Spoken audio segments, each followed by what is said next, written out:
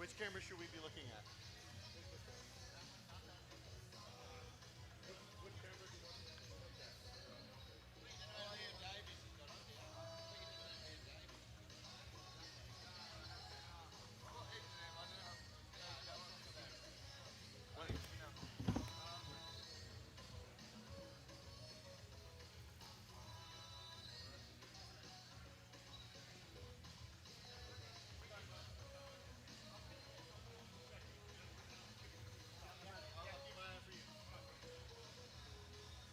I look at you. 1, 2, 1, 2. That's better. That's good. 1, 2, 1, 2. Lovely, lovely, lovely.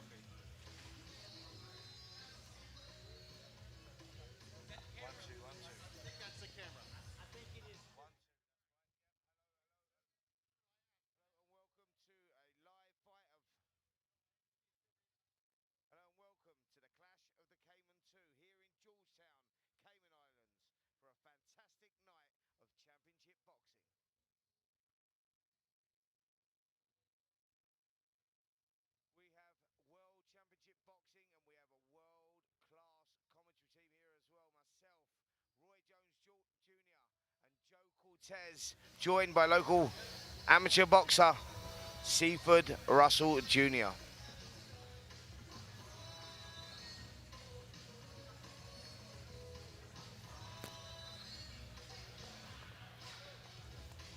Ladies and gentlemen, please welcome to the ring in the blue corner from Montego Bay, Jamaica, Devontae Barnes.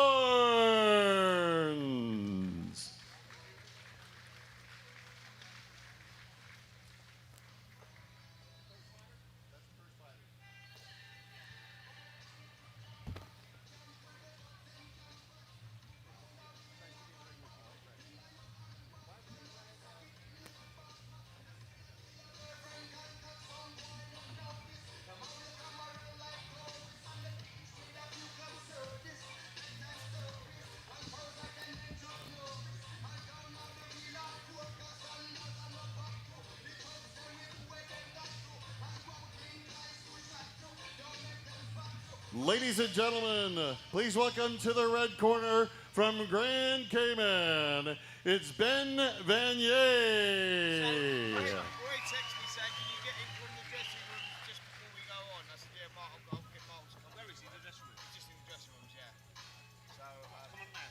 No, not with the amateurs on, but he's just before we go live. Yeah.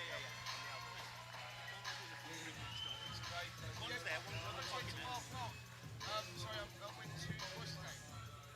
John. Mate, so you're running out there.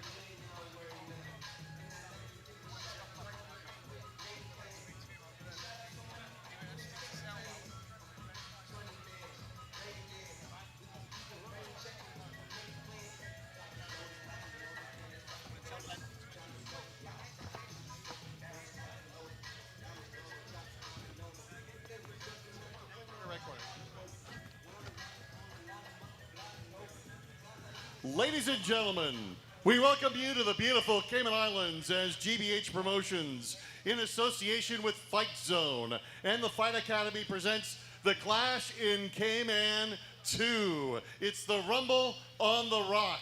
This bout is brought to you by Elite Marble and Granite.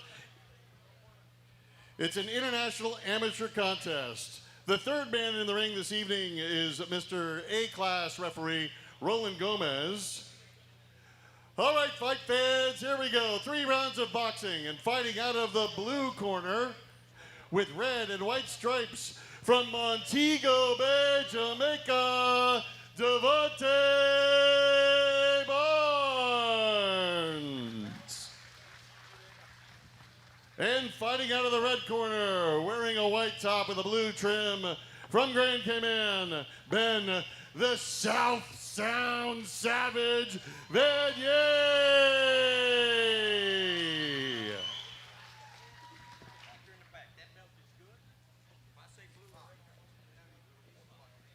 Well, here we go.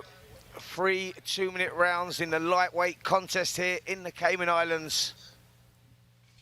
Joining me for commentary this evening, Seaford Russell Jr., local amateur boxers going to be joining us. And Seaford, what are we looking for here?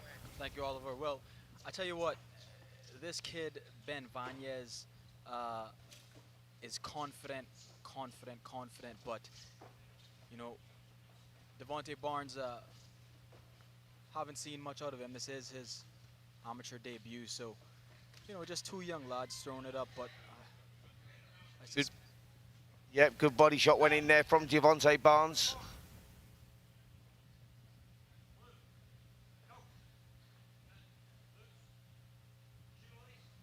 looks like we have a wardrobe malfunction here.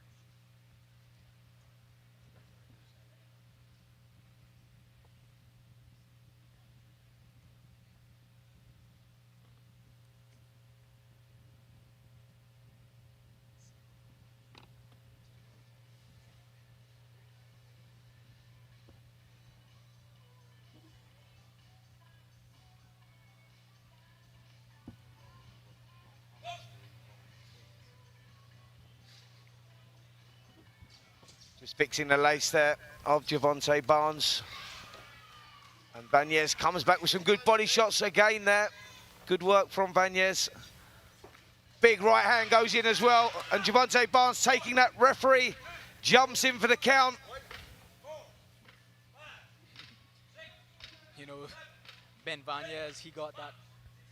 Ben Vanez, he got that that nickname South Sound Savage because he is just relentless. If he smells blood, he is going to go in for the kill. Yeah, and Vanez again lands a big right hand, and I'll tell you what, the referee taking a close look here, and this one could be moments away from being stopped. The referee counts again here. And Devontae Barnes is in serious trouble. Referee lets it continue, and Seaford, I'm not sure how long this one's going to go on. Another big right hand again, and the referee rightly stops that one. Yeah, that's the right call. He is going to continue to get battered, but hats off to the kid. He's making his amateur debut, and he's getting a first taste of what it's like to be in the ring with someone who is not going to take it easy at all. Well, you told me about Ben Vanez before we started here. You told me he was savage in his approach, the way that he fights. He's a good body puncher, and he lets those shots go and throws them with real menace, and that's exactly what he done there. What a finish, what a performance there from Ben Vanez. Kid certainly to keep your eye on. 1,000%. He improves now to 4-1. 3 of those 4 wins are by stoppage. Just speaks to who he is. Yeah, good to see that from Ben Vanez. Just going and congratulating his opponent. The crowd really enjoyed that one.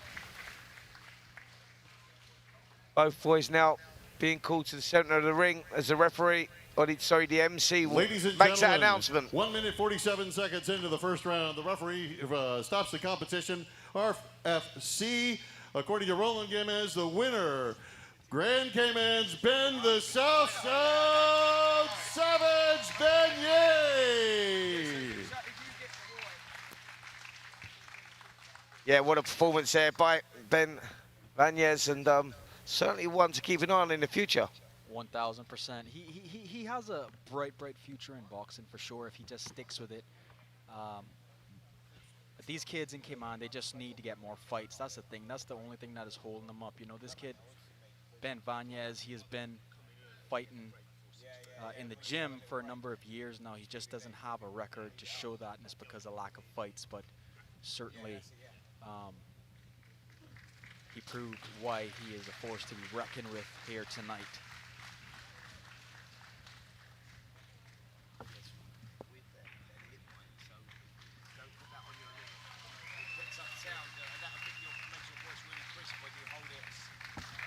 That.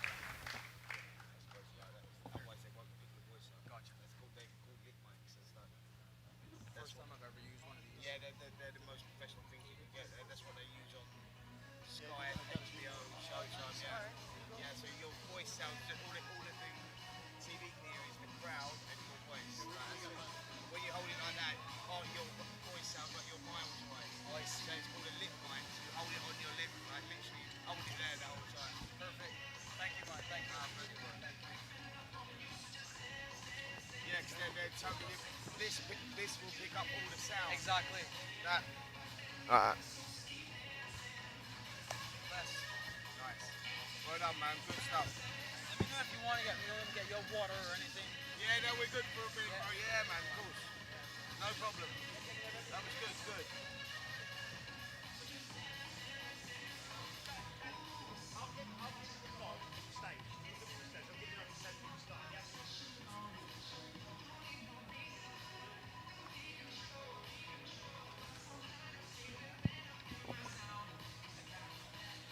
So there wasn't any open for the event. There wasn't like an open for the event to welcome everyone and. No, we're doing that on this is the main channel. This FightZone. Oh, when we go to This is stop. this is a different. Yeah, TalkSport is a different thing. TalkSport's one that gives all the big audience. They've been pushing it. FightZone's their own one that they're streaming Right, anyway. right. So when we switch to TalkSport, they'll show it on FightZone as well, where we talk in reference to TalkSport. So it'll be like we're doing it on TalkSport. That's at 6:30. And when you put that down, have it that way, and it won't pick up any sound. That way, it will sound out. That's where when you're not talking, leave it down like that. Just right. Where you go? I'm learning about this thing. Yeah, of course, man. Yeah. Thank you, though. Thank you. I appreciate it. Pleasure, mate. Pleasure.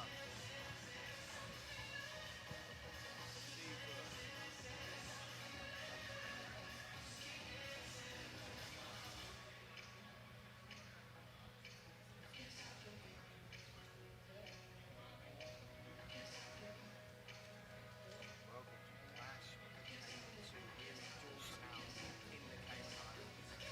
For a night of fantastic, for a night of championship boxing.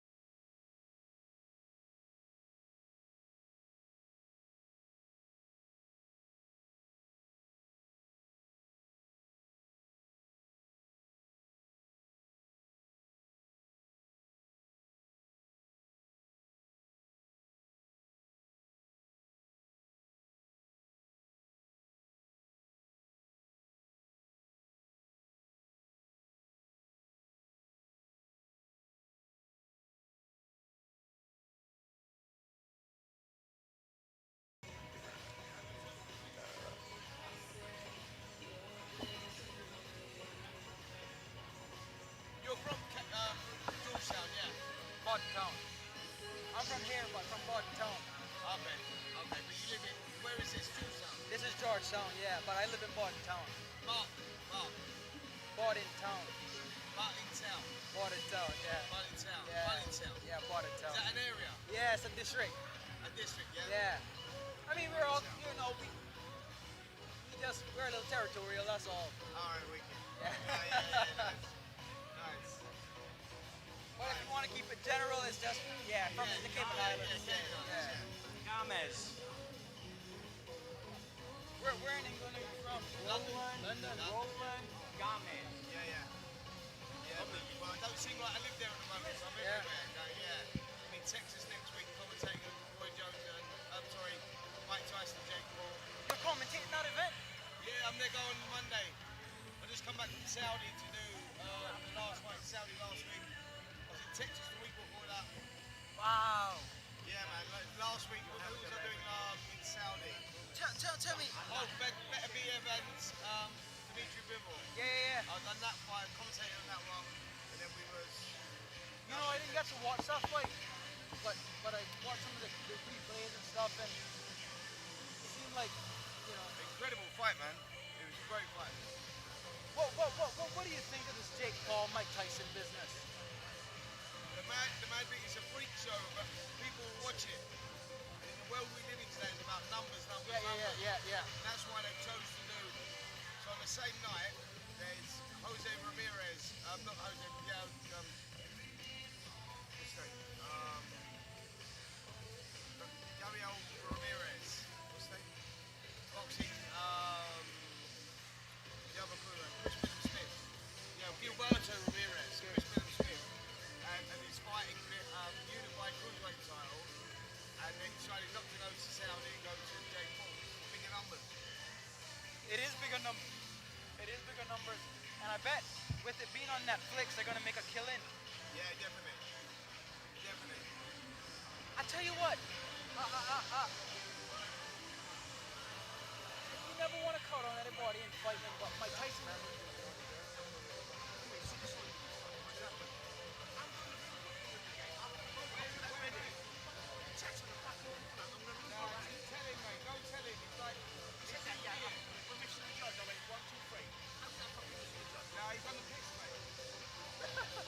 He's on the piss.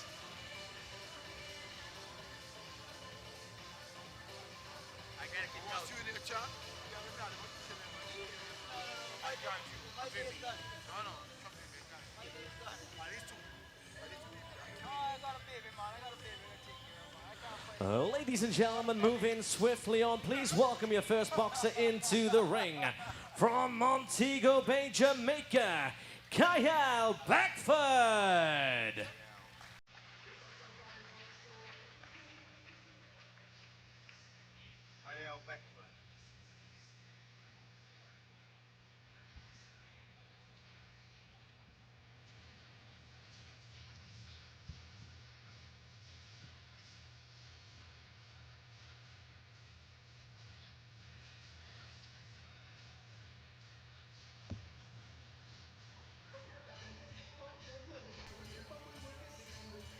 And now would you please welcome his opponent from right here in Grand Cayman, Matthew Thompson.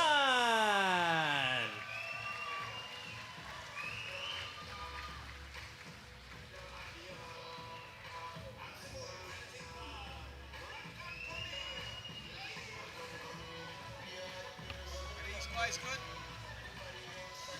Well, I don't know this one, but Matthew Thompson, yeah, 2-0 is, he's another relentless guy. Those guys that come out of the Dalmine boxing gym, they're just... So this kid's got here, yeah? Yeah, that's Matthew Thompson. We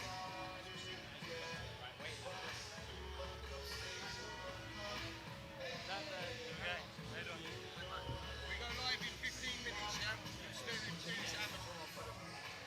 That's the wrong super. That's the wrong...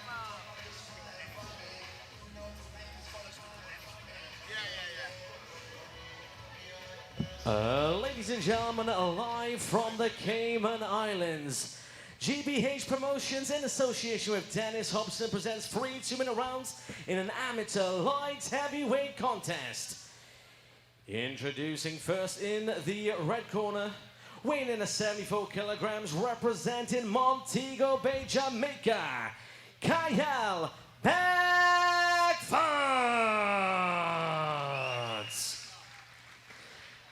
And his opponent in the blue corner, weighing in at 74.6 kilograms, from right here in Grand Cayman, Matthew Thompson.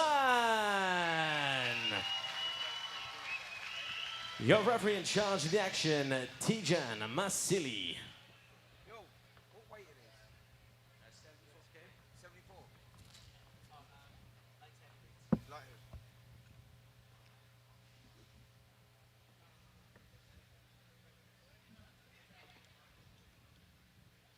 Here we go, fight fans, our second amateur fight of the night. Just want to make a quick correction. The lower third on the screen showed Kyle Beckford in the blue corner. That is in fact Matthew Thompson from the Cayman Islands. So, slight problem here with the red corner. Seems to have taken him out of the ring. Not sure what that's all about. What's happening? Maybe, yep, no protection.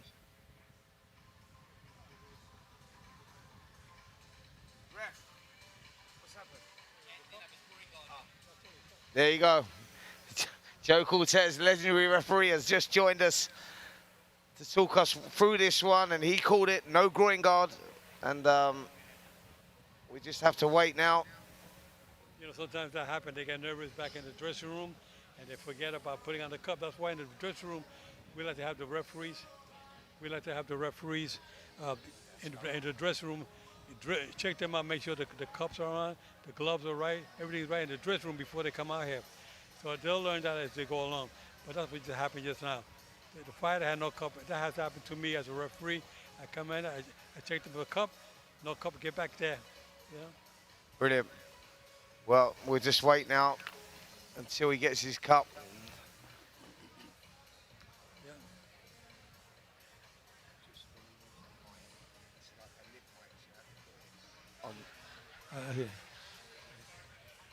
Now then you see the fighter is waiting in the ring. He was a little nervous waiting with his opponent in the ring. Now he got to wait. Sometimes they get cold by standing in the ring there. They got to wait a couple of minutes before they come out. Be another 5 minutes or so. It's not good for the fighters. It's not good for the fans. The fans want to see some action. Absolutely, we're ready to see that action. We've Here got. he comes. Come back in there. Kyle Beckford now seems to have everything in place. Slow walk back to the corner there. Matthew Thompson up on his toes, looking like he wants to get ready as the referee calls them to the center of the ring. Commentary team for this contest, myself, Spencer Oliver, legendary referee, Hall of Famer, Joe Cortez, and local amateur boxer, Seaford Russell Jr. Now you know that in the amateurs the rules are a little different than the professionals. Right. So you know, these are the referees apply the rules a little different than they do in the pros. Well, big start there, big swinging shots from both guys. Just as I expected, this is going to be a fast-paced start. Yeah, going to give him a standing 8 count. See, they don't do that on the pros. Only in the amateurs you have standing 8 count. It's a good safety measure to use, you know. Yeah, both guys come out there very, very explosive, and good work there. Good straight jab from Matthew Thompson. And Kyle Beckford is a little reckless on his approach here. He's just going all in at the moment. You can see the fighter with the blue gloves on, the blue. He has a little bit more style, a little more, look like he's more educated when it comes to boxing skills. Yeah, Matthew Thompson. Yeah, you hit the nail. No, you hit the nail on the head there, Joe. Give him another 10-8 count. Before you know it, they're going to stop this fight. You're going to give him another 10-8 count, but pretty soon, either the referee stops it or maybe his own corner, when he goes back, they're going to stop it. Sometimes the doctor can jump in and stop it too. Yeah, referee. I was telling Spencer earlier that these Cayman fighters, they have a lot of experience in the gym. They've been training for years, but their records don't necessarily reflect that. See, now this is the 3rd time already, the standing 8 count. I think the referee sees one more like that, he'll probably stop it. Yep, referee. For the safety of the fighter. You can see he's kind of like, referee should stop it there. I can see the kid is out of it. That's it. Referee done the right thing there, Joe. 3 counts, 3 standing 8 counts in the first round. The referee has no option but to stop that contest. And the kid from Grand Cayman, Matthew Thompson, is another victory inside the distance.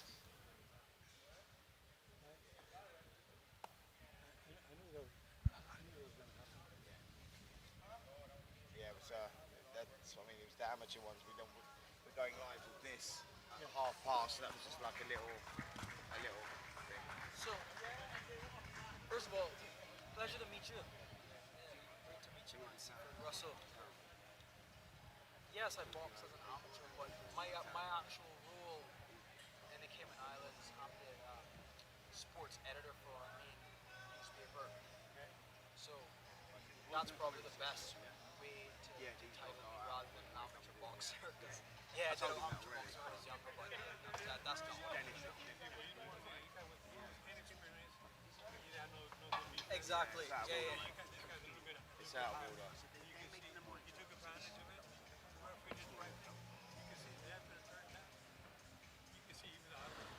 Ladies and gentlemen, referee Tijan Masili calls off the action at 1 minute and 38 seconds of round number 1. For your winner, Matthew Thompson! Great victory there for Matthew Thompson, local lad from the Grand Cayman Islands. And yeah, one to keep your eye on.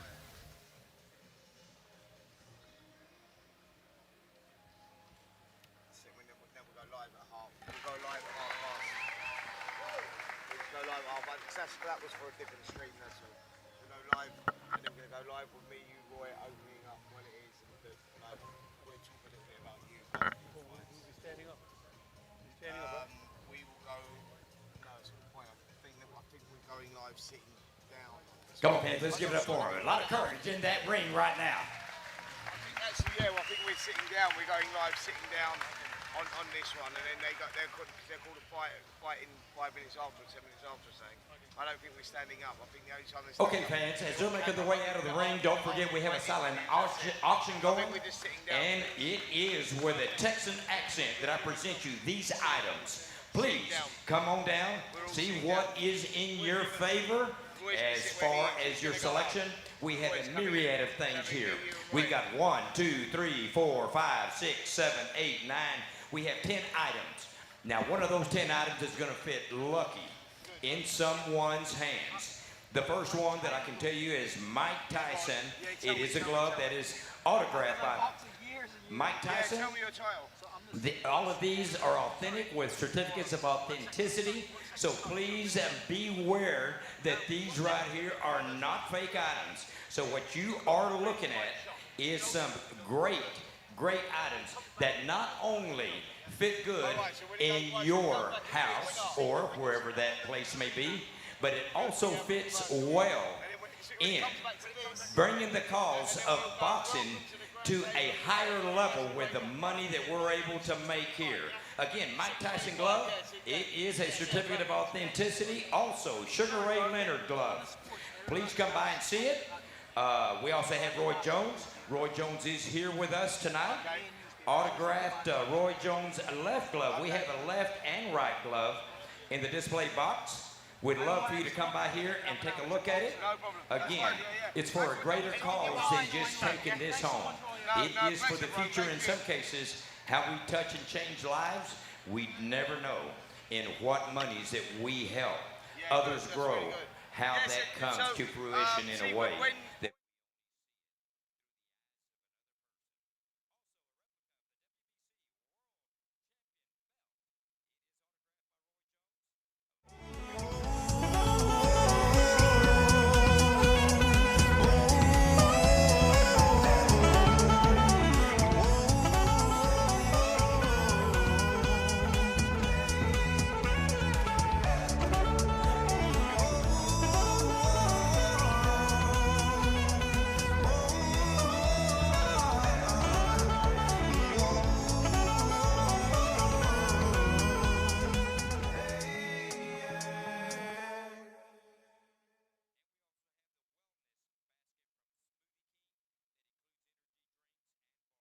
Somewhere beyond the sea, somewhere waiting for me, my lover stands on golden sands and watches the ships that go sailing.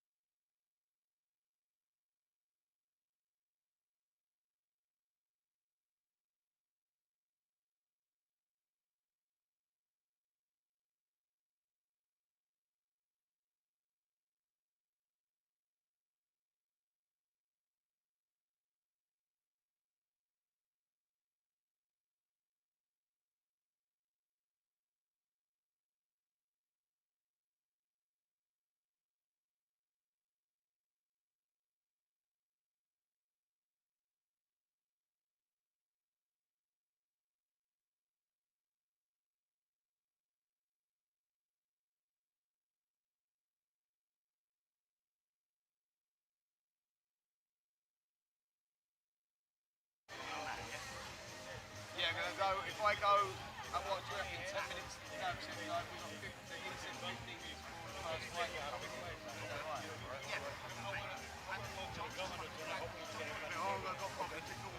Yeah, let's go now. Yeah? Yeah, let's go, let's go.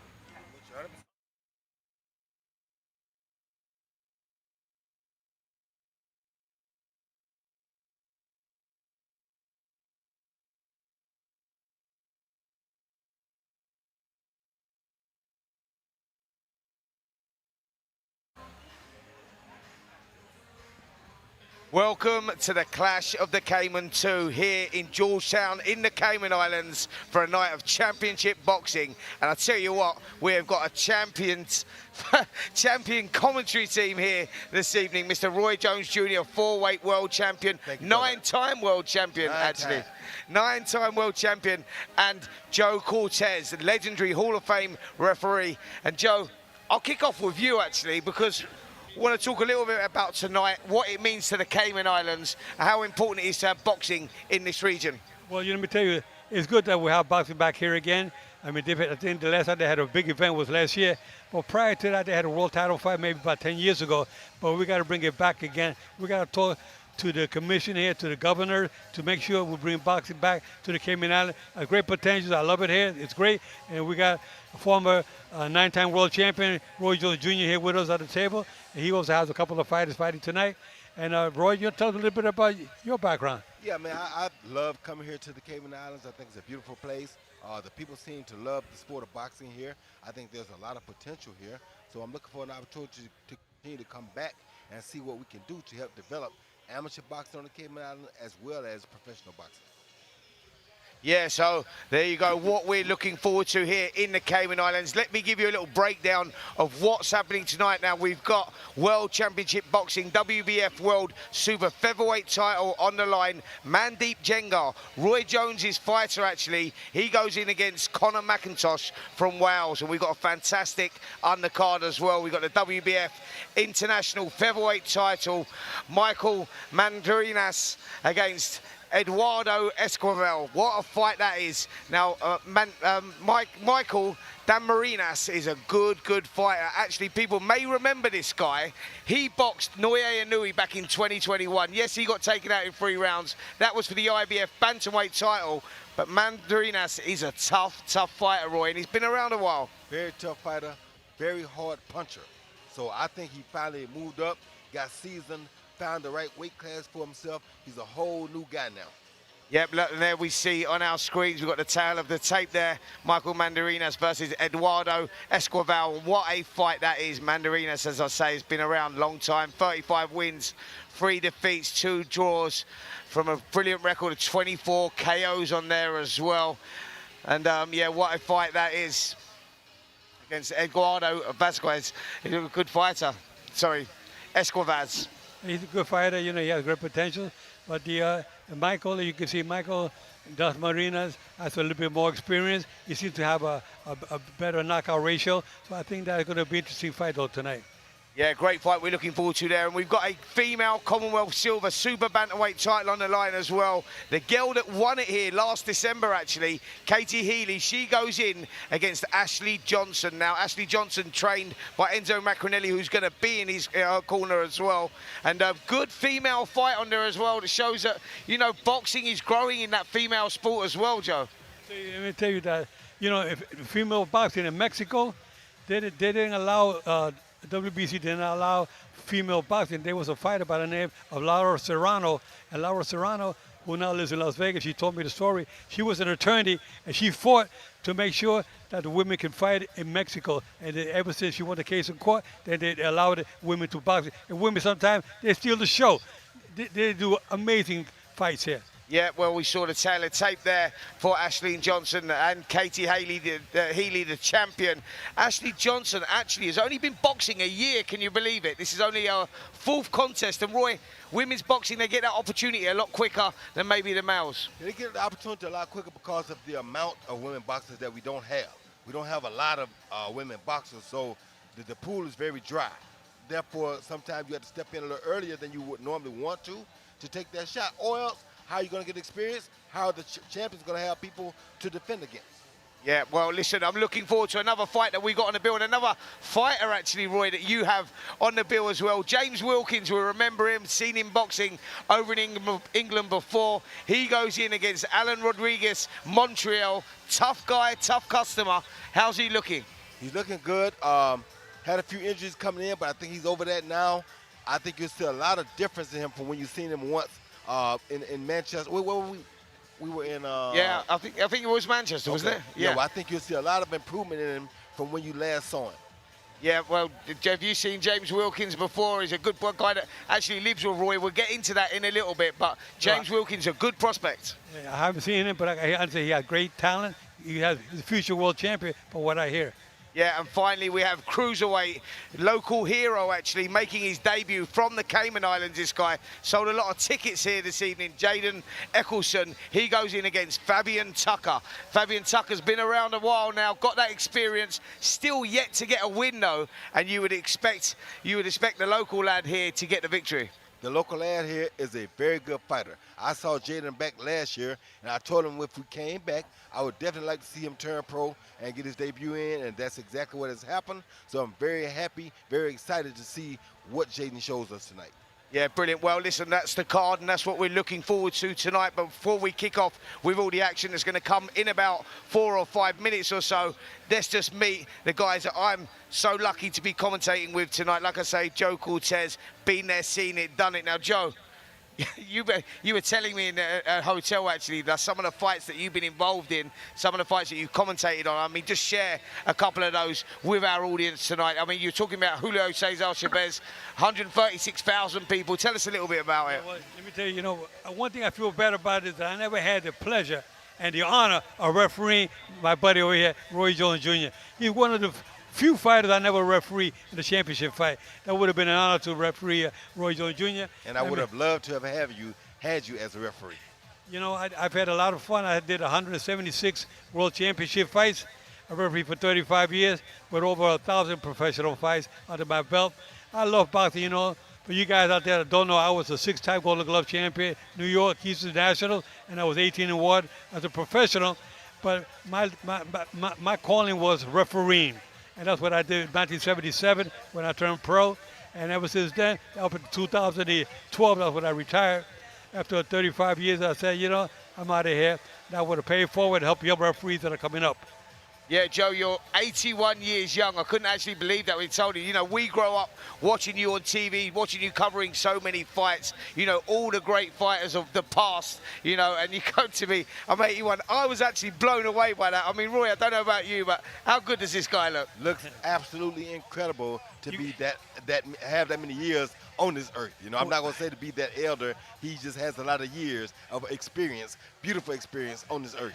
But my years of 81, I'm going to turn them around the other way, okay? Yeah. That's how I feel, 18. Yeah, absolutely. Listen, Joe, just before we move on to Roy, tell us, what was the best fight that you ever had the pleasure of commentating on? What one stands out for you? Well, I can tell you as a referee, I've done... Sorry, as a referee, sorry, As a referee, and I referee some great fights. I did Sugar Ray Leonard, I did Camacho, I did Trinidad, I did De La Hoya, Chavez, Manny Pacquiao, Mike Tyson 8 times, Larry Holmes, Lennox Lewis. I've done them all. But one of the ones that stands out a lot is Iran Barkley and Roberto Duran. That fight took place in Atlantic City in 1989, and Duran took the middleweight championship at the age of 35. Then they gave him a chance because his opponent, Iran Barkley, had knocked out Tommy Hearns, and Tommy Hearns had knocked out Roberto Duran. So then they gave Duran a chance at the age of 35 to be the young middleweight champion, Iran Barkley, at 160 pounds. But Roberto Duran, they called him Hands of Stone, did it that night. He put Barkley down the 11th round. It was a hell of a fight. See how lucky I am to be here with boxing royalty, Roy Jones Jr., Joe Cortez, Hall of Famer, and you're lucky enough to get the insight, the commentary from this great team here. And let me tell you, Joe Cortez is going to give us commentary, something slightly different here this evening. He's going to be talking a lot about the referee, what the referee's job is, what he should be doing. You know, there's a lot of controversy surrounding referees these days, whether they make the right decisions, the wrong decisions. Well, Joe is going to fill us in exactly what that is tonight. And Roy, you know, you got a couple of fighters on, so you're going to be coming in and out of commentary with us this evening. But you know, your guys, you got the guys that are on tonight are great fighters. Thank you, brother. I appreciate that. Looking forward to great fights from both of them. They both have very good opponents in front of them, which is what I want, because you don't learn nothing from fighting a bunch of stiffs. So I want them to get good fighters in front of them so they can learn. And if nothing else, we get a belt. If we don't get a belt, at least we get a lesson. Brilliant. Yeah, listen, it's going to be a fantastic night of boxing. I think we are just about to get underway, guys, and I know that your fighter is on second tonight, so we're really looking forward to that one, Roy. So, yeah, best of luck to James Wilkins as he goes in against Alan Montiel in that second fight. Thank you, my brother. I'm looking forward to it, and like I say, he went through a few injuries, but if everything holds out for him, you're going to see a lot of improvement in him from when you saw last time. Brilliant, brilliant. And we're expecting a fantastic night of boxing tonight, right? I mean, some of these fights all through the card, speaking to the kids that are actually boxing, talking about what opportunity it is to come out to this beautiful island. People that don't know Cayman Island, I've never been here before, couldn't believe how we've been treated, the way the place is. The island is spectacular. If you've not been, you need to come. And guess what? We've got championship boxing here as well. So this is the commentary scene for tonight, and I think we are just about to get underway for our first fight that's going to be called in tonight. The first fight is Jaden Eccleston, the local guy. He goes in against Fabian Tucker. Fabian Tucker still yet to get a win on his record. 5 losses, 1 draw. But he says that he's up for it tonight, and he's going in against a guy with no experience in the professional ranks. And he said that he's going to put it on him and see if he can compete at this level. So let's see, as we're just about to wait for our ring announcer.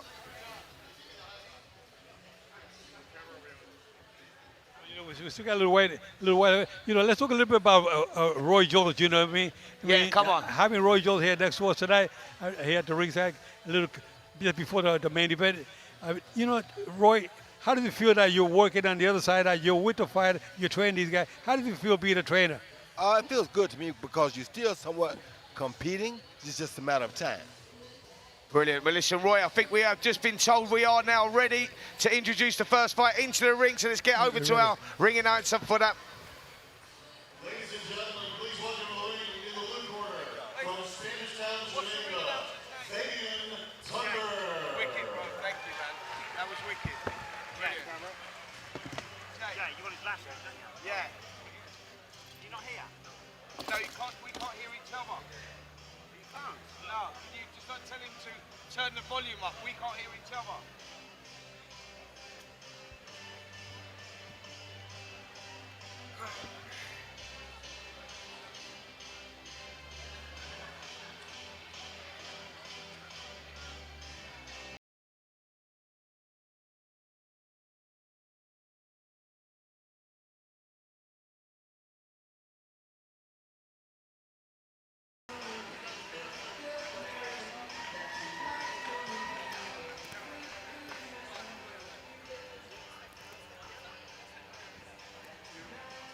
Judge Pearson to the ring, please. Judge Pearson to the ring.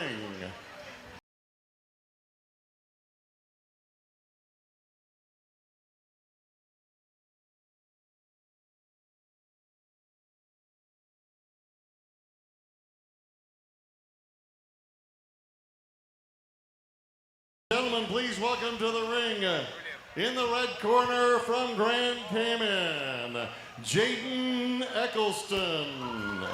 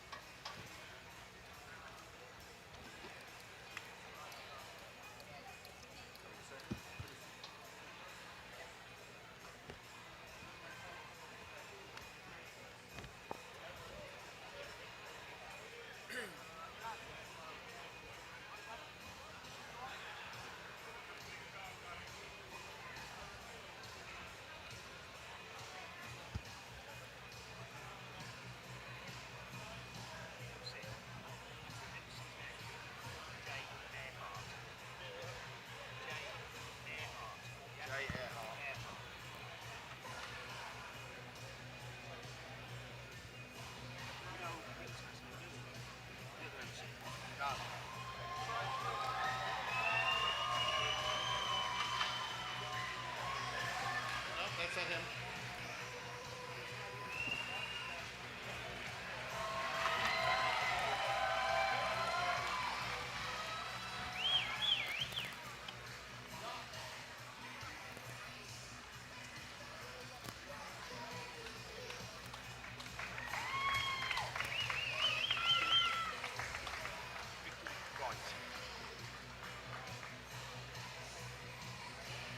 Ladies and gentlemen, we welcome you to the beautiful Cayman Islands from all over the world as GBH Promotions in association with FightZone and the Fight Academy present the Clash in Cayman 2, Rumble on the Rock.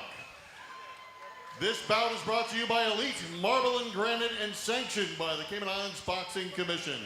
The third man in the ring is our referee, Joel Scobie. All right, fans, here we go. This is 4 rounds of cruiserweight boxing.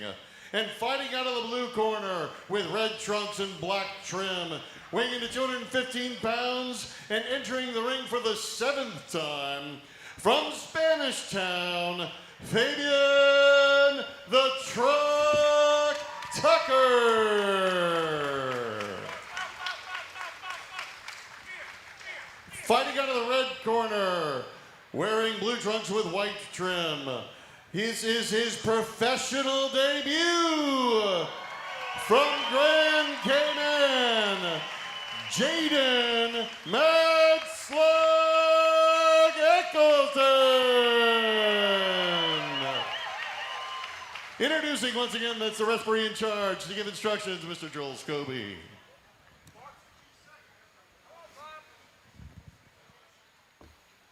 Well, here we go as the referee brings both fighters together. Local lad making his debut here tonight, Jaden Eccleston. He boxed here last December in the first show. They've done Clash of the Cayman, and he got boxed as an amateur there actually, and now making his professional debut. So real homegrown fighter, and looking, as you could hear, good support here, and looking to make an impression against Fabian Tucker, a guy that's been around, Joe, for a while, but not got that victory yet. Well, he's looking to get something. He's hoping that tonight will be a night for him. I mean, he's had already how many fights now? And he's 7 fight. This is his 7th fight now. He's had 6 fights. He's lost 5 and drawn 1. Yes, well, let's see if he gets lucky tonight. Jaden Eccleston, sorry, as I said before, boxed here as an amateur. He's got good support, local lad.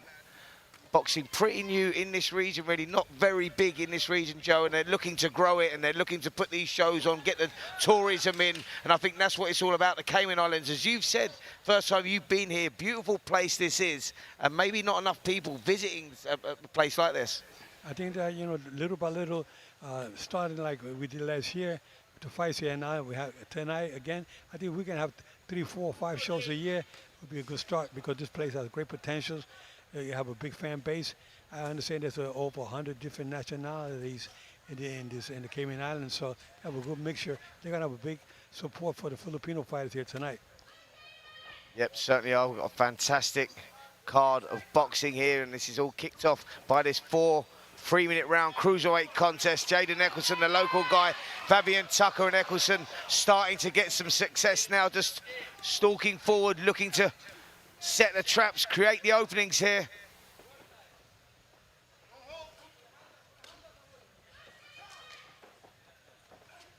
Good right hand goes in, front just misses with that uppercut as well. And Joe, you just sense here that maybe Fabian Tucker has already gone into survival mode. You know, when they get there and they fall into that sort of journeyman type role, and they just look to survive and get through the rounds, and Tucker might be guilty of doing that already. Yeah, we'll see what happens here now. Like you said, the fighter gets in that mode, you know, he's lost already all these fights. He just wants to survive, come in for a payday, but, you know, you got to, conditioning is very important, and trying to have that willpower to win. You got to have that, and you got to have the fighter's heart to make it happen. Yeah, well, joining us here in the commentary position as well is Seaford Russell Jr. He is the sports editor of the Cayman Islands and done a little bit of boxing in the past himself too. And how good, Seaford, is it to see boxing here on the island for one, and a local lad boxing as well? Oh, this is incredible. The second year, this event, you know, big promoters on hand here, you know, being joined by Joe Cortez, Spencer Oliver, two top names in boxing. And this is an incredible fight to start things off in the pro ranks. Yeah, well, good start and a good start to his professional career. Jaden Eccleston dominating this opening round, just hands held low, trying to set those traps, trying to draw Fabian Tucker in there to get off with those shots, but Tucker too smart for that, didn't take the bait, just stayed out of range. And Joe, good first round there for Jaden Eccleston, because that first round, you remember, you was a great fighter in the past yourself. That first round as a professional is always a lot of pressure on you. Well, you know, the first round is always like a feel-out round, and I think now the second round, they should open up a little bit more. They got a little bit more, more of a comfort zone. But now the fighter who's more hungrier, is going to come out boxing more, harder punches, be more aggressive. 'Cause I'm sure his corner is telling him to be more aggressive and throw more punches, you know. And his opponent is going to be in a survival mode. He did that in the first round. It's going to happen again.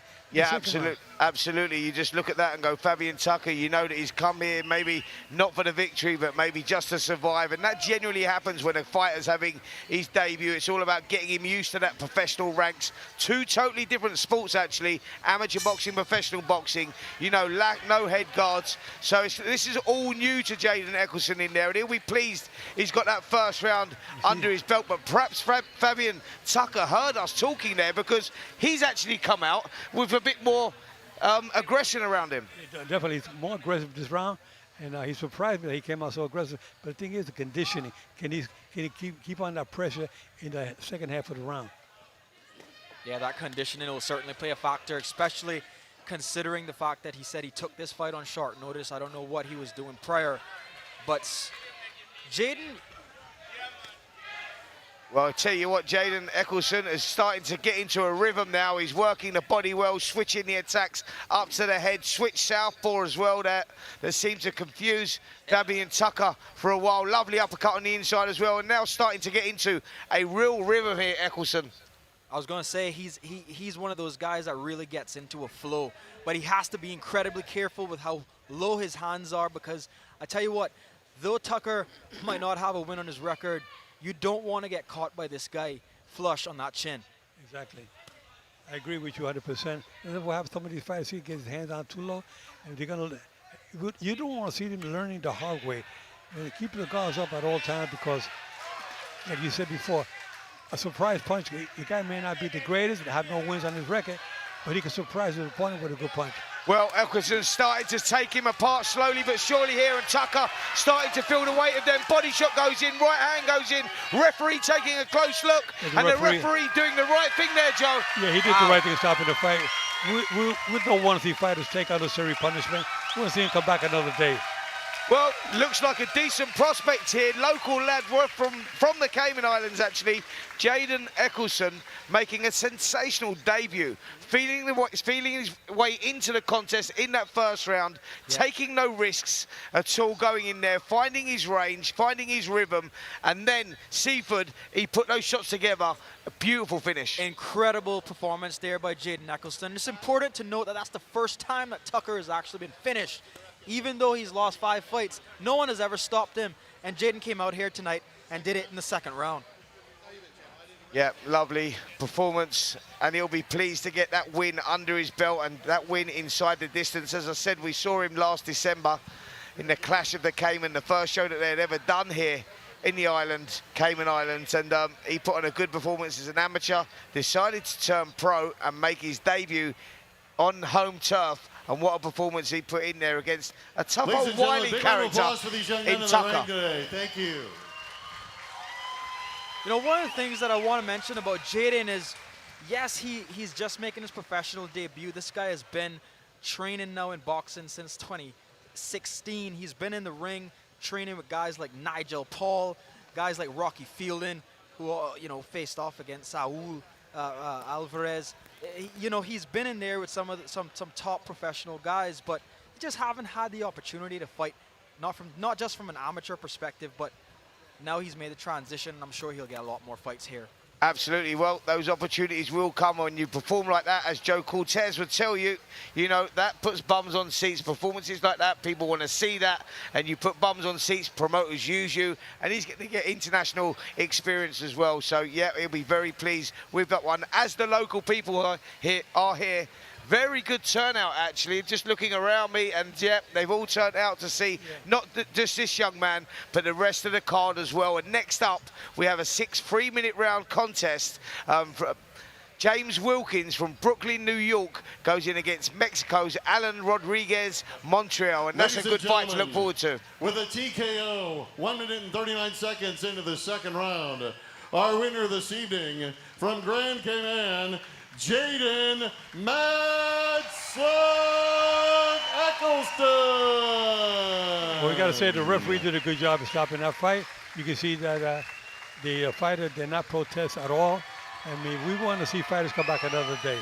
Yeah, do you know what, Joe? I was going to ask you a little bit about that because I said at the beginning of the show there that, you know, you was going to talk a lot about the referees and what they're thinking at certain stages, whether stoppages are too early, too late, and we see some bad decisions in boxing with referees now, but that was spot on, wasn't it? I mean, he had his eye on the ball there, he was looking at the job, and he stopped that kid from taking further punishment. Well, I saw that the referee after the first round, he was already thinking about, well, I got to keep my eyes closed on this fighter who's taking some little punishment.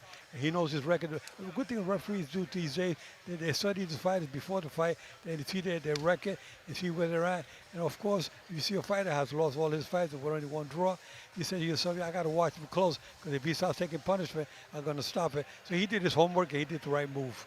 Yeah, well, Seaford, I'll bring you in here as well. You know all these local guys, you know these local lads. You boxed in the past yourself as an amateur. You went into MMA, so you know you've seen what goes on around here. You know the fighters. I mean, what is the talent we've got coming through here in the Cayman Islands? Have we got good talent coming through? 100%. The talent pool here is very, very deep, and the issue over the years with the Cayman Islands is not a lack of talent, but a lack of opportunity. You know, it's a small island, and in order to get fights, you have to always go away. It's not like in America or UK where you can just drive down the road and get a fight. These guys have to always travel, and that takes a lot of money. And as an amateur, you don't want to be spending money to get fights. You know, ranks. And that's what we're here trying to do. And that's been the biggest issue. But, a young lady over here. Guys like Jaden has stuck to the craft despite the lack of fights. He's wrapped up 10 fights, 12 fights rather in his amateur career, 10 wins, 2 losses. And, you know, he just decided to make the jump. His coach, Floyd Trumpet, told him, listen, this is it. If you want more opportunity, you have to go to the pros and make money so that you can travel and get more fights. How about that? Brilliant. Well, there is an interest here in the Cayman Islands in boxing. Actually, as we can see, as I'm looking around, a good crowd turnout here, and we've got a good card for you this evening as well. Topped by Championship World Championship Boxing, WBF World Championship Boxing, actually, and that is India's Mandeep Jangra. He goes in against World champion Conor McIntosh, and that's a fight that we're going to look forward to later on in the bill. But next up, James Wilkins versus Zaid Montiel. One of our spectators heard what was going on. Very, very nice watch. I'm not going to tell you the retail value, but it does have a reserve. You see a referee stop a fight, don't get upset, because the referee sees a lot closer than what you see on television and even in the audience. The referee stops the fight because he's already trained and knows you don't want to see fighters. Starting bid is $34.50. And we have a retail value of $6,000 on it. So come down and see what we have on the side auction table. See what kind of skills Roy Jones has developed in professional boxing with his fighters. Yeah, interesting here with Roy Jones's fighter, James Wilkins. He's lived with James Wilkins for some time now, actually. He's been living with him, living on the farm in Pennsylvania, where James, where Roy lives, and he took James Wilkins in with the family as well. And and he just took him under his wing, and he's watched him develop as a professional. He's now 14 fights, 12 wins, two losses, and he's developed him much. He's developed him a lot, and he's taken him under the wing. That's quite important, Joe. When you've got someone like Roy Jones taking you in. Well, Roy Jones has so much experience. I like to see a fighter take a fight under their hands like Roy Jones has been around boxing so long. And that's so important. We don't want to see fighters going in with a trainer that doesn't have the skills. Roy Jones has all the skills from A to Z. He's been boxing since he was a teenager, and here he is in his early 50s. He's now fighting fighters and hopes to get a world champion in the very near future. Boxing is not easy. It's a difficult sport. I can tell you that, ladies and gentlemen, you got to develop yourself in the amateurs. A lot of amateur fights. The more amateur fights, the better you are. But you don't want to stay too long in the amateurs. Fighters with 112 amateur fights, maybe 150. More than that, this year you consider going pro. That's like some fighters are undefeated in the pro ranks. Those fighters went through the amateurs. They develop their skills. And you got to be a world-seasoned fighter to get to that level. You don't become a world champion overnight. You got to have the experience. I mean, Joe, let's talk a little bit about, your experiences as a referee, as a fighter as well. We go back, we talked about it a little bit at the top of the show, but let's tell our audience, exactly your history. You're a Hall of Fame referee. Not many of those have made it into the Hall of Fame, and you've covered everyone, down from 4-round level up to super bout, there's not fighters. There's no fighters that you've that have been at the top that you haven't refereed, actually. I mean, Roy Jones Jr. was one of them, but apart from Roy Jones Jr., you were telling me in the hotel, actually, about Roberto Duran and Iran Barkley, what a privilege it was and what a war that was to be involved in that fight. Well, let me tell you, it's always an honor to referee these world championship fights. My dream was to do one world championship fight. And as a referee, that's like, I would say, man, I didn't make it as a champion, world champion in boxing, professional boxing. I made 6 championships in the Golden Gloves in the amateurs. But when you get to that level, you start refereeing these big title fights. My first fight was Aaron Pryor versus Miguel Montilla. It was a great experience for me. Now we're going to go to our ring announcer. We are going to our ring announcer, and I think that is for you, Joe Cortez, because I think they want to get you up in that ring, and they want to, just introduce you to the public here because of what a great man you are and what a great servant you've been to boxing. So let's hear it from our MC, Ricky.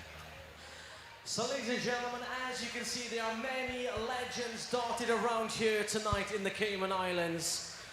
But one man stands out. He is a legend of the sport of boxing. You may have seen him as the man in the middle for some legendary fights. For instance, Ricky Hatton versus Floyd Mayweather. Of course, Joe Calzaghe, my fellow countryman. He's refereed this man twice. He refereed Joe Calzaghe versus Bernard Hopkins and Chris Eubank Sr.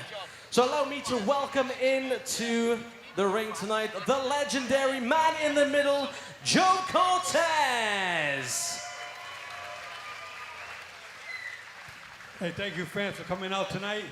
We did my first visit here to the Cayman Islands. I can tell you, I'm impressed. We got the VIP treatment you guys are giving us. It's so important that boxing comes up to a next level here in the Cayman Islands. We want to talk to your governor. I hope she shows up tonight. And whoever else is involved with on the top level, we got to bring professional boxing here to the Cayman Islands. We have all the world title fighters, bringing Thai fighters like Mike Tyson, bringing Chavez, Manny Pacquiao, bringing all the great fighters here to the Cayman Islands. Thank you for attending tonight. Ladies and gentlemen, one more time, the legendary man in the middle, Joe Cortez. Well, what a moment that was there. Just sitting here with ex-boxer, amateur boxer, local lad, Seaford Russell Jr. And Seaford, how good is it for you? The sports editor here in the Cayman Islands. How good is it for you to be sitting next to a legend like Joe Cortez, doing the commentary with him? I mean, what a moment. It is a moment. It's one that I'll cherish for a long, long time, Spencer. And I'm very, very honored to be alongside you two guys. Even yourself, you know, you've had a illustrious career in boxing, and you know you've highlighted Joe Cortez here, who really, you just say the name and everybody in boxing knows who he is, but nobody really cares too much about the sports editor. People want to hear about boxing, and I kind of want to throw it over to you. You asked Joe what was his favorite fight, reffing a fight, and I want to ask you what was your favorite fight in boxing? I'm glad you asked me the question, because it was a fight that took place on the 15th of April. Joe, you know where I'm going with this one. 15th of April, 1985. I'm going to tell you exactly where it was, and it was incredible. It was at Las Vegas, and it was in the hotel in Las Vegas. Are you talking about Leonard and Hagler? I'm talking about Leonard Hagler on the 15th of April. Yeah, it was Hagler and Tommy Hearns. Hagler and Tommy Hearns. Those guys were really... And that's what got me really into boxing. I think I was 10 years of age then. I was training a little bit, but then I remember seeing this fight on TV. I was 10 years of age, 1985, and I looked at it and I went, Marvin Hagler's like, that was my dream, just to be that guy, you know. And I was very fortunate in meeting Marvin Hagler. You know, when he come over to England, I met him and I said, "You're not many people that I'm in awe of in this game. I've been around it, been everywhere with the Mike Tyson's, been doing everything, covered every fight. But this guy was something special because he had a place in my heart, because he sort of was the guy, when you look up to someone and they're your idol, your inspiration. Marvin Hagler was that guy. Now, I know you knew him very well. Yeah, he was a very special friend. I got to really get to meet him and be with him after I retired from boxing. When I was active, I tried to stay away from the fighters. But Hagler, when I got inducted into the Hall of Fame, and the International Hall of Fame up in Canastota, New York, he was there, and I got the honor to spend time with him and with Sugar Ray Leonard as well. And I would have lunch with Sugar Ray Leonard, and Sugar Ray Leonard told me, "Hey, come on, Joe, you know I beat Hagler pretty good in that fight, right?" I said, "Yeah, okay, yeah, it was a good fight." Then I have lunch with dinner with Hagler the same night. He said, "Joe, you know I beat Leonard that night in Vegas, you know." They're still going at each other about it. But then we had lunch one day. They were very, very polite, very caring for each other. They didn't discuss about their fight. They were very humble young fighters.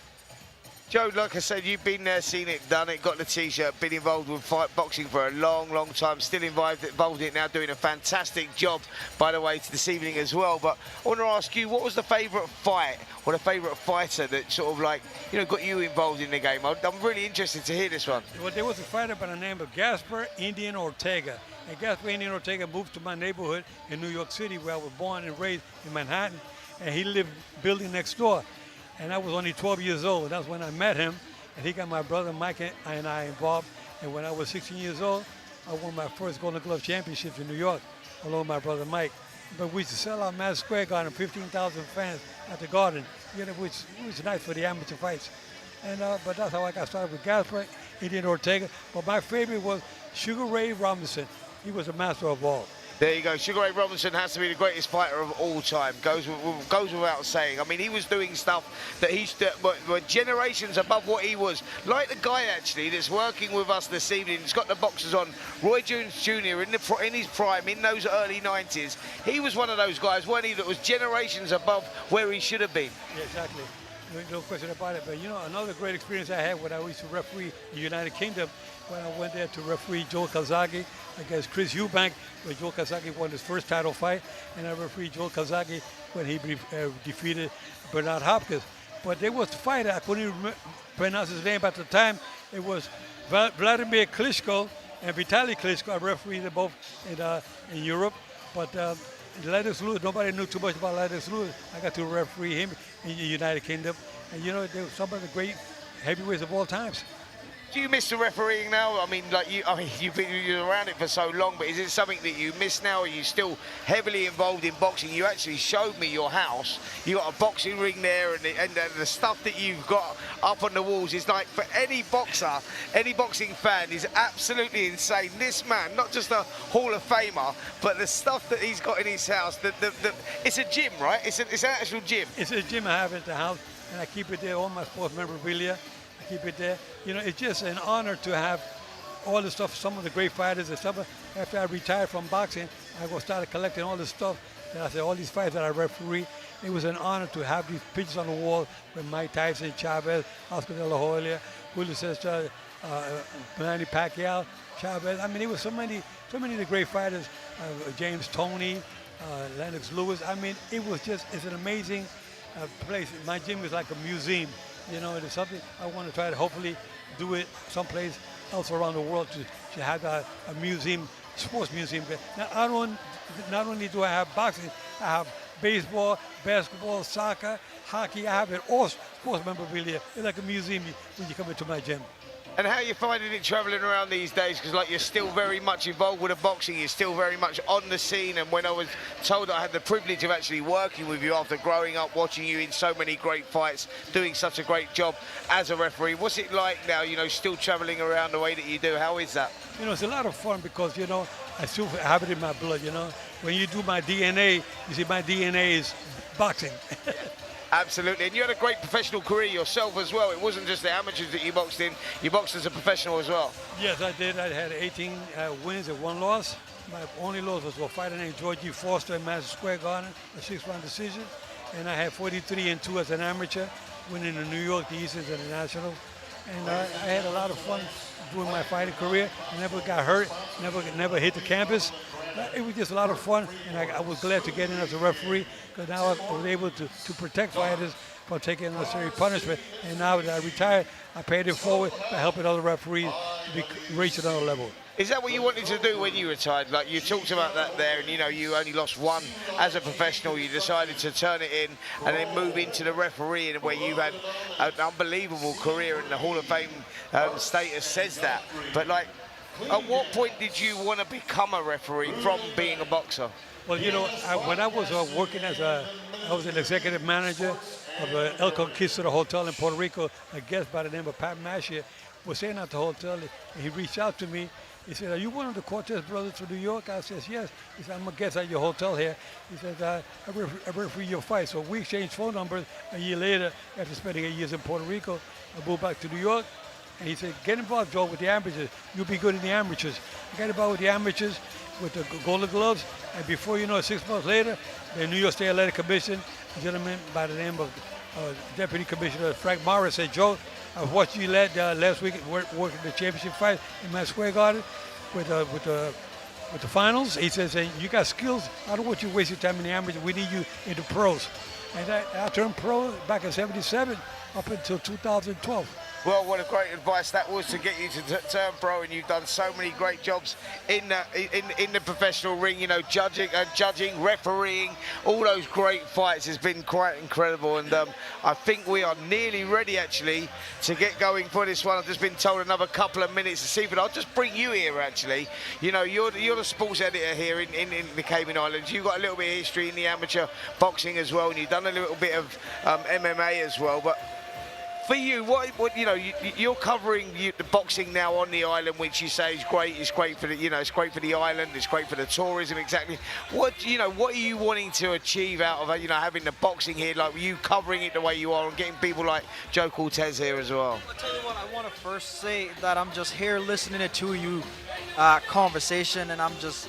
I'm like a fanboy. I'm like a kid with a new toy, just listening to these legends chop it up here. Listen, man, I cover all the sports on island, and boxing is obviously near and dear to my heart because it's the sport that I first got into. You know, for whatever reason, it didn't materialize that, you know, I'd be one of the guys that are fighting in the ring here tonight. But, you know, I feel like boxing is one of those sports that can really, really excel with the right people behind it. And I honestly think that we have that going for us right now. Clash in Cayman, sequel tonight. It's a good example of where this sport is coming from, where it's been, and where it's going. And I think our future is bright. Yeah, that's brilliant. That's brilliant news, and it's like been a successful night tonight. I know I've been told actually, yeah, the Clash in the Cayman back in December, and they said that I've been told that this is bigger, better, the production's better, and the turnout is actually brilliant as well, which is good for the island. It shows that there's a real interest here, you know. And I think that we're just about ready to go for our next fight now, which is the featherweight contest: James Wilkins versus Rodriguez Montiel. And let's throw it over to our MC, Ricky. Ladies and gentlemen, we now move on to the next contest. Please welcome firstly, from Veracruz, Mexico, Alan Montiel.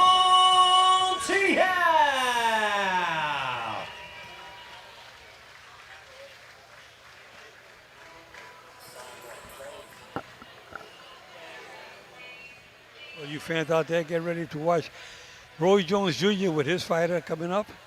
And it's going to be an interesting match. Yeah, it certainly is going to be an interesting match, this one. Alan Montiel from Mexico. 9 fights, 7 wins, 1 loss, 1 draw. And this kid sees this as a huge opportunity. And Joe Cortez, you all know yourself, you know, these kids from Mexico, they're tough. You don't really read into their records because it's in their DNA. That's what they are. And they get these opportunities, and they're tough guys to beat. Let me tell you, Dad, when you get a Mexican fighter, you know you're going to see a fight. And you got 2 good fighters in there tonight. Really, one is from India and the other one from Mexico. So let's see. Yeah. Magnifico. Yes, there you go. He's come in full of confidence and really up for this one. And he gets that opportunity against Roy Jones's fighter, James Wilkins. And now would you please welcome his opponent from New York, USA, James Wilkins.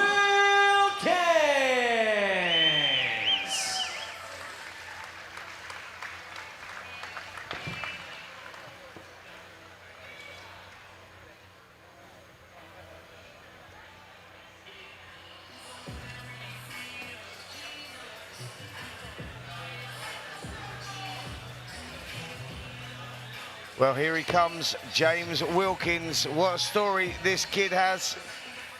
Lives in Pensacola at Roy Jones's farm, actually. Roy Jones took him in, took him under his wing. Lives there with his family, his 2 young children.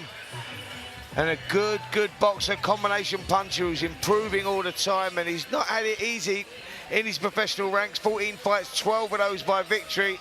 7 inside the distance, but this is going to be a tough test here for James Wilkins.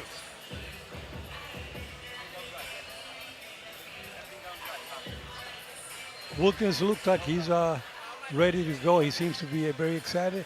Saw him earlier today. He was walking around the hotel and say, we'll get some rest. He said, but I'm going to be ready for tonight. He's honored to have Roy Jones Jr. as his mentor, his trainer on his side. Yep, now let's look at the tally of the tape there. You can see James Wilkins, 14 fights, 12 of those by victory, 6 KOs, 28 years of age, and coming just over the featherweight limit against his opponent, Alan Montiel. 9 fights, 7 of those by victory, 3 inside the distance, 24 years of age. But as I said about these Mexican kids, and Joe Cortez says to me, you got to keep your eye on them because they could beat anything. Live from the Cayman Islands, Dennis Hobson in association with GBH presents 6 rounds in the super featherweight division. Your judges at ringside, booked by the Cayman Boxing Commission. Your free judge at ringside, Ed Pearson, Dale Ramoon, and Chris Flory. Your referee in charge of the action, Stephen Bleer.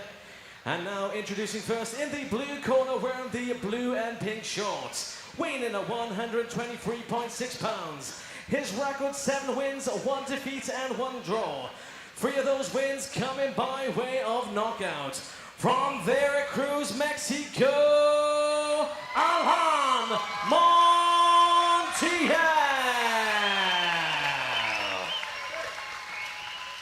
And his opponents in the red corner wearing the blue and white shorts, weighing in at 126.8 pounds. His record, 12 wins and 2 defeats. 6 wins coming by way of knockout. From New York, USA, James Wilkins.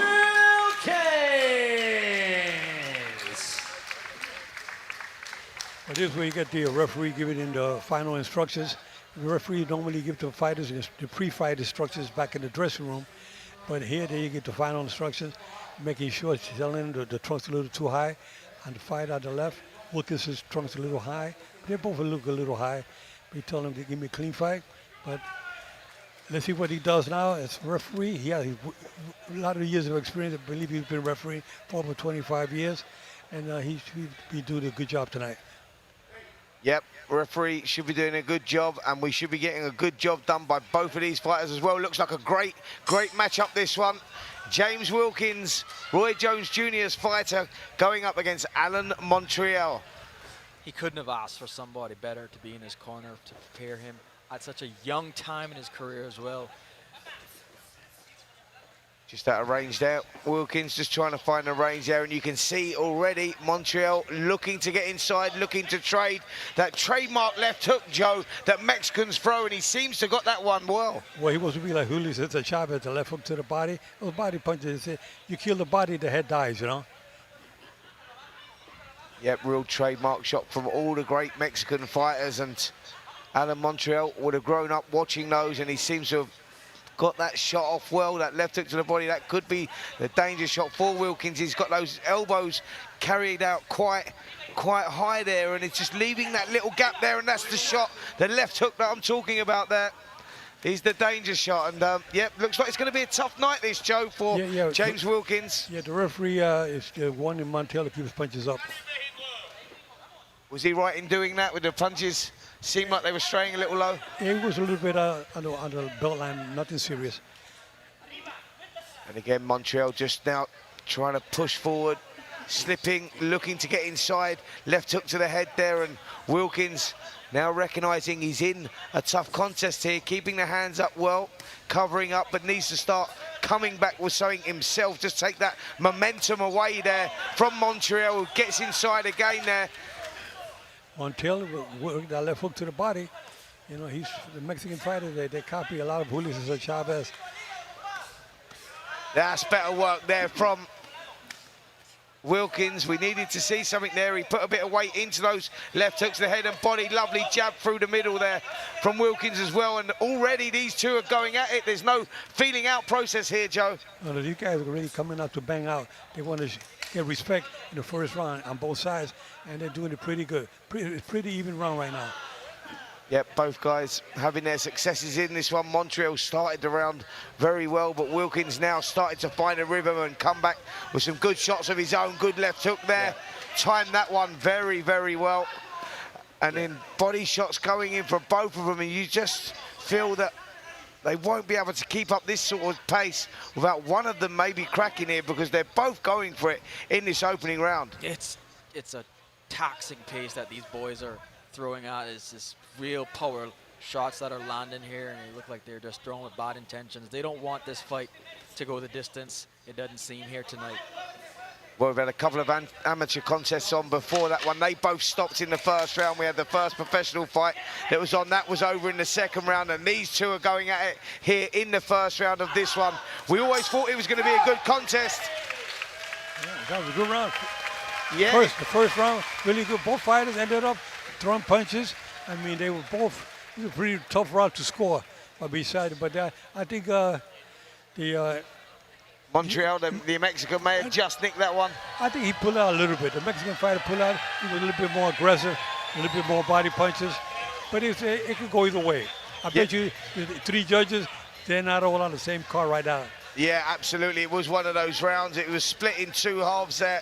It was Alan Montiel who started very well. Body shots attacking. I don't think that James Wilkins was expecting that fast start from Montiel, but he soon got back into a rhythm, started finding shots of himself, started finding those holes. That left hook to the body that Wilkins was throwing was getting some success as well. And Roy Jones Jr. in the corner, you can see him giving him a stern telling off there. He will say, come on, son, you need to get your act together now. Don't get into a row like that. You know, don't let Montiel get up close like that.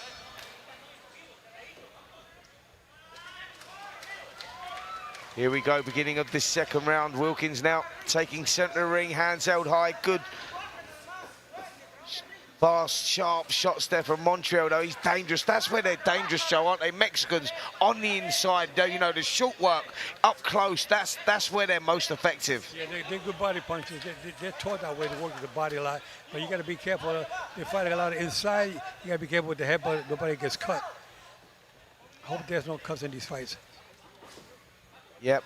And Montreal uppercut just seems to be like a knife. It's just splitting Wilkinson's guard each time that he throws it. Yep, that was good shots there from Wilkins. And there it is again. Yeah, that seems to be the key shot, doesn't it, for Montreal? He whips that uppercut in, and then that body shot there we see. Again. And the uppercut goes in, and he's found a hole there from Wilkins, who's maybe coming in a little square and leaving that shot open, and Montreal has seen that opening, and he's took advantage of it. You got to watch your head. Good work there again from both guys, and Wilkins doing a good job fighting off those ropes, tucking up, showing patience, which is good. Montreal he's throwing a lot of uppercuts inside. He's trying to open that up. Yeah, just trying to split the defense there off James Wilkins, isn't he? Wilkins has got to be careful when he's on the outside, but that's lovely work there from Wilkins. The short work, uppercuts, hooks as well. Both guys trading blow for blow. No one really stamping their authority in this contest just yet, but what a fight we got for the fans here. I tell you, this is a good one for the fans. I mean, these guys are really banging. They're not wasting no time. Yep, we always thought that this one was going to catch light at some point. Didn't expect it to happen right from the opening bell. Shows you what victory means to both of these guys. Montreal going with some good shots, but that's better work there from Wilkins. That's the work that we've seen in the past. We know he can do explosive combinations, and he's going to need everything here tonight. You see Montreal nods him on there, saying good shot. Better believe it was. Yeah, it's been a better round this for Wilkins, isn't it? He's been landing the shots. Montreal, yes, he's been having these successes, but that's better inside work now from Wilkins, who seems to be starting to turn the screw and push the pace just a little bit. Yeah, keep the punches up a little bit.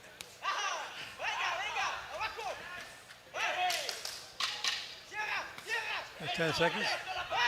Yep, the 10-second clack has just gone, and both guys, that's good work from Wilkins, but gets caught with a short right uppercut on the inside there. Just seemed to feel that one a little bit there, just right on the bell. I tell you, it was a very close round. Pretty much like the first round. They were banging pretty good. They both finished up strong into the last seconds. I mean, it's going to be a tough fight to score. Yeah, I mean, that's what we're going to get here, aren't we? Subjective Okay, fans, scoring. we've got a lot of action going on. How about that bout? You liking this, for different things. And I tell you what, I'm with you, Joe. I found it very difficult to score both of those rounds. And I've got it actually one round apiece. Seafood, I'm not sure where you're at with this. I think it's one round apiece. I tell you what, Wilkins needs to tighten up his guard a bit, because Montreal is finding a home for that uppercut every single time. And you know, these judges are in a hot seat tonight, because they're saying to themselves, well, I hope there's a knockout, because they're going to be if it goes to a decision, it's going to be very close. So be sure, as they make their way around with their 50-50 cute little hats on, please buy one. Here we go, beginning of this third round. First two rounds have been very close to score, very difficult. If you're just joining us, James Wilkins there, boxer of Roy Jones Jr. in the blue shorts with the white stripes, and Alan Montreal with the blue flashy shorts with the pink colour underneath those. They're the two fighters, and they've both been going at it from the opening bell here. And this third round is exactly the same, a repeat of those first two. Yeah, exactly. You know, I hate to see fighters come in with the same color trunks. It confuses the fans. You can tell Montiel has the blue gloves and Wilkins has the white gloves. Is that difficult for a referee, Jones, as well? It's not too difficult for a referee, but more difficult for the judges. The judges may get confused, you know. That's why you see, like, they both look almost alike. They got blue trunk, but the good thing is that one has white gloves and the other one has blue gloves. I've seen judges make mistakes because of that. Nice work there from Wilkins behind that jab, doubling up, and that's where he needs to now work. When he gets inside, gets in that pocket, he needs to let those combinations go. I know that's where he's very successful. It's good time left hook there as well, but Montiel just seemed to shake that off. Wilkins seems to be finding a lot more success in this round, for sure. And he just landed a stiff right uppercut and another. Good right hand. Yeah, big right hand over the top there, and he just seems to be getting some success now. He's found a rhythm, and this is a good round here from Wilkins. Yes, it is. He's just turned the screw a little bit, and Montiel maybe is he starting to feel the pace a little bit because Wilkins the more experienced of the two, and this is what he had to do now. I know he's got into a real rhythm, and he's landing some good shots defensively. He's doing well coming forward here as well. This is a good round, big improvements here from Wilkins. Very much so. He's getting more confidence. He seems to be the harder punch of the two. He's opening up more. The referees want him. He punches up. Yeah, belt, right on the belt, nothing serious.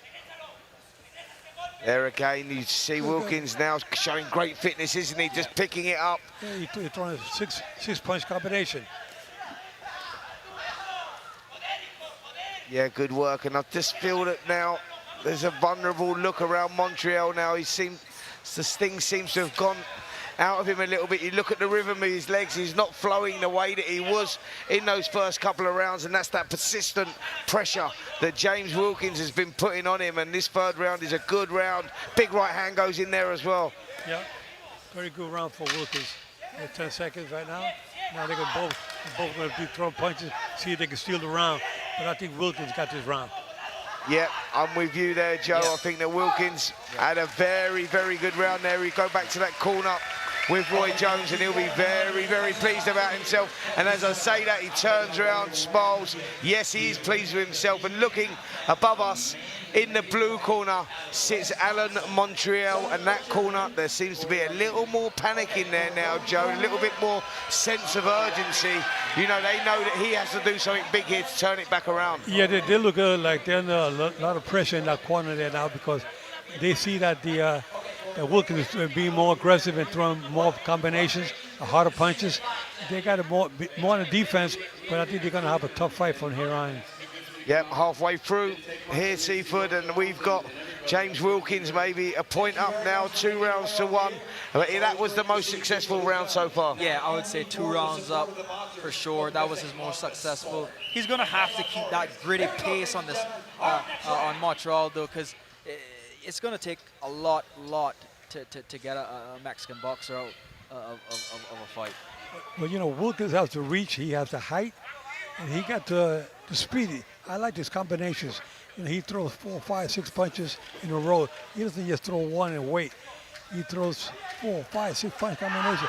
He got hit there with a right hand from Montiel. Montiel throws some short punches. Yep, Montiel knows that he has to do something different here, but gets caught with a big left hook himself there. We see the sweat spraying from his head in this open arena, actually. We're looking around here. There's 1,000+ people in this arena tonight. It's an open-air arena. They've got the roof on it, but the heat, the humidity out here is something, and, you know, you can see that with the sweat that is coming off these two boxers, and they'll start to feel that the fatigue sets in, you know, with the heat that's surrounding it, Joe. You know, let me tell you, one time I was refereeing a fight, Jeff Fennick and the Super Nelson in Caesar's Palace in Las Vegas. It was 115 degrees outdoors, and it was hot. I felt like I was going to pass out. You can imagine the fighters, how they felt.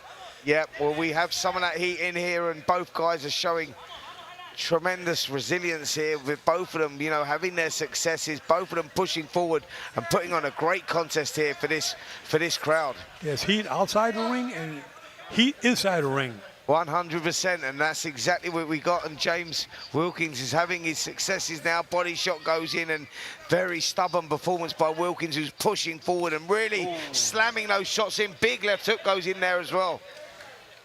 Yeah, Wilkins looking more stronger. He's more aggressive.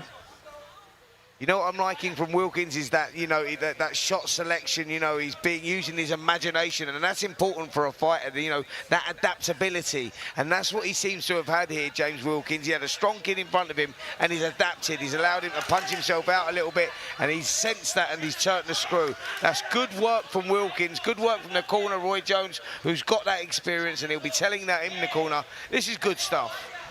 Yeah, he's being very selective with his shots as he swings and a miss there, but he lands that left hook. But yes, he's just been really landing the most shots in this, and they're significant shots too. These are not just touch and go.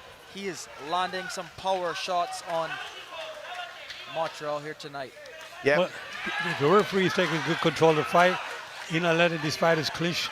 I mean, it's a good fight. The referee doesn't have to get too much involved. Very, very little, if any. Well, that's the thing, Joe, isn't it? When that's when you get those good fights and the referee maybe gets involved too much, splits up the action. The referee here is doing a great job because these guys are going head to head and they're trading blows. Yeah, and they're trading blows. I mean, there's no holding, so that's good. Yep, whether we heard the 10-second clacker there for this fourth round, and it's been another round for me that James Wilkins has won. He's been doing the better work. Montreal has been playing his part in it, but for me, Wilkins may be doing enough. He's the stronger of the two. Finished strong, looks good.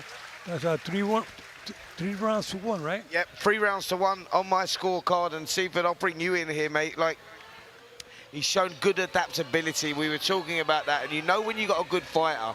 It's a work in progress, actually, with James Wilkins, because you see those improvements, developments all the time, and you've seen him, you know, pushing on. You know, you only get out in this game what you put in, and I know James Wilkins, Royce tells me that, works very, very hard. You know, he's got that hunger, that ambition, and you see those improvements, and we're seeing that tonight, that grit, that determination, that, you know, that desire, and the fighters, that fight, you know, fighters' winning mentality is needed, you know, that mindset. And he seems to have that, James. You know, he's one of those kids that doesn't get disheartened. He likes to sort of push on. Yeah, he has a great team behind him, motivating him, giving him the skills that he needs. But this kid also has a lot of self-belief. You know, he sits down, he meditates, he prays. He's a very spiritual person. Something happened there. Yep, just slips on the canvas there. That's from all the sweat, the heat in those rings. Well, what do you think of that, Spencer? What do you think of all that sweat, and how do you think it plays into the fight? Well, listen, Joe Cortez could answer that question even better than me, because he's the man that's been up there in those fights, in those hot arenas, you know. What happens sometimes, they put too much water on the fighters, and when they come out to the middle of the ring, the water drips down and it makes the canvas slippery, especially when you get the advertisement, the logo on the floor, and they get a little water out there, it gets slippery in that area. Yep, very, very slippery, so both guys has to be careful here. It's going to be difficult for guys that like to move around the perimeter of the ring, but fortunately for these two, they don't. They like to take centre of the ring. When both guys take centre of the ring, or want to take centre of the ring, command centre of the ring, then you get a war, and that's what we're getting here. No other guy wanting to give up any space, but as you've seen now, Wilkins has turned the screw a little bit. He's now the guy trying to push Montreal on the back foot, so the pattern of the fight has changed. You can see Wilkins putting the pressure on him. He seems like the stronger of the two. Yeah. He's throwing a good left hook to the body. Montiel is taking a good body shot, but I think that Montiel started to feel the pressure in the 5th round. Yeah, you could tell who's the more conditioned fighter in this fight. Certainly seems, anyway, from my perspective, that it's Wilkins. You know, Montreal was throwing a lot more leather in the first 2 rounds, but he has slowed down tremendously. You know what it is? You say more conditioned, but it's more experience. That he's known. He allowed Montreal to come out fast. He knew that he took him by surprise a little bit. So he thought, right, go on, punch away, work yourself out, load up with all the shots, and then I know when to turn it on, turn the screw. That's good. That's good education. You know, and that's what we've seen here from Wilkins tonight. You go like, maybe Montreal maybe is fit, but Wilkins has chose to go through the gears when needed, and that's the importance. They both throw good combinations there, and good defense, but I think Wilkins had the best defense of the two. Yeah, definitely, I totally agree with that, and there was a sort of laboured look around that hook there from Montreal, and there's a solid look around Wilkins right now as he's stalking forward, hands held high, and trying to now force the pace, make Montreal work when he doesn't want to work now. Oh, big left hook, and the legs just stiffen there, Joe. That was a good left hook by Wilkins. Montiel took it really good, but it shook him up a little bit. Yeah, he might still be hurt.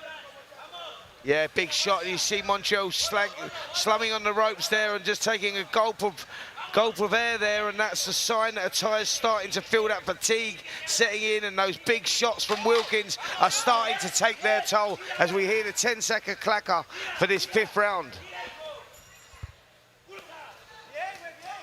It's definitely another Wilkins round. It's been an awesome fight. Yeah. Absolutely incredible fight. It really has, and Wilkins still choosing to stand on his feet, smiling now to the crowd.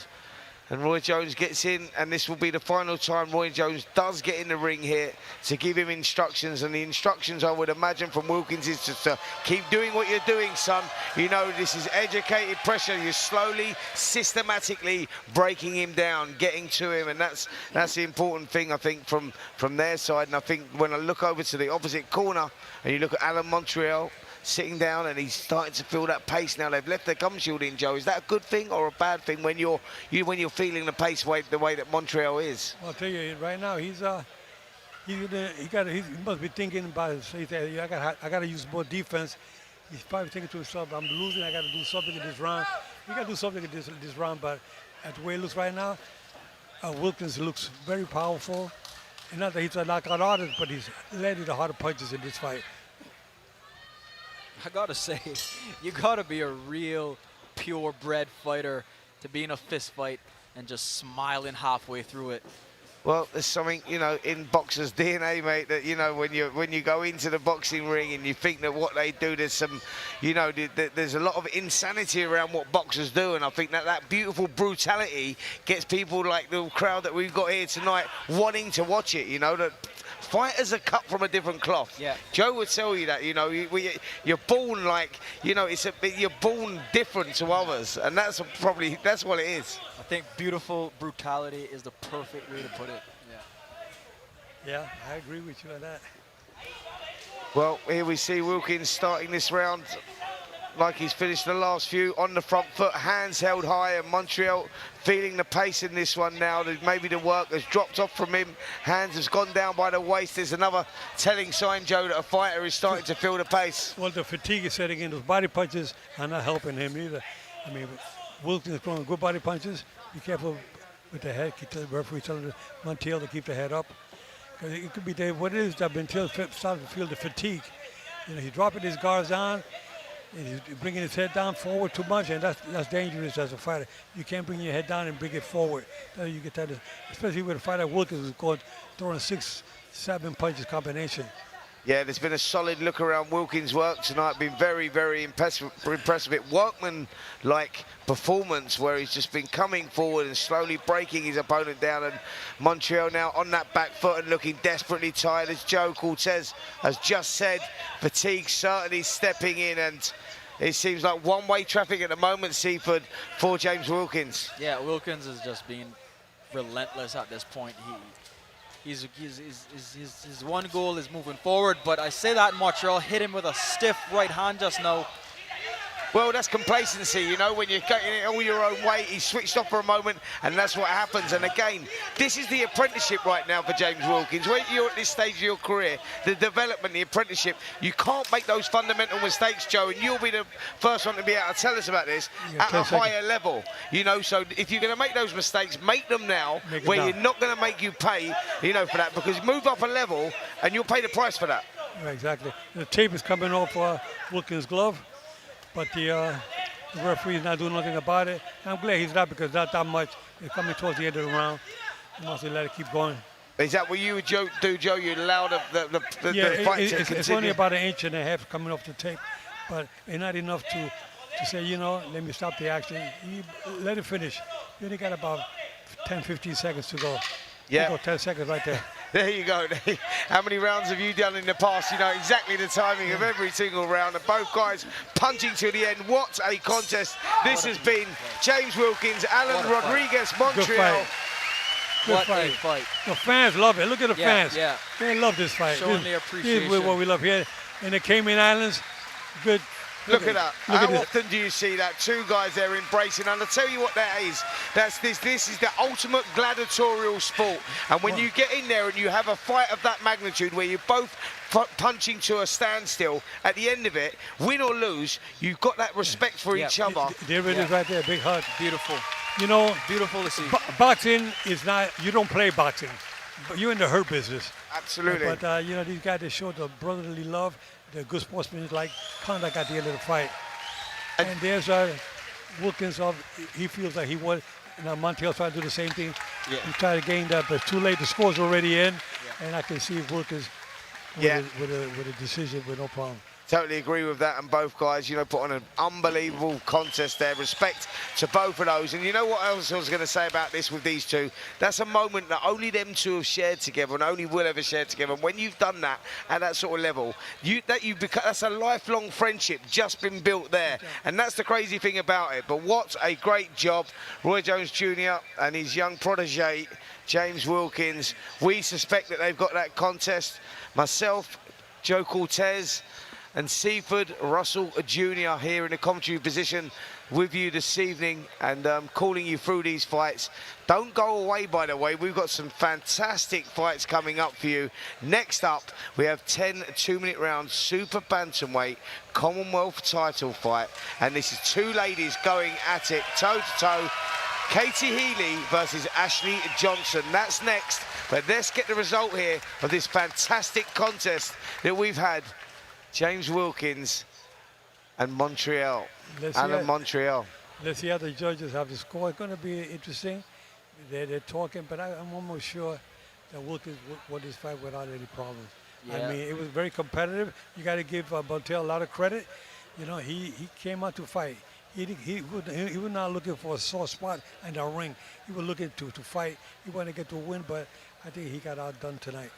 You know, with how long they're taking, one would suspect that it's probably a split, but I would think that it's a unanimous for Wilkins.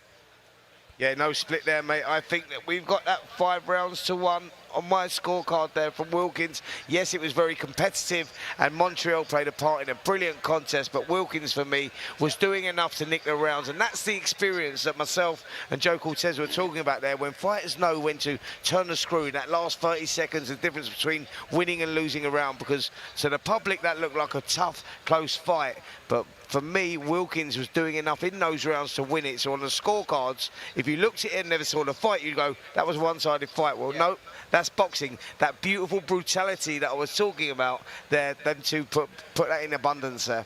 I can tell you that Roy Jones Jr. feels very confident that his fighter won. You can saw as soon as the bell started, even during the rounds, in between rounds, you can see that a quarter was more relaxed. They have confidence that they were doing the right thing. Roy Jones Jr. kept telling them, though, keep the pressure on and keep the pressure going the way you go. For the second round on, you put the pressure on and you stay that way to the end. That's why that was the difference of the fight, 5-1. Yeah, I have it 5-1. I thought some could make a case for 4-2, but I see Wilkins taking this decision, no problem. Ladies and gentlemen, before I announce the official decision, let's cheer for both boxers in what was an incredible contest right here in the Cayman. And after 6 rounds of action, we go to the judges' scorecards. Ed Pearson scores about 58-56, Montiel. Dale Ramoon scores about 58-56, Wilkins. And Chris Flores scores about 58-56 for your winner by split decision from Mexico, Alan Montiel.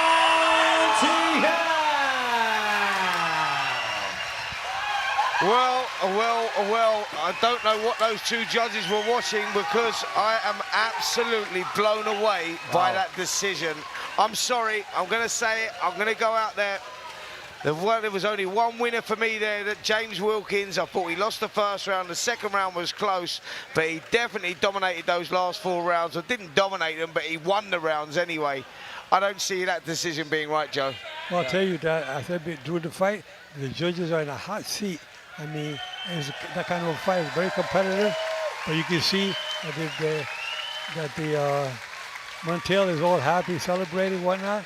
I think they were surprised themselves that they got the decision. I think it's incredibly frustrating to see stuff like that happen. You know, these are professional boxers. You know, you're putting a blemish on their record. I don't know what fight judges were watching, but I don't want to be too critical. But that was, in my opinion, the wrong decision. Oh, you know what? You're talking about not wanting to be too critical, but you do struggle when you see fights like that. Listen, Joe Cortez in the seat next to me, he's been around a long time, and I think we're all in agreement there. You know, we had it 5-1. It could have been 4-2, you know, but I can't, you know, you go, that was the closest you would make it. But there's no way I see that. How he's won that contest is, yeah, that's beyond me. Yeah. 4-2 at best. 4-2 at best. Yeah, for sure. Yeah. For sure. Well, there you go. Alan Rodriguez Montiel gets his 8th victory over 1 loss and 1 draw. And James Wilkins now drops to 12-3 after that controversial defeat. Well, okay, ladies and gentlemen, we're taking a small break right here, a small pause for the call. That has been a fantastic first couple of contests we've had there. And Joe, we've had a little bit of everything in those first 2 contests there as well. But that last one, I think we all agree that maybe that should have gone another way. T-shirts and some good boy. I think that the next fight, the females, is coming up next. It will be a very interesting fight. Yeah, it really is. Really looking forward to this one. That's Katie Healy from the West Midlands. She goes in against Ashleigh Johnson. Now, I'll give you a bit of background on these two, actually. Katie Healy is a girl that was kickboxing. She was 3-time world kickboxing champion and only decided to get into boxing in lockdown. She thought she'd go to a boxing gym. She tried it, she liked it. Come here last December, won the Commonwealth Silver Super Bantamweight title. She's back to defend it for the first time, actually, against Ashleigh Johnson. Now, I'll give you a bit of background on Ashleigh Johnson.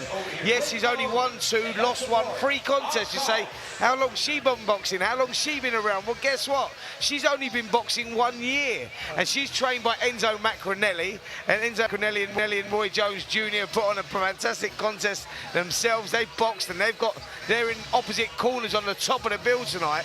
But he actually tells me, Enzo Macronelli, he says, listen, this girl who's only been boxing a year, she can fight. She's like a steam train, and she's coming for victory tonight. Well, I think she's going to give fans a good fight, because he told me yesterday that she came ready for this. She wants to take that title home.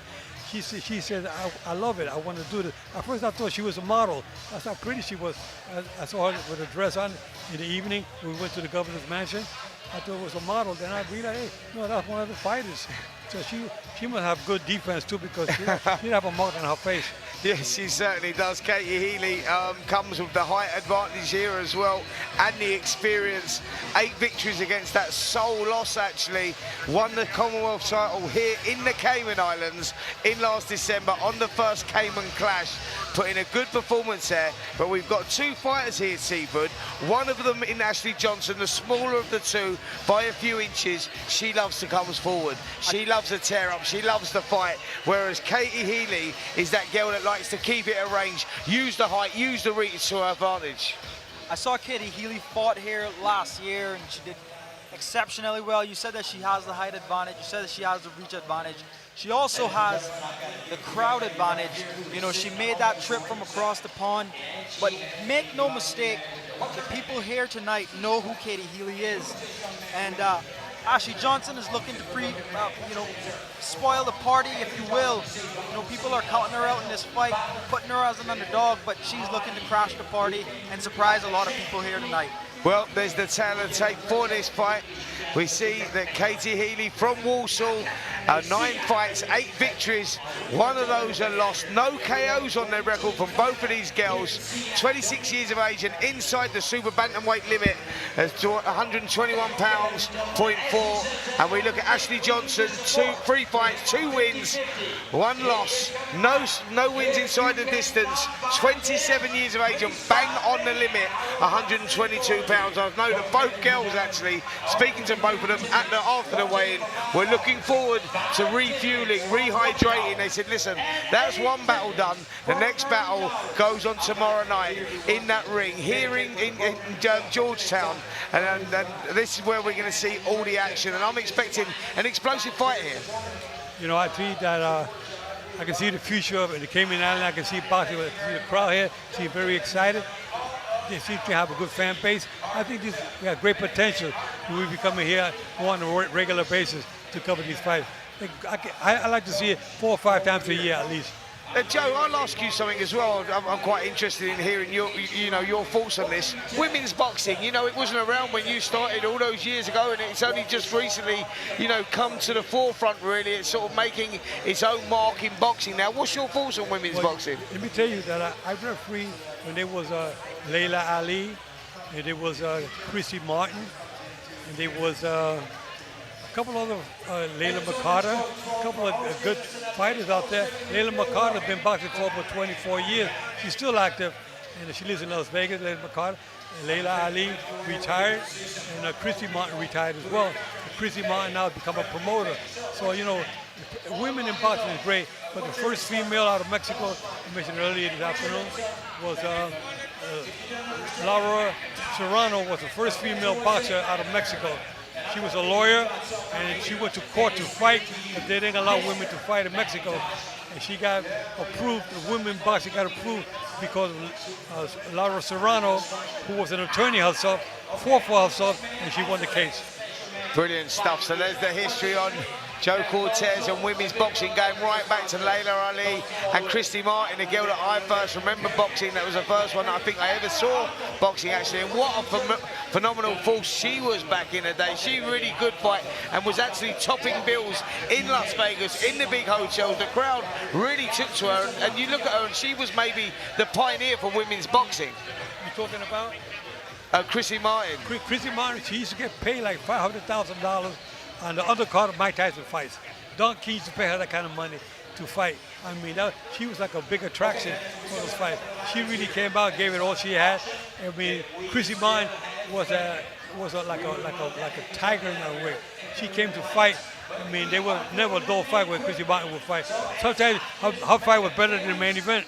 Yeah, absolutely, and I remember those fights back in the day and just thinking, wow, when's this really going to kick off, women's boxing? Is it ever going to happen? A lot of people doubted it, a lot of people thought it wouldn't happen. I remember we had a big show in London, actually, a monumental show, and it was a great one, and we had Savannah Marshall, and she was boxing the American superstar over there, and what a fight that was, and an all-women's card and an all-women's undercard. Yeah, unbelievable. I mean, women really come to fight. I think they take it more serious than those men. They really come to. Sometimes they steal the show. They say that 10-round fight or the 8-round fight was better than the main event. They really give it up. Let's see what happens tonight with Healy and Johnson. It's going to be a good one tonight.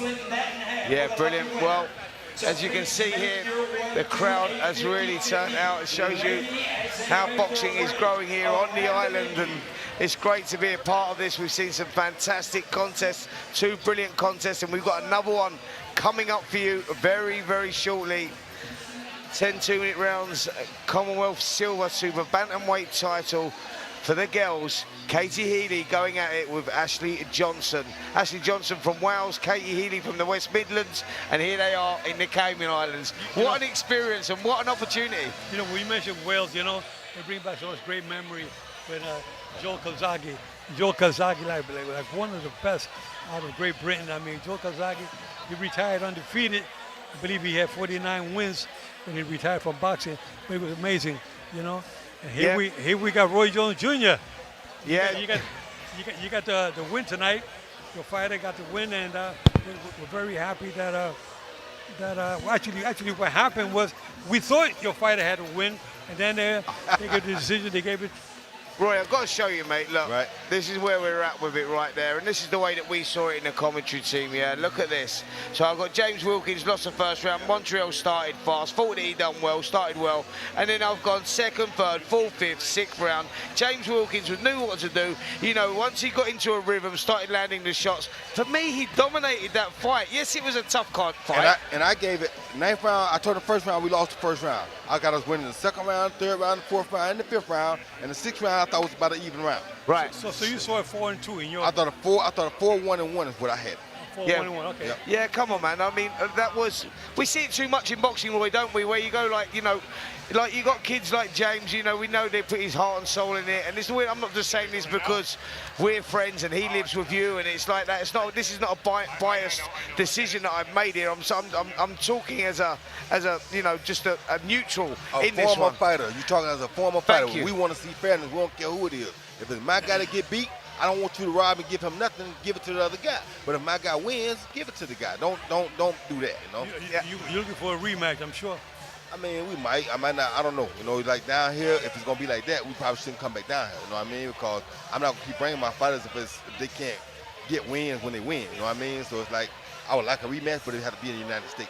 Yeah, I totally agree with that. I think that, you know, we look at that performance and you go, you know, we done an interview earlier on today, didn't we? We were talking about boxing people, and there's a place for him and there's a place for him, and we, you know, to make this sport as credible as it is and take the controversy away from it, we was talking about people, you know, performance enhancing drugs, etc., etc., etc. But on the flip side, and we've got the great Joe Cortez here, who's refed at everyone and been at every sort of level. On the flip side, you go, what do we do about, you know, the things like that, officials, scoring or whatever? Surely, like, there has to be a thing here where you come into it and you go, you know, they have to be reminded in front of people and explain that. There should be a counselor or something for that. You know what I mean? We should have a counselor that when a bad decision is there, we should have a go back and rewatch it and call it fair. You know, and if it ain't, if we have a problem, just make a rematch.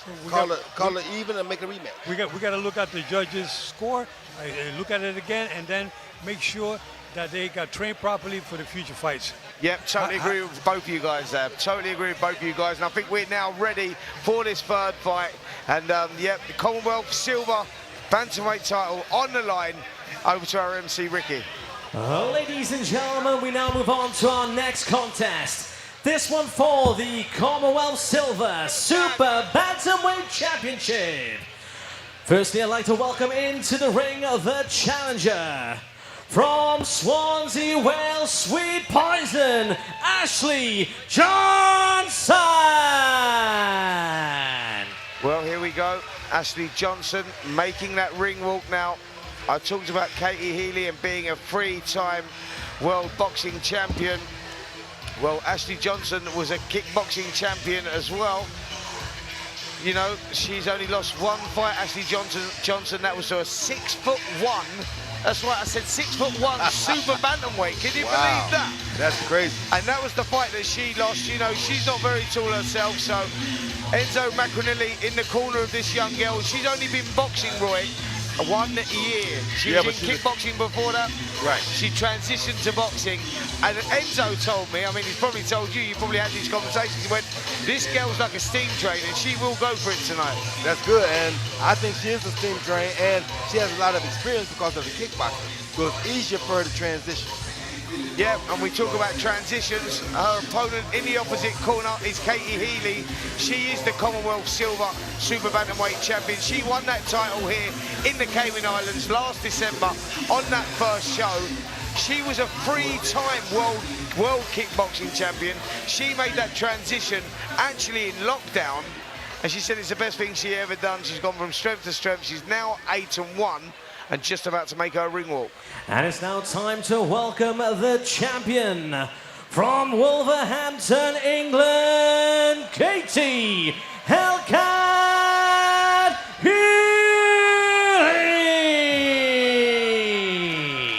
Well, here she is. Here she comes. Katie Healy, the Commonwealth Silver Super Bantamweight champion. And she's got big dreams. She said this is the beginning of a fantastic journey.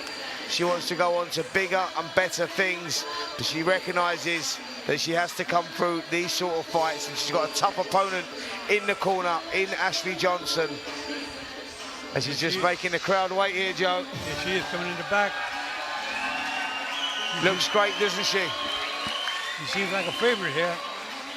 Yeah, she's built a big fan base up here, Roy. She boxed and won that title back in December, as I said, the only boxing show, and it's turned out bigger and better. And look at her soaking up that moment, Roy. What she's going through up there, she's enjoying herself, isn't she? Yes, you got to do that. I mean, you only live once. You only go through these cycles once, so you better make the most of it while you're there. She's only been fighting in the pros 1 year, huh? Yeah, she's only been around for a year or so herself in the professional ranks, or a couple of years, sorry. But she was a former 3-time world boxing champion, kickboxing champion. Sorry, found boxing in lockdown, and said she took to it like duck to water. She seems to have a lot of confidence in herself. She come in the ring like she's ready. Yeah, it's a great style, contrast of styles here. We got the Ashleigh Johnson, who likes to come forward. She's going to take the fight to her. All the fighters from Enzo Maccarinelli's gym fight like that, actually. And Katie Healy is the girl that likes to box on the outside and move around. So it's good style, contrast of styles here. Live from Cayman, exclusive on FightZone, GBH Promotions in association with Dennis Hobson presents 10 rounds for the Commonwealth Silver Super Bantamweight Championship. Your official representative from the Commonwealth Boxing Council, Debbie Down. Your judges at ringside, Ed Pearson, Stephen Bleer, and Chris Flores. And your referee, your man in the middle, Joel Scobie. And it's now time to introduce the fighters. First, the challenger in the blue corner, wearing the green, purple, and black shorts. Weighing in at 122 pounds, her record, 2 wins and 1 defeat. From Swansea, Wales, Sweet Poison, Ashleigh Johnson.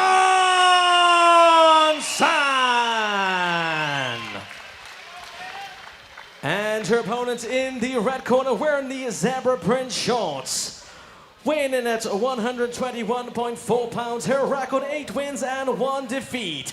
She is the reigning, defending Commonwealth Silver Super Bantamweight Champion from Wolverhampton, England, Katie Hellcat Healy.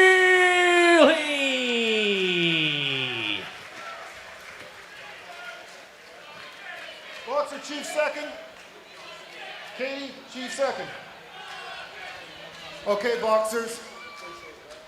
Seconds. Katie's trunks are a bit high. I remind you that punches on the belt line are legal.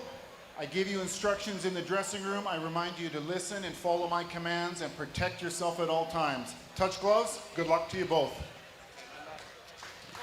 Well, referee gives his final instructions.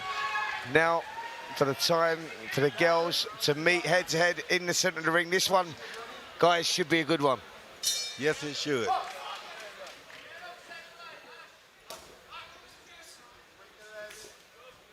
Well, Katie Healy takes center of the ring. She's looking to use that height and reach, as you can see, standing very tall. Just trying to find a range with that jab, and that's going to be the problem for Ashleigh Johnson here, trying to get inside that guard, trying to close that space. And that's the difference here, Roy. When you look at these, you go, if the fighter has the ability to close the space, then they can make things very, very tough for the taller fighter. But if they don't have that ability, and what I mean by that is, if they try and close the gap with their hands and don't move their feet into range first, it becomes very difficult for the smaller fighter. Yes, very different. As we see, Katie's already landed some pretty good shots because Katie knows how to work from the outside like that, and Ashleigh just hasn't got used to it yet. She's going to take some time, but she looks like a stalker, so she's going to constantly be after her, but we'll see what happens. Yep, she's definitely going to make Katie Healy try and work on this one. And as you say, Healy working well at the beginning of this first round, using her height and reach to her advantage. And for Ashleigh Johnson, for her to close that gap, she needs to move her feet into range and then let those shots go. Don't try and punch your way into range, because I think someone with Katie Healy's ability will make life very, very difficult for her. So good contrast in styles here, and let's see how this one plays out. I think it's going to come down to conditioning. That was a great right hand by Katie Healy. So Yeah, working well behind those long, straight jabs, isn't she, Joe? That's, you know, the very effective work for a taller fighter. Exactly. Well, using that jab, setting your punches with the right hand with the jabs. 2 or 3 jabs, you block them. You block their sight with the jabs. Quick right hand. Healy got to get off the ropes. It's not a good place to be. These are, I believe, these are 2-minute rounds, I believe. Yes, 2-minute rounds with the female. Okay, we gotta let you guys know, you fans out there, the female boxing, these fights are 2-minute rounds. Some states, some countries permit the championship fight. They go for a 3-minute round, but here they are 2-minute rounds. Yeah, good start from both girls there, really. Tells you this is going to be a long, exciting contest for sure. I think Katie Healy done enough to win that first round, worked well behind the jab, controlled the space very, very well, and I think that's going to be the problem here, Roy, for Ashleigh Johnson, is that closing that gap, closing that space, because fighters, a lot of fighters struggle to do that. And with her only having a year's experience in the boxing, it's going to be difficult, you know, to apply that in this contest. But because of the way she's built, I'm sure she faced that a lot in kickboxing, so it seems like she has experience at facing that already. Yep, there you go, and that is a similar thing, and a great point made there by Roy Jones Jr. that she was competing at a good level as a kickboxer, British champion, Celtic champion, and she's going to need all that experience going in here against the champion, the girl that won this title back in December last year in the Cayman Islands, Katie Healy, and she's a fan favourite here, Katie Healy. The crowd love her, and as you can see on these TV monitors, real good turnout here this evening. The appetite for boxing is growing all the time in the Cayman Islands. They've invested a lot into it, and as you can see with the production and what they've done here, people really loving it. And these two girls have started this contest very, very well. Katie Healy, for me, taking that first round, but there's a long way to go. Yeah, good right hand by Katie Healy. The other thing I must say, Oliver, is that Katie Healy looks about 60% better than she did when I saw her fight for the title the first time. They say a title adds a lot to a person. Katie here is a beautiful example of how much better a title makes you look and makes you feel about yourself. Yeah, great point there. Winning a title elevates a fighter to another level. He goes from being the challenger to the champion. And you know, and for Katie, I think that this is a prime example of that, because you're right, Roy. She looks better. She started better in this contest, showing good imagination here as well, switching attacks downstairs and upstairs, and getting the better success here in this second round. Yeah, Johnson's trying to put the pressure, trying to get inside Healy's punching. Healy's throwing good jab from the outside, and Johnson knows she got to work her way inside. She's trying to be aggressive. She's throwing some hard punches, but she's taking a lot coming in. Yeah, Johnson's smart. She's trying to make it a dog fight, which is what she got to have, because she's the shorter fighter. Yeah, and that's exactly what she's trying to do here, Roy, in this second round. She's happy to take a couple, to get in and land a couple, and she's had success here, but the more success coming from Katie Healy, who's just tripled up on that jab. Fantastic work. Good jab. She doubled that jab, triple that jab. That's good. Yeah, you got to do that. Come on, fans, you got to give it up. Yeah. That's another round for Healy.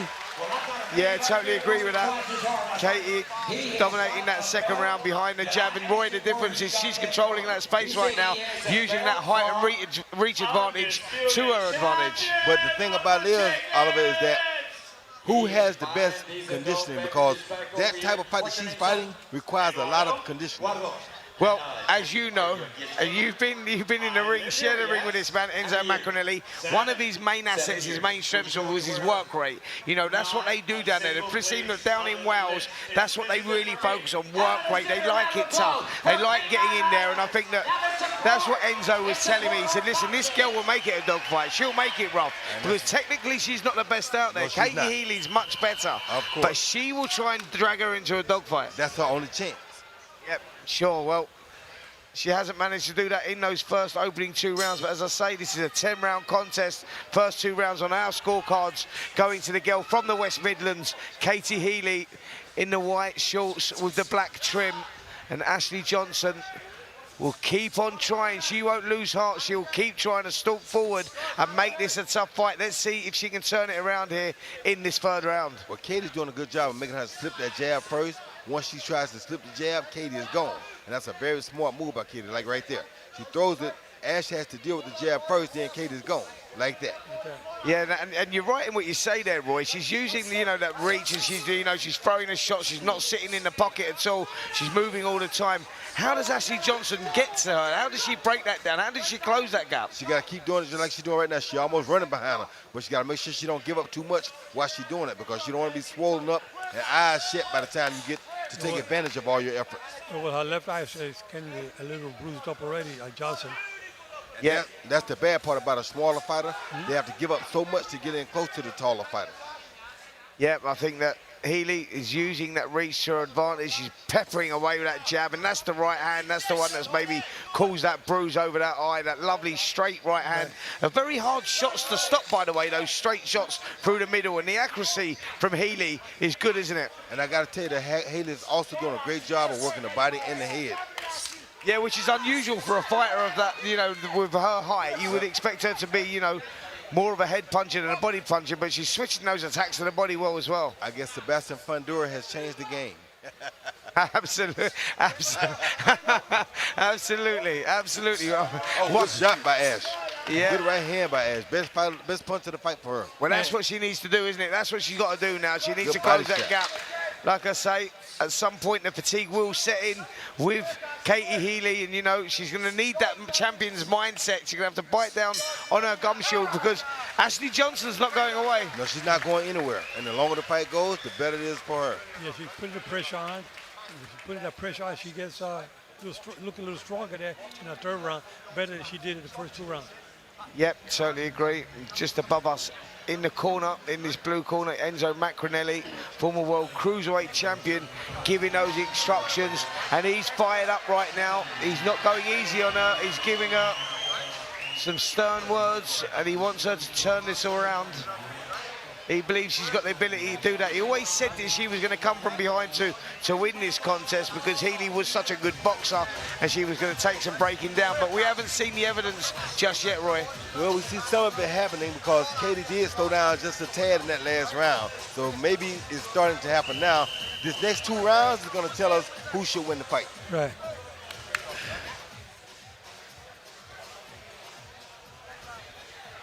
Here we go. Round 4 begins. We've got Katie Healy winning those first 3 rounds. Really not telling the story of this contest so far, though, because Ashleigh Johnson has been giving it a go. She's getting closer, and Roy Jones Jr. suspects that she may just start getting herself into this one if she keeps applying that pressure, that phenomenal pressure. Yeah, she won't do it if she keeps sitting outside taking all these shots, though, because those shots to the glove right there, sometimes they hurt just as bad as the shot to the head. So, and they do just as much damage to your face as a shot to the head.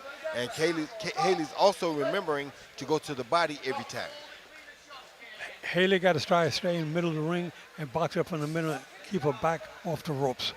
Yep, exactly that. And she's doing a good job switching from side to side, though, which is a good sign of a good fighter when they're changing the momentum of the fight by switching angle to angle all the time. She's showing great boxing skills here, Roy. Yes, she is. I told you she got way better than what she was when she first won the title. That was a good overhand right by Katie. And Johnson is putting the pressure, though. She's putting a little bit more pressure, and she's trying to work inside more, but she's taking a lot of punches as she's coming in. Ash is definitely very, very game. Just that she has to take more, and I think it gets a bit discouraging for her at times because Katie is so long, but she's still trying. She got the heart, she has the determination, and I think she knew coming in that she was going to give up some in order to get some. Yep, I totally agree with that. Lovely girl, Ashleigh Johnson, and she's working well. That's where she needs to be, in that inside, and that was what she needs. A little bit of confidence there. That will give her a little bit of hope, knowing that she's starting to close that gap, land those uppercuts, and that's what she needed there, because when a fighter's coming forward, taking punches all the time, they need a little bit of confidence, a little bit of something, and she got that there, Roy. A little bit of encouragement every now and then. That right uppercut may have been just what she needed. I tell you, keep the fire burning. Conditioning is so important in this fight. Yeah, it certainly is. And, you know, Joe, we'll go to you about the referee in this fight as well. You know, that's where you're from, your background. I mean, he seems to be doing a good job here and allowing this action to continue. Well, they're not holding, so he's doing a good job. And he's just been telling them to watch their heads inside. Other than that, he's doing a great job. The referee Joe Saudi. Yep, great refereeing so far, and yeah, great contest that we've seen. We're 4 rounds down. Katie Healy got those rounds on our scorecards, but Roy, not sure that really tells the tale of this contest, because you can't take nothing away from Ashleigh Johnson, who's been trying to force the pace the whole time. No, you can't take nothing away from Ashleigh Johnson, and Ashleigh Johnson's plan should have been to start right now trying to win the fight. Not the first 4 rounds, wear the taller powder down, and now seeking to take over the second half of the fight. Exactly. Okay, here we go. Beginning of round 5. Referee just checking that the girls have both got their gum shield in. Good to see that respect at the beginning of the round, and you just sense that Healy may be starting to grow in confidence, carrying that left hand down low. Is that a dangerous thing to do with someone's intensity like Ashleigh Johnson? No, I don't think it's dangerous. I think she's cool because she knows the range now. And oh, good uppercut by that was a beautiful uppercut. Beautiful uppercut on the inside there. Timed that perfectly. And that's what I meant when I said she got the timing of that jab now. So it doesn't hurt her to put the hand down because she knows the rhythm of the fight now. Well, Johnson is putting a lot of pressure right now. Her corner taller, put the pressure on her, keep pushing her, get her back on the ropes, and bang away. Watch punches behind the head. Yep, speaking to Ashleigh Johnson earlier on this evening, she said it was a pinch myself moment. I've only been boxing for a year. Now I'm boxing for a title in the Cayman Islands, and I'm going to give it everything. And boys, that's exactly what she's doing, isn't she? They're both giving it everything. This is a very good fight from 2 women who both want to win it. Yeah, I totally agree with that. Both girls showing great boxing skills here, putting on a brilliant fight for this crowd, this sellout crowd here in the Cayman Islands. Good entertainment, and look at Johnson there. Look at her trying to push forward and make this a dogfight, the fight that she wanted it to be. Good right hand by Katie.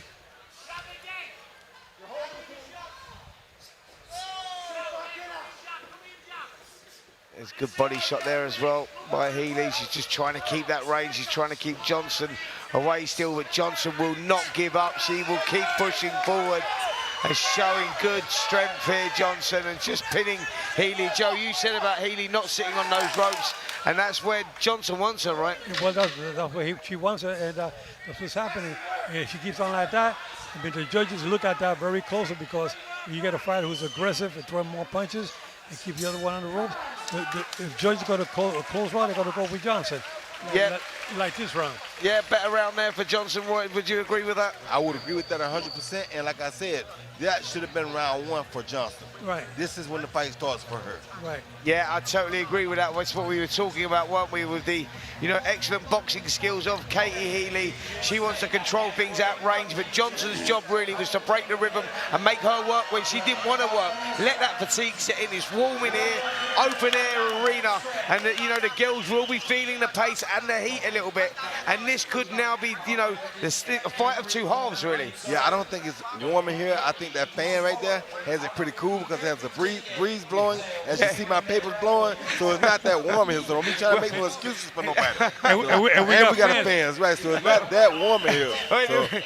It's only us. It's No, cool. We're the only ones that have got the fans. The poor fighters are under those No, lights. and they got a big fan right there. See that? I got that fan in my gym. That fan works, trust me. Did that work? Yes, that works. All right, so forget that. It's not warm in here. Let's see how this goes. Second half of this contest. Could it be a fight of 2 halves? Johnson putting the pressure. Here she goes again. Yep, and that's exactly what she needs to do. Enzo Macronelli in her corner has been screaming at her in the corner to keep up that relentless pressure, keep pushing forward, let those arms go, keep the work going, and that's what she's doing now. But now she has to work in there, because that's what she wants to be.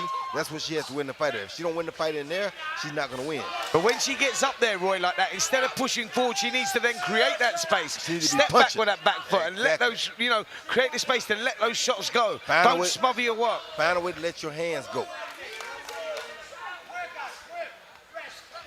Oh, good hook on the inside there from Johnson. And maybe just a little bit of the snap gone out the arms now of Healy. Maybe she's starting to feel that pace a little bit from that relentless pressure. And another good round here from Johnson. She's trying to force the fight and make it. Listen, this is never going to be pretty from Johnson, this work ethic, but you know, it's going to be effective. Of course, it never was supposed to be a pretty fight for her. She has to give up too much to get close. So she knew it had to be a dog fight or ugly fight, but that's what she has to do if she wants to win. Yep, both girls putting on a great contest here so far, and Healy there just trying to take the right hand round the outside, lands Good a lovely right hand short by chopping Katie. right hand. Yes, good overhand right coming in by Healy. The judges are looking at that closely, that Johnson is putting on the pressure. I mean, Healy's got to keep her out of the way, keep her away with the jab, and you throw the right uppercut inside. A good right hand by Healy. Yeah, she's just timing that well, isn't she now? That's maybe what she needs to look at moving forward in this contest, you know, just to take, you know, to just take the volume away from the punches and just like... Another good right hand. Beautiful right hand there. And maybe those 3 right hands would have been enough for her to win that round. I think those won her round there. Yeah, those 3 punches, definitely the 3 punches at the end there. And as many rounds she can win at this point in the fight, is going to be better for her. She already jumped out to the early lead. Still one here and there, she'll win the fight. Yep, totally agree with that. I think that Healy there just done the right thing by taking the volume of punches away from it and throwing the quality over quantity. And I think that that was the important thing there. Those 3 lovely right hands may be enough to win her that round. But, you know, you've got to give Ashleigh Johnson credit here, because this girl's trying. She's pushing forward and, you know, she's giving it everything. As game as they come. Couldn't ask for a more gamer fighter.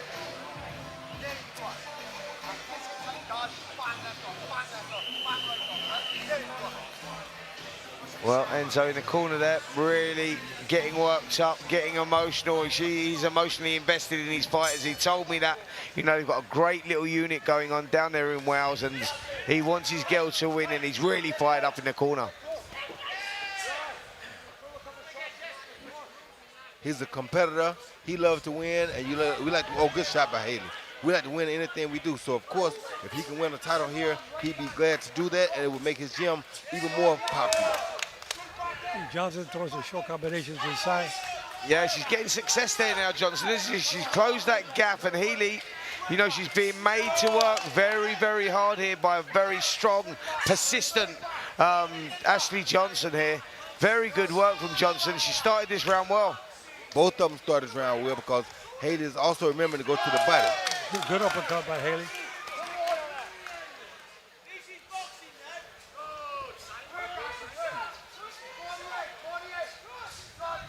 Good work there, off the ropes there from Healy as well. Johnson pushing forward. Lovely little short chopping shot there from Johnson as well, but she's never going to stop, is she? Hands held high and trying to draw Healy in.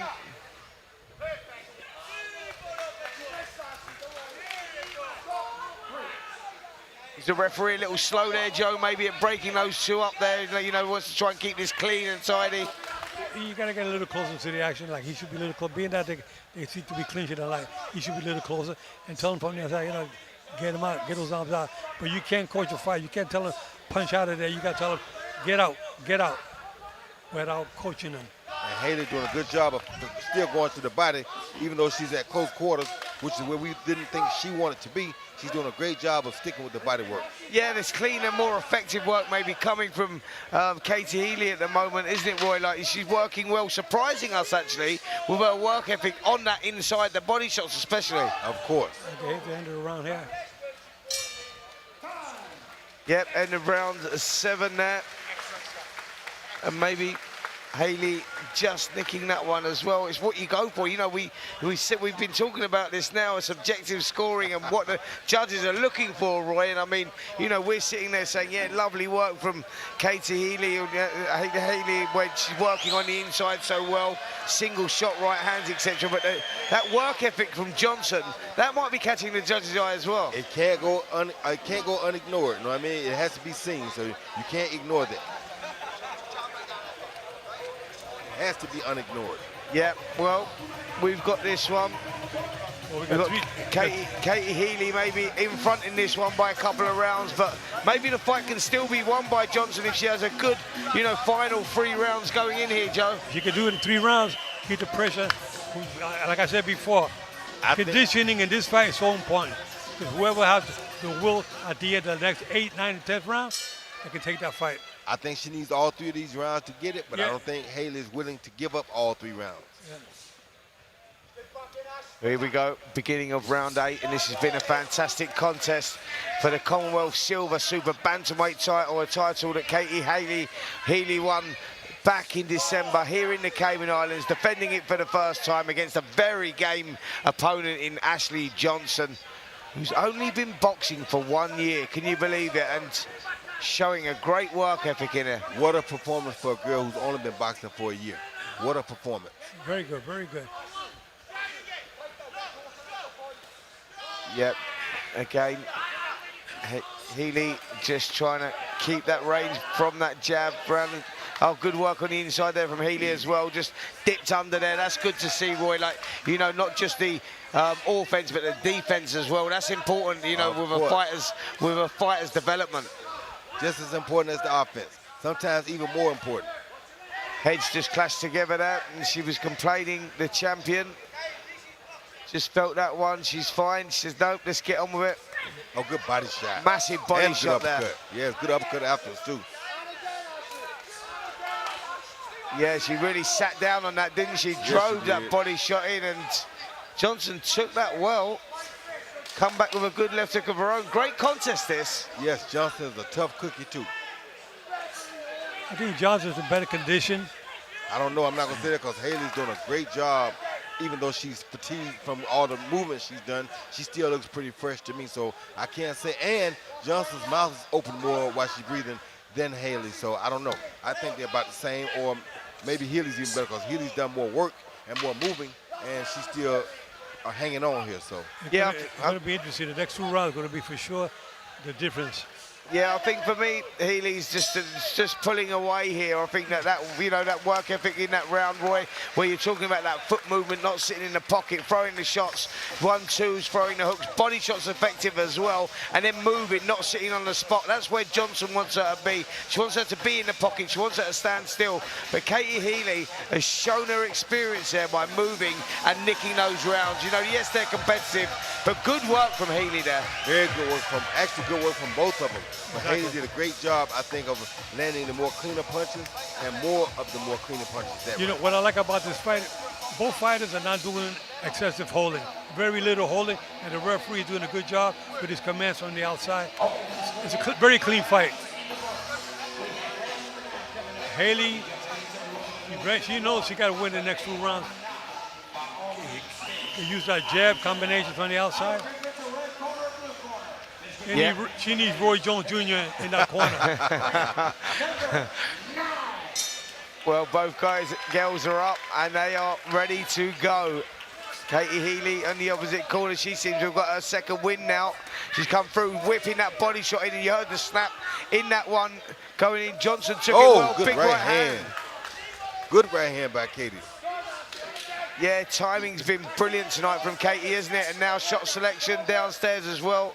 Johnson soaking it up, pushing forward. Maybe not the same intensity coming forward from Johnson that is allowing Katie Healy to get off of her shots, Roy, because that's her game at long range. Yes, and one thing you said earlier that still is effective right now.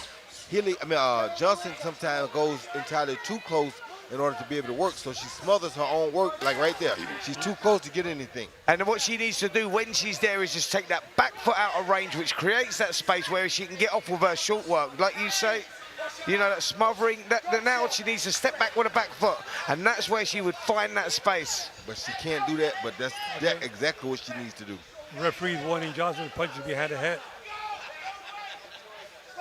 This is a better round here from Katie Healy, who's worked well at long range and boxed this fight really well there. That's been her distance, and the short game's been impressive, Roy, as well from Katie. Like a girl of that height in that fight, you know, you wouldn't expect her short game to be as good as it is. Exactly. I tell you, Sebastian Fundura has changed the game. These tall fighters are fighting pretty good on the inside now.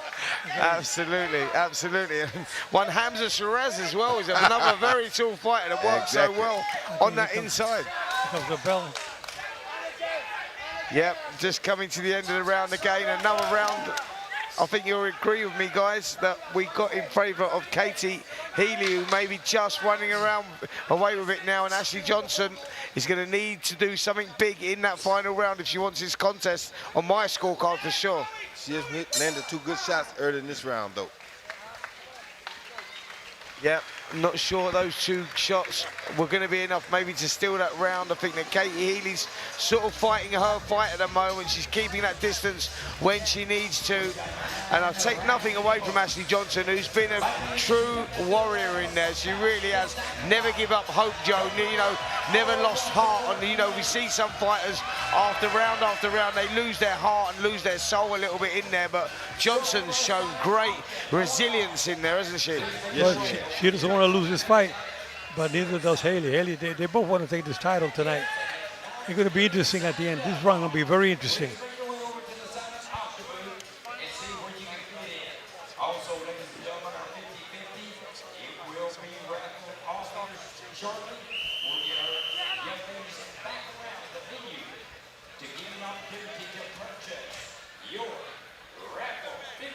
Well, here's the last round. Yeah, she's going to have to push it here, Johnson. A couple of those rounds have gone close, though, and as we saw in that last contest, we saw it differently, and will the judges be seeing this one differently?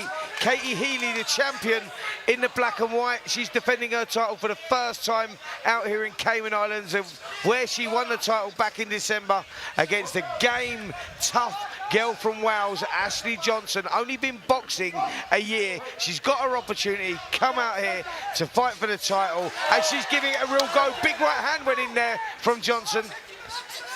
Both fighters have put on a spectacular display of heart and courage tonight. They both are very well conditioned, and they both came out with a good fight plan, just that Haley's fight plan seems to be a bit more effective than Johnson's. Oh, good right hand by Healy. That's maybe the difference, Roy, isn't it? Like when you're looking at rounds that have maybe gone close and you're looking at the clean shots and the long shots, they're the eye-catching ones that have maybe come from Katie Healy and maybe doing enough to win these rounds. That and those good body shots she throws. I mean, don't get me wrong, Johnson lands some good body shots too, but they don't look as devastating as the ones Katie throws sometimes. Like that, with no answer. Yeah. But they go 3 or 4 by Johnson too, so like you said, it's what the judges like. Yeah, it's a tough contest, this one. I tell you, really, the only winners in here tonight is us 3 sitting here in the commentary position watching it, because what a contest it's been here. And we're not getting hit. Exactly that. And we've all been guilty of getting hit a few times in the past, that's for sure. I think the fans definitely got their money's worth with this one, though. Absolutely, been a great contest. Heads coming dangerously close together again there, but both girls getting on with it. The 10-second clacker has just gone in this 10th round. There it is. What a contest, what a contest. Very good. On both sides, very competitive. The fans are loving it. You can hear the fans going crazy. Yeah, what a contest there. Everyone was engaged in that. I'm sure you viewers at home were as well. The girls never failing to put on great entertainment, great contests, and these 2 have delivered tonight for sure. Yes, sir. Don't be surprised if you see a split decision here. Don't be surprised. Even though Healy looked good.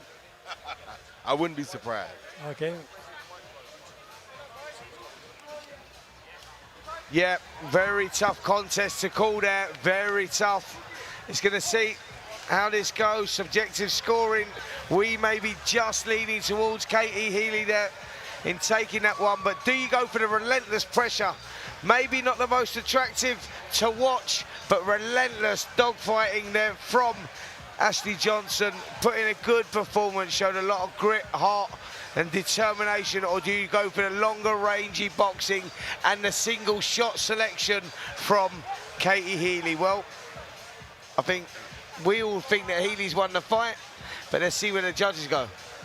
Because that's who matters.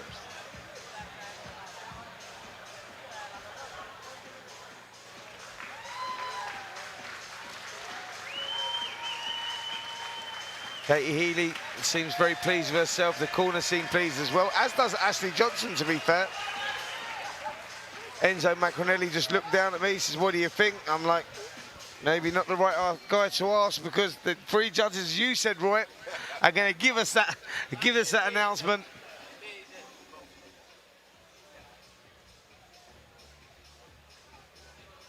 Let's see how this one goes. The judges are just putting those scorecards together now. Promoter Dennis Hobson in the corner there of Katie Healy. He seems very, very pleased with their girl. And I think we're just about to get that announcement now as the MC, Ricky, just goes over to the referee to have those final words. Well, are they using the same three judges they used in that controversial earlier fight? I don't know. I see the one here, the next one's here. He looks very familiar.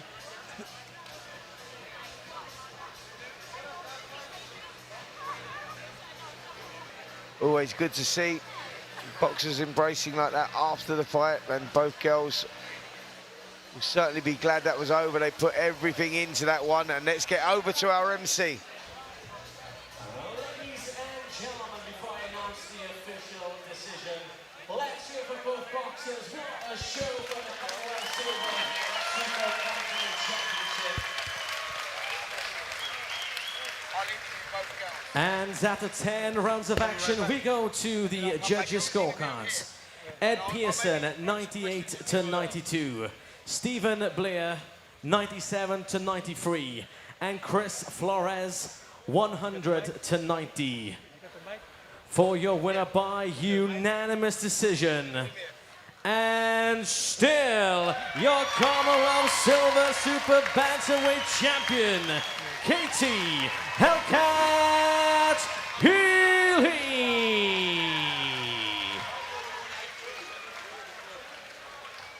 What a great fight by two female fighters. The winner was who we thought it would be, but what a performance. They put up a hell of a fight.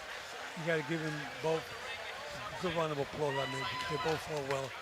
Haley, she retained her title. And Johnson, she tried hard as hell, but it didn't work out for her tonight. Yeah, she gave it all she had. Yeah. I want to get a word with you, yeah?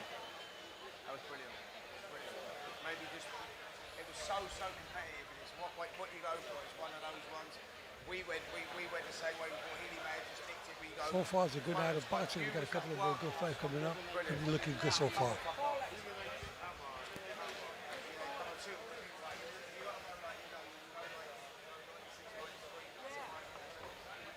I'll say hello to some of our friends back like in Las Vegas, some of the fans we got out there.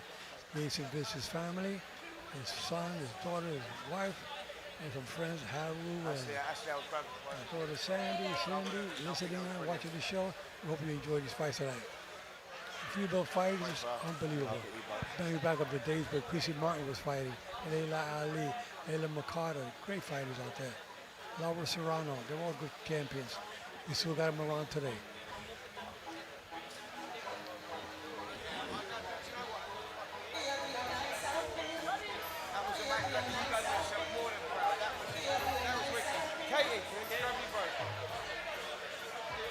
Well, girls, got you both here, and I just got to say, I've got to congratulate you both on what an amazing contest that was.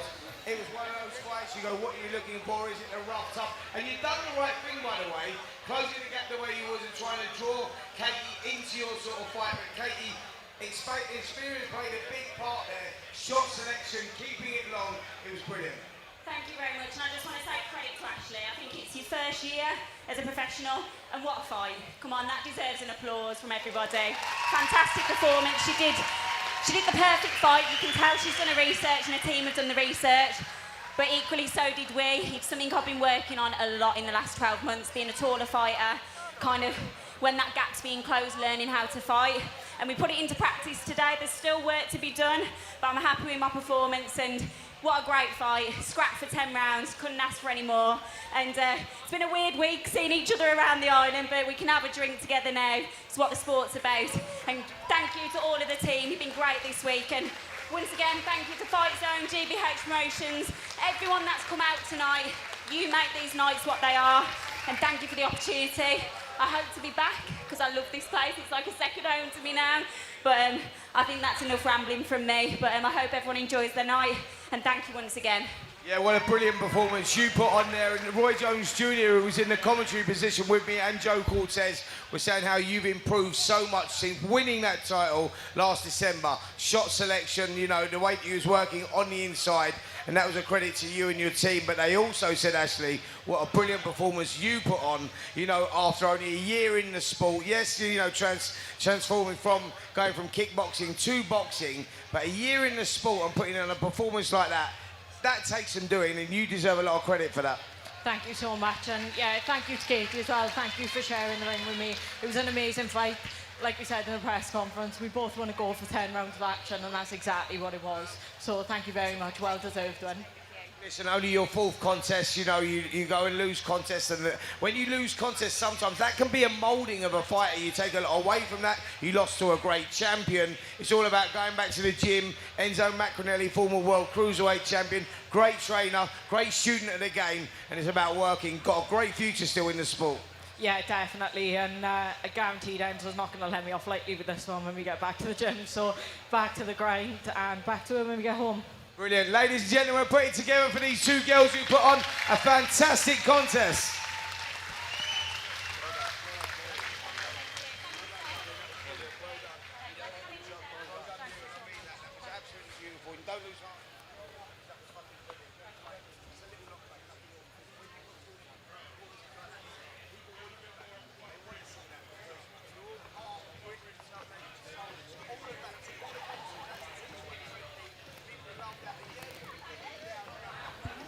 Yeah, Roy, so tell us a little bit about your future. What was happening in the future? Yep. What's happening in the future for you right now? Just, you know, going back to the drawing board with my guys, you know, keeping the guys going. I got a couple more guys fighting later in the year out in Washington at Legends Casino. That should be fun. And then I round the year off going over to Hungary. Got a big boxing tournament called Hell Boxing that I did with the guys in Hungary. And we should have the finals of that in December. So my year looks pretty full for right now. Well, we're glad to see you. You're very active. It's true in the fight game. That's good. A lot of fighters, they retire from boxing. You don't hear from them no more. Roy Jones Jr., you hear the name all the time. Always going. I always try to give back. I try to share what God blessed me with the rest of the world. Exactly. Oh, we got to pay it forward, right? There it is. I'll get to do that.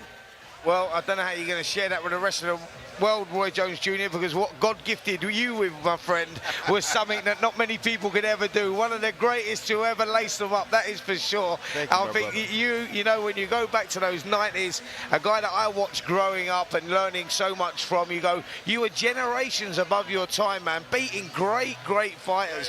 You know, you don't beat the likes of James Toney in his prime and people like that. I mean, people talk about Floyd Mayweather and the shoulder roll. He actually got that from James Toney. That's where it come from.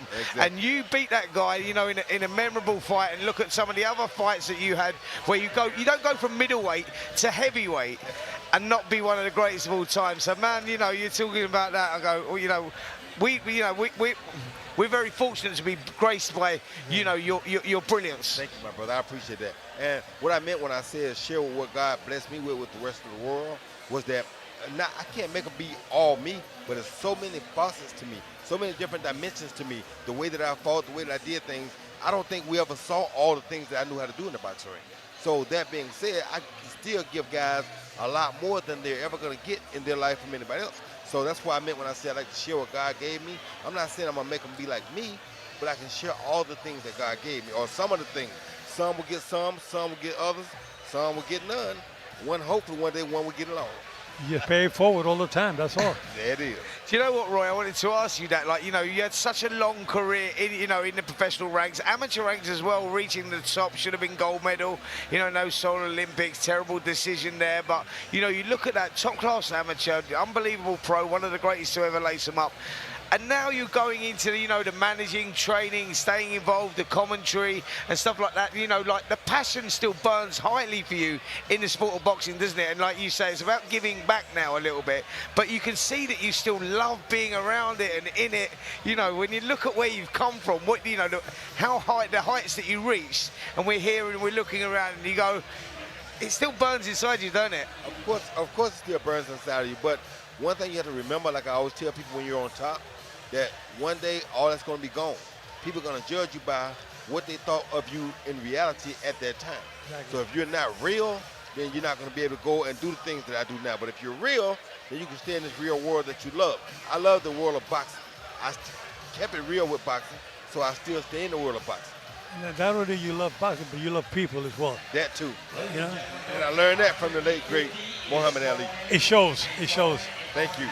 You know, did you ever spend time with Muhammad Ali? Yes, I did. I brought him down to Pensacola, Florida, my hometown, because I wanted my hometown to meet my hero. That's why I started boxing.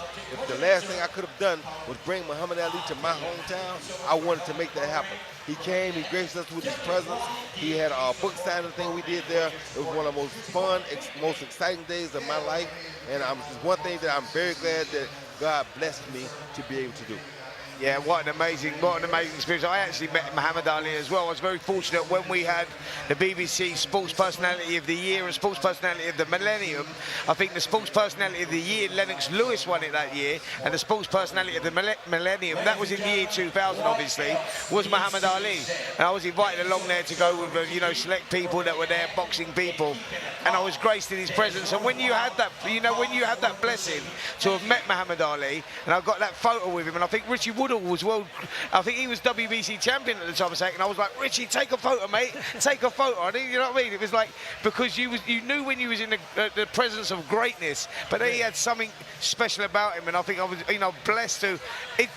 Some fighters, Roy, have got that aura around them where you go like, it's different to others, isn't it? Yes, it's way different than others. All the heavyweight champions, you know, to me, he was the biggest athlete ever. Because back when they didn't have no social media or nothing, the whole world knew who Muhammad Ali was. And that says a lot. Yeah, I mean, what was the reasons behind that? Yes, he was great in the ring, but it was what he'd done and what he stood up for outside of the ring as well, wasn't it? That made him, it was the humane part of him that made him so special. You know, he was loved by everybody around the world, no matter what. You know, even though he refused to go to the military, but those were his beliefs. You got to respect him for that. You got to respect his religion, you know, respect him as a person. He was a caring-loving guy, loved by everybody around the world, and probably one of the most famous persons in the world. You could make the top 10 most popular, recognizable names in the world. Muhammad Ali is right on the top. Yep. Yeah, he certainly was. And we've got some more brilliant boxing coming up for you very, very shortly. We've got a 10 3-minute round vacant WBF International Featherweight contest coming up against Michael Dasmarinas. He's a very, very experienced guy from the Philippines. He goes in against Eduardo Esquivel in a brilliant contest coming up. Now, these two have unbelievable experience. So I just want to talk a little bit about Michael Dasmarinas, and we see him there on the screen. 35 fights, 3 defeats, 2 of those, 2 draws with 24 KOs. Now, one of those 3 defeats, Roy Jones, was against the great Inoue Inoue for the IBF bantamweight title. He lost in 3 rounds to Inoue out in Las Vegas. But that tells you where this kid's at. Dasmarinas is a very, very, very tough guy, and Esquivel is also a tough guy. Yeah, he's a guy, the Philippine guy is the guy that you got to keep your eyes on, because he's such a great puncher with so much great experience already that I don't see nobody stopping him. I want to see him fight for a 126-pound title, because I think he's a guy who's worthy of becoming a featherweight champion. Yeah, he's been there, seen it, done it. He's got the experience for sure. He's 40 fights in now, and he's looking to make his way back up the rankings. He's got a good rankings at the moment, and he goes in against a very tough opponent in Esquivel, who's going to take the fight to him and see if he can take this opportunity. Tough South American, and I think we can expect an explosive contest here. Well, Esquivel always brings it when I've seen him before, so I'm sure he's going to try to bring it tonight. But he's bringing it against a monster tonight. Yeah, he certainly is, and the crowd have stayed here for that one. We are just about to get the ring walks, hopefully coming up very, very shortly. I'm blessed in the presence here tonight of Roy Jones Jr. and Joe Cortez, the legendary trainer. I got to let you have it for a minute. I'll be back. All right, so now I'm just blessed in the presence of Joe Cortez, as Roy Jones Jr. just has to slip off. Well, you know, Roy Jones Jr. keeps himself so busy. Everybody needs him for something. He's such a good guy to have around. You know, in the boxing world, people know he has a good head on his shoulders. He's always thinking right, always looking out for his fighters, always trying to improve boxing. He left boxing, but boxing didn't leave him. Yeah, totally that. You're right, Joe, in what you say there. And Roy, you know, he said, yeah, Spence, I want to work with you tonight. We'll do the commentary, me, you, Joe Cortez, who he's got a lot of respect for you, by the way. He said that was the only thing that he regrets out of boxing, you not actually reffing one of his contests. He said that he'll always go down and, you know, regret that. But he said, like, to be working with you would be great. But he's got 2 kids boxing on here tonight as well, so we've seen him in the corner, we've seen him doing the commentary, we've seen him chatting to the crowd. Shows you the mark of the man, doesn't it? He's active all the time, wherever he goes, no matter whether it's here, whether it's in the States, South America, Europe. He's very popular, very caring, and very attentive towards the fans. Yep, really good guy. And Seaford Russell Jr. has just joined us again. He's trying to fill the shoes of the great Roy Jones Jr. He's got some big shoes to fill there. No, I can't even walk close to those shoes. Definitely not in a competition with him. But it's been a great night. It's been a great night, and again, it's just taking it all in from my perspective, taking it all in from being in sharing the commentator booth with you guys, and you know, seeing Roy Jones Jr. do his thing as well. Seaford, explain to the people that may have joined us before, but after you was here, you helped us out at the beginning of the show. You helped us with the commentary and the amateurs, etc. Explain to the people what your role is out here, actually. Yeah, you was a former boxer. You've done a little bit of amateur boxing, a bit of MMA boxing, but you're now the sports editor out here in the Cayman Islands, aren't you? Yeah, I work as a sports editor at the Cayman Compass, the main newspaper here. And I did a little stint of amateur boxing when I was a teenager. I don't really consider it amateur boxing, certainly not to the caliber that some of these guys are fighting at in today's age. There's so much more at their disposal to learn from, and I didn't have any of that stuff. He was just kind of scrapping in the ring. But yeah, I mean, the night has been great. Some of the Cayman fighters have come out and showed their thing. You know, Jade Eccleston made his pro debut. I know that he reps that Jamaican flag, but he really is a product of Cayman when it comes to his boxing career, and he came out here, got the second round stoppage, and of course you mentioned our 2 amateur boxers. They also were successful in their fights. Amazing question. What are we going to be doing here in the Cayman Islands? What can we do to improve boxing to get more regular fights coming in, professional fights on a regular basis? Well, I tell you what, this kind of event is a prime example of the growth. And I said this to Spencer earlier, but we have never experienced anything like this before. Last year was the first. Obviously bringing in guys like yourselves, Spencer, you know, Joe Cortez, you guys are top people in the sport of boxing. So to have you guys here in the Cayman Islands says something in itself. You know, this might seem, you know, small for some people, but this is massive for the island. This is incredibly big, and is showing the growth. And honestly, we can only go up from here. We've seen more in-house shows over the last couple of months since the first clashing came on. The Boxing Association has revamped, gone on the World Boxing, and changed the name of their association, gone and changed it to the Cayman Islands Boxing Elite Federation now. So it seems like there's a shift in the chapter, and like I said, I can only see things going up from here.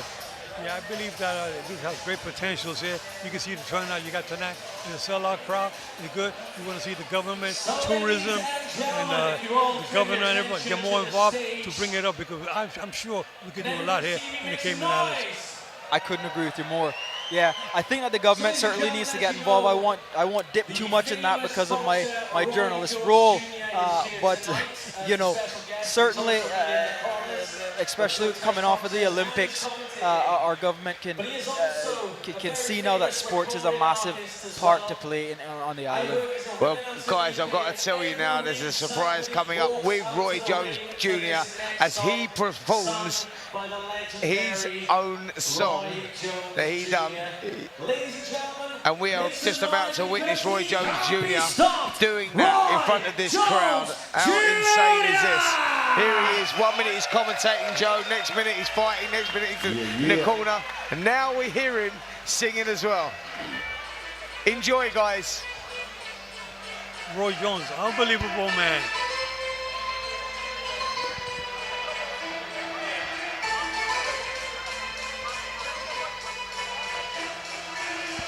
Can't be touched, can't be stopped, can't be moved, can't be rocked, can't be shook. We hot when we're good, niggas.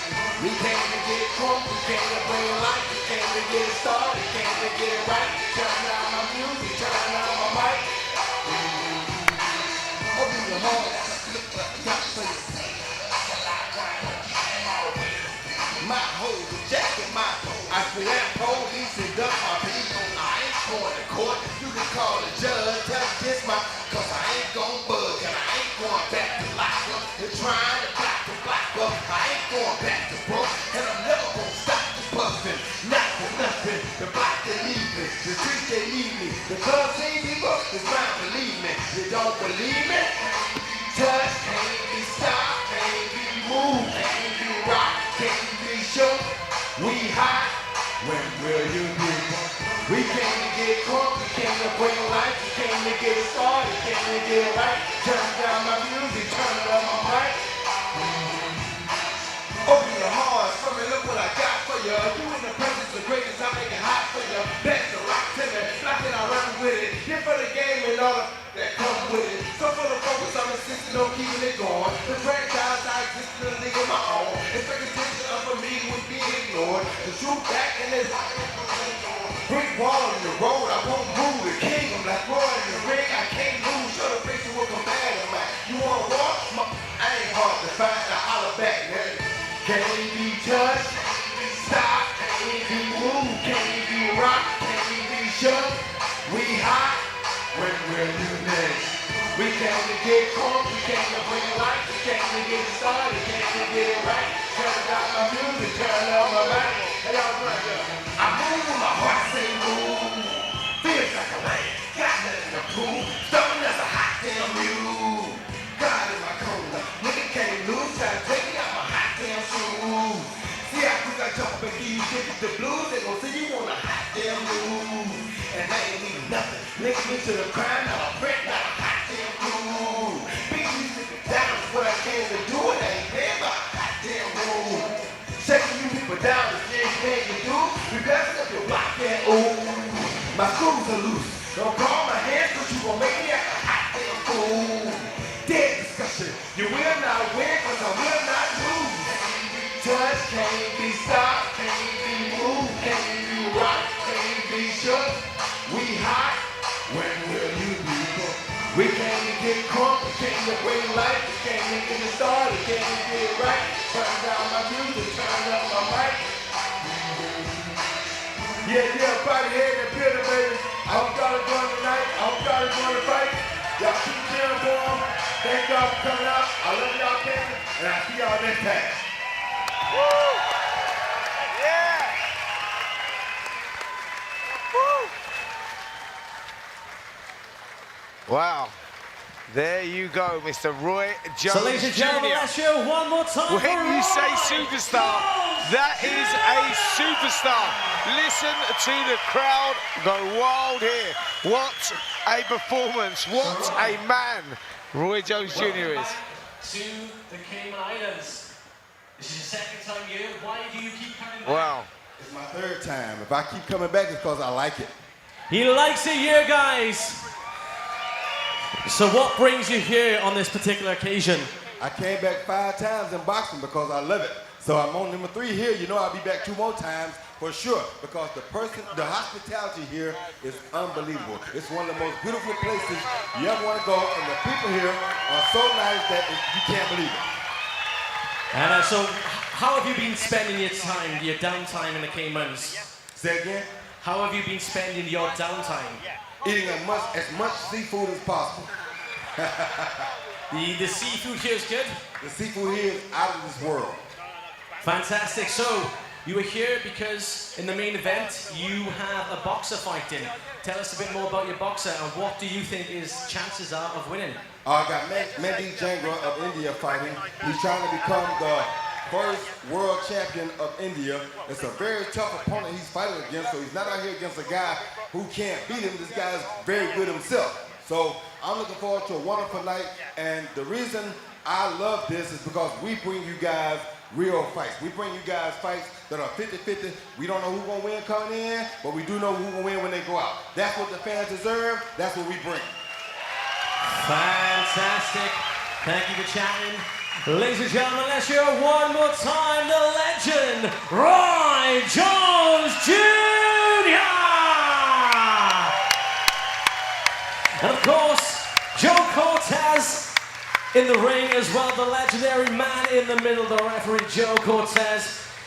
Aren't you lucky here in the Cayman Islands to have such boxing royalty here on your beautiful island?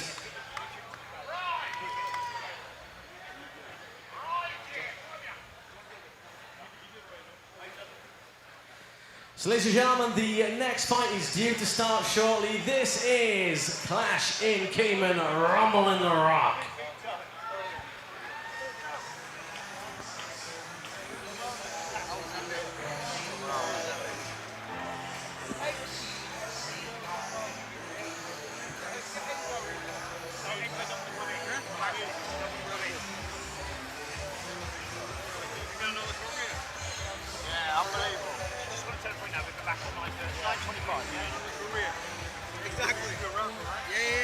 Wow, wow, oh wow.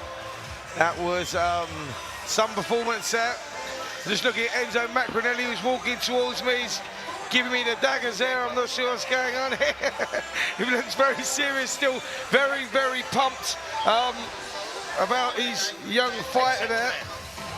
And yeah, just going to grab a word with Enzo Macronelli here. Enzo got in the ring there. I was saying to Ashleigh, what a good performance. A girl in the gym, a week with you, sorry, a year with you. Coming over, switching sports from kickboxing to boxing. But what an effort there, mate. Yeah, tremendous effort from Ashleigh. You know, I thought she'd been unfair with the judges. I thought they didn't praise her good work, which she's done a lot of. Look, she's been in the gym a year. I'm not going to moan about the results. I don't score at ringside, but she's done excellent. The stock has risen. Again, a year boxing to do something like that with Healy showed the potential she has. Yeah, it certainly does show that potential that she has there, and you know, I think that she can only learn from that, can't she? That she can go away, and that can mould her as a fighter. Because I was saying to her there again, I said, listen, you didn't get defeated there. If anything, you was victorious, because you look at the way the crowd loved it, with the performance she put in. She showed grit, determination, heart, all of that ends. She can only gain from that, can't she? Yeah, of course she can. You know, just lacking that little bit of experience, the ring IQ, coming around the ring, how to cut the ring off a little bit more. But again, you know, I can't fault her. She done what I asked. She's very, very inexperienced to be in at that level, and she acquitted herself very well. I'd like to see her dropping down a weight now, bantamweight, which is going to suit her more size. But look, she's strong, she's fit, she's always learning, and I'm looking forward to the future for her. Listen, what is the future for her now? What are you actually thinking about? You're thinking about now, sort of like taking her down to bantamweight, moving on. You've got a gym full of great fighters as well. Actually, mate, looking at you. What's going on here? Is there a little comeback coming back here, or what? What's happening? No, not at all. I just in the gym. I got a lot of young fighters. I don't want them to think they can take the big dog yet. So I'm just keeping myself handy. But as for Ashleigh, I'd like her to go down to bantamweight. She made super bantam quite easy, and obviously with her height, it'd be more even size-wise. But excellent performance. Done me and done the team proud, and I look forward to the future for her. Absolutely. Listen, she's got a bright future, that's for sure, mate. What about Roy Jones there, by the way? I mean, Guy had shared a ring with Roy Jones. He was victorious over him. I mean, you look at him, the career he's had. He's an incredible guy, and you know him, and you've become very good friends with him. But what about that performance, mate? Absolute legend, mate. You know, still pulling that off. You know, absolute brilliant. Look, people always ask me would I have beat Roy in his prime. Look, if I'd have landed on his chin at any time of his career, I'd have knocked him out. But in his prime, I'm 99.9% sure I wouldn't have caught him. He was that good. Absolutely, mate. You know, he was one of the greatest of all time. That is for sure. In his prime, you put him in his prime, and you go, you know, that's why he is one of the greatest. 4-weight world champion from middleweight up to heavyweight. You can't take that away from the guy, but. Mate, that performance he done there, but what about the character of the man, right? He's got 2 people fighting tonight. He's in the commentary position. I didn't even know he's getting up there to do that. Gets up there, sings his song. What's going on? Complete multitasker, mate. You know, he's not slowing down. Like you said, he's on the commentary, he's singing, he's doing bits and bobs, he's working the crowd. He better have his head screwed on, though, because my boy Conor McIntosh is up against his boy in the main event. Again, Conor's a big underdog. Trust me, Conor can fight, and we come in here to win. And that is exactly where I was going. This is one of those very rare moments where, you know, the great Roy Jones Jr. shared the ring with Enzo Maccarinelli, the great Enzo Maccarinelli, former cruiserweight world champion. They shared the ring together. They had battle together. Enzo come out victorious. Now they're in the corner again, opposite corners, but this time as trainers. How weird does that feel, by the way? Because like you two, like, I was saying earlier on in the programme, when a boxer, you know, shares the ring with another fighter, that gladiatorial sport that we're in, something really strange happens to you two after that moment, because it's a moment that only you two share. So you sort of become lifelong friends because it's something only you two are ever going to know together, and it's a gladiatorial thing. You and Roy have become very close. Now you're in opposite corners. Yeah, it's no friendship tonight, I'll tell you that one. It was friendship. Brutal. It's brutal, It was mate. friendship. It was friendship last night. It was friendship at the governor's house. He said some lovely things about me, but tonight he's my enemy. And look, we're happy to be here. Conor's been given a chance. Like I've said before the press conference, I know our role. He's come over to make Mandeep Jangra look good. We are going to upset the cart. Conor's come in. He's trained hard. He's grafted hard. He's listened.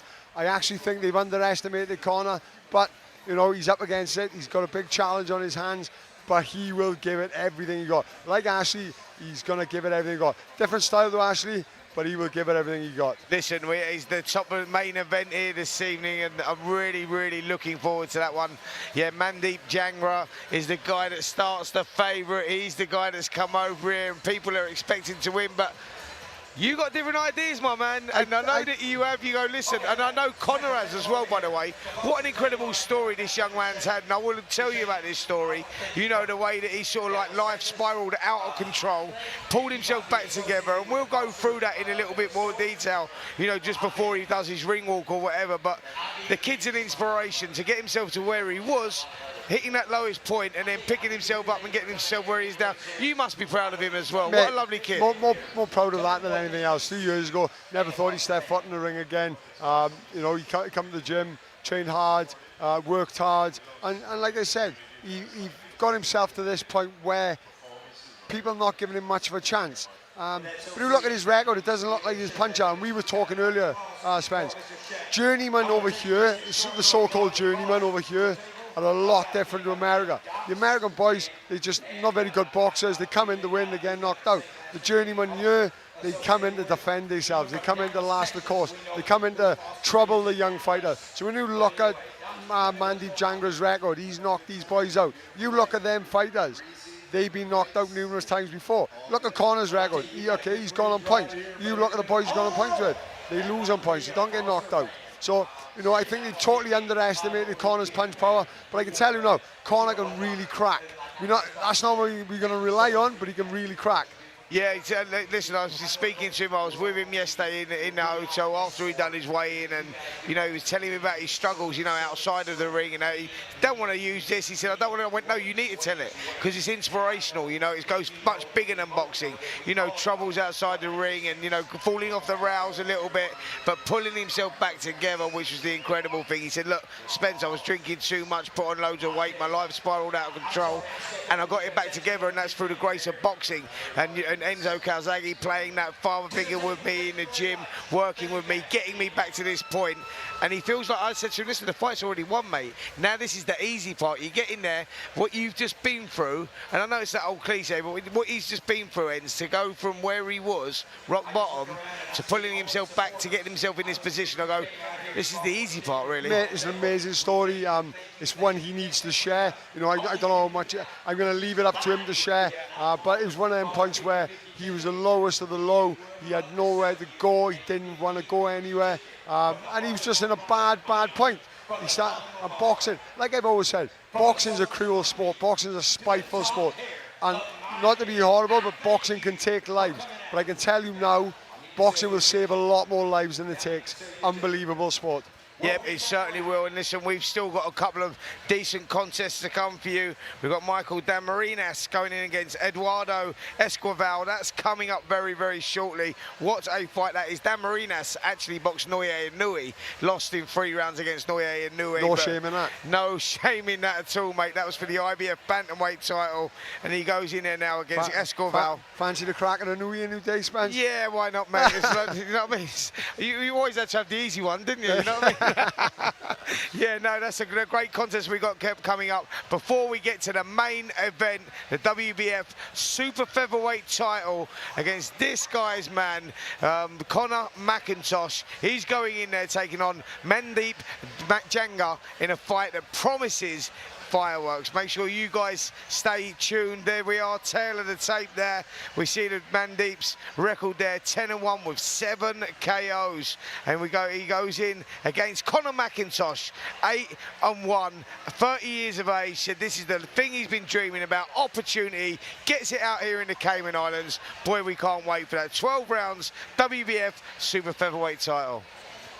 Can't wait, Spence, can't wait. I know you can't, mate. I can see you itching there. We saw you in the corner with Ashleigh, actually, and I saw how invested you are in your fighters, how emotional you are over your fighters. You're in there, you live it, you dream it, and I know what you think of Conor and what he's done, what he's achieved already, and we wish you all the best of luck, Enzo. I hope it all goes well, mate. No, you got to get off to the dressing room and start looking after him, so appreciate your time, mate. Thank you so much. Brilliant. Well done. And listen, guys, if you can stay with us just for another 5 or 10 minutes or so. There's been a slight delay there. I'm just going to be joined again by Joe Cortez, the great legendary referee, as we're waiting, Joe, for this next contest to start. And yeah, we're just going to, I've just been told that we're going to get the sports minister over actually to explain exactly what this is and what's going on around here. And here we are. Oh, we've got all the trouble coming in here as well. The promoter, Mr. Dennis Hobson. Would you like to say a few words about how it's gone tonight, Dennis, and how you feel it's going? Thank you ever so much, mate. Well, it's a pleasure to have you here always, Spencer. And I'm sure you'll agree that every fight that we put together is competitive, yeah. and more the merrier. And for us to team up with TalkSport and yourselves and all the guys at TalkSport, this is just the start of a long journey, Spencer. So I'm looking forward to it. I don't really take to your company that often, but you've grown on me, Spencer. Oh, that's very, very kind of you, Dennis, and you've grown on me as well, mate, bringing me to places like the Cayman Islands. We've got the first show here, Clash of the Caymans, back in December, where we saw Katie Healy actually win that Commonwealth title. She defended it in a fantastic contest here this evening. I'm looking around, I'm looking at the appetite that there is for boxing out here, actually. Absolutely packed crowd of 1,000+ people here, and we're just lucky now to be joined by the sports minister of the Cayman Islands to explain a little bit more about what this means to have boxing coming over here like this. The likes of Joe Cortez, the legendary referee, Roy Jones Jr., the amount of people that are invested in boxing, love the boxing, the tourism that will be coming. This is only great for the island, surely. Well, thank you so much for having me. It absolutely is fantastic for our country, with the likes of Joe Cortez and Roy Jones here supporting these events. It only will put Cayman on the map, because the last event I was fortunate enough to visit, and I've been a boxing fan in live since then. I've been to all of the boxing matches in Cayman since then. Oh, and that's exactly what it is. See what boxing does. It's like you go one of those things where you go, we do it so many times. We do it on our broadcasts or whatever. People that go wherever, they have not really got an appetite for boxing. But when you see it live and you see it in the way the events are put together and the effort that the people put into it, the males, the females, and what they put on the line every single time for our entertainment, that beautiful brutality that we see that attracts us to watching it. And what an event we've had here so far this evening. We've had 3 brilliant fights. And who would have thought, right? We see Roy Jones Jr., you know, what is he, 4-weight, 9-time world champion, going from middleweight up to heavyweight. We're in the commentary position. He says, Spence, I'm just going to go, mate. I'll be back in a minute. All of a sudden, he walks through the ring walk doing his song that he sung, and he absolutely, it was unbelievable. He killed it. He killed it, because I was over in the other table talking to one of my friends, and all of a sudden they said, Roger was coming out, and then I heard the music. I said, crap, I had to run and get my phone to take some pictures, because this is unbelievable, man. But Roy Jones has been one of those fighters I admired from watching him on TV, and the work and his work ethics of what he did to be at the top of his game.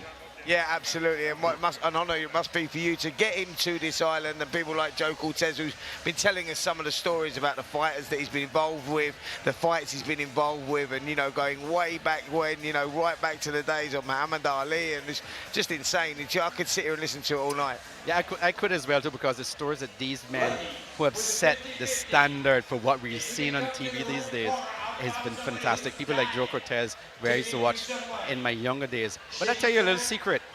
When I was growing up, we didn't have a lot of live television here, and we had to watch boxing on a VCR tape many years ago. And my father did not like us watching boxing. It was too brutal. But I absolutely love it. I enjoy coming to the boxing events in Cayman, and as long as I'm able, I will be supporting it.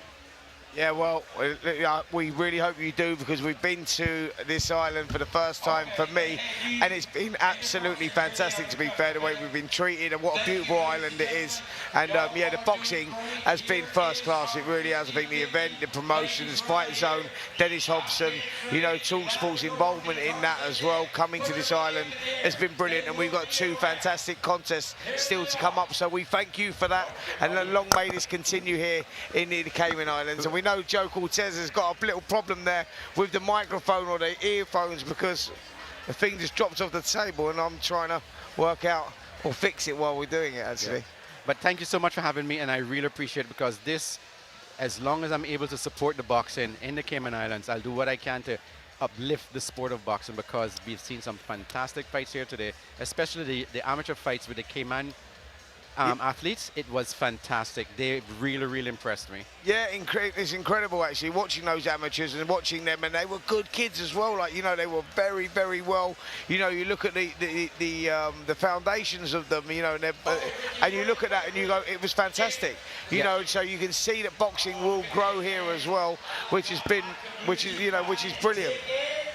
Just going to try and get Joe's. Yes, it was, and I mean, certainly thanks to GBH Productions and promotions, that it has been an absolutely fantastic event thus far, and I want to thank them from the bottom of my heart for ensuring that we have such a wonderful event here in the Cayman Islands. Well, brilliant, thank you so much, and you know, we really appreciate you putting these events on. Like I say, let's hope that these continue. We've got 2 more fantastic fights coming up, by the way. Well, I just want to wish you guys, I hope you guys are going to be coming back, and you need to come back to the District of Eastern, where I'm from and which I represent in the government, in the parliament. So please make sure you guys come back. Joe, I want to see you back in Cayman. Oh, absolutely. You know, Joe was talking about that Cayman Islands and how great, you know, the place is now, how well he's been welcomed, actually. So, yeah, of course we want to come back. Of course we want to be a part of that. So, yeah, we'll definitely be there. Thank you so much, and continue, yeah, with this boxing journey, because I'm sure it's going to be a great one.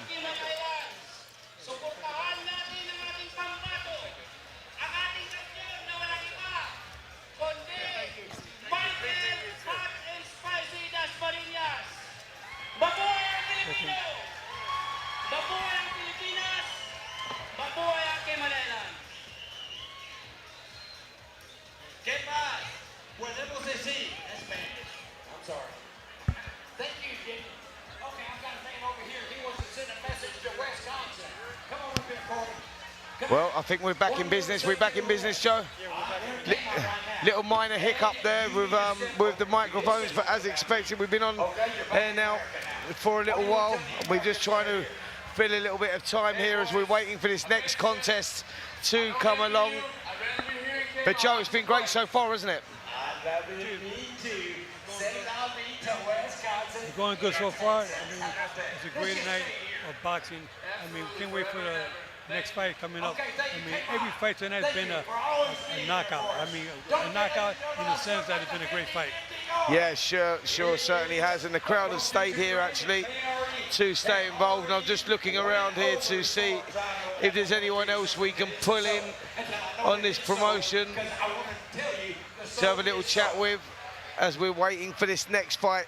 And I'm being told it's due in around the next 5 minutes or so. So, yep, if you can just stay with us. The next fight, the ring walks are due around 9:30 Cayman time. I think that's 2:30. You are working it out. I think it's 2:30 a.m. in the UK. So, yeah, we're just approaching now 9:30 here. It's 2:30 a.m.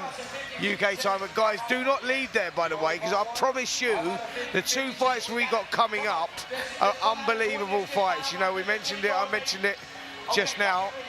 And, yeah, they're unbelievable fights. So, stay with us.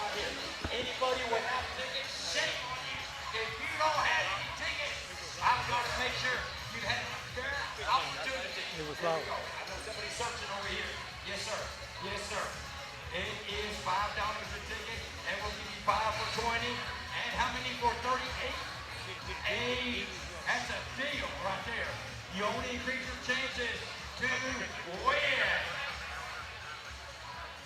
Come on, guys. One. Come on, guys. Oh, thank you so much. Thank you so much. Okay. We're not going to beg, but we're going to beg. Okay? We're not going to beg, but we're going to beg. How about one? How about over here? Close it. Here we are. Okay, ladies.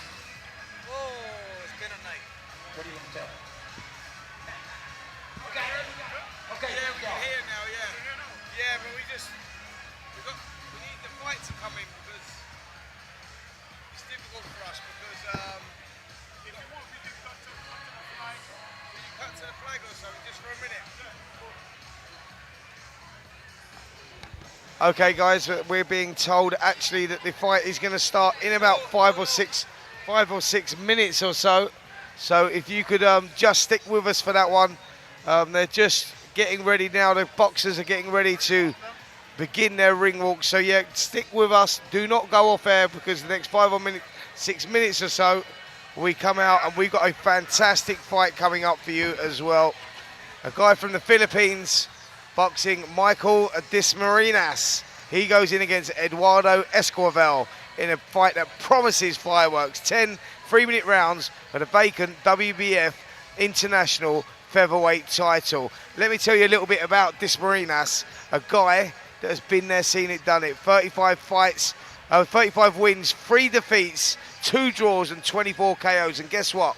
This is the level that he boxed at. Back in 2021, Dasmarinas boxed Naoya Inoue for the IBF bantamweight title. That tells you the level that this kid was at. Yes, he lost in 3 rounds, but Naoya Inoue, as we know, the monster, you know, what would you expect? And Dasmarinas is a tough guy. And he's in, Joe, against a tough guy in Esquivel, Eduardo Esquivel, who I was speaking to earlier, actually. And he said, listen, don't worry about that.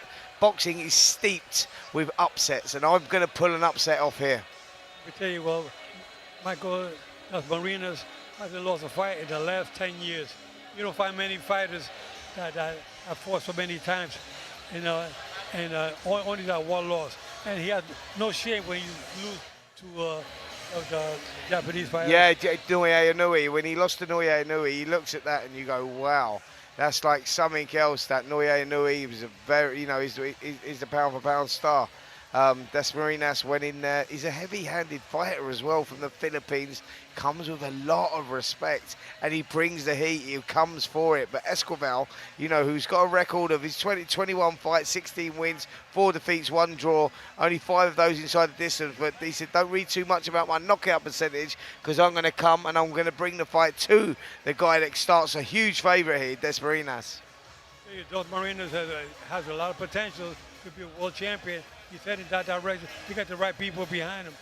You know, he's, I believe, the gentleman who's managing Manny Pacquiao. That's right, he's managed by Manny Pacquiao's manager, actually, so he's in that sort of camp, which tells you... Sean Gibbons? That's it, yep, and it tells you, so, speaking to Sean, actually, and yeah, it tells you, you know, he says, listen, this kid can fight. That is for sure. You look at him, you look at his record, he doesn't lose to many people. He's boxed a high caliber of fighter, you know, and he comes out victorious a lot of the times. Joe, you know what Philippines is all about. Just not just Manny Pacquiao, but you go way back when, and you know, Philippines is, you know, has history of producing great fighters. They're almost like the Mexicans, you know, Mexican Filipinos. I mean, they're so disciplined, and they try so hard to be the best at what they're doing. He has great potential. And when you have Flash Lord, that was one of the first famous Filipino champions. Then you have Jesus Salud, and you have Manny Pacquiao. Now you have Michael Dasmarinas, who's on his way to World Championship material. Yeah, really looking forward to that. We're just joined by Seaford, the sports editor here, and Seaford Randall Jr. Listen, mate, we've just been joined by your sports minister. What an honour that was, speaking to him. You know, he's shown his appetite for boxing, you know, just on the island. I mean, what's your thoughts on that, him coming over and saying how much he's enjoying boxing right now? I think everybody is enjoying boxing if they're in this arena here tonight. I'll tell you what, I don't think too much of it.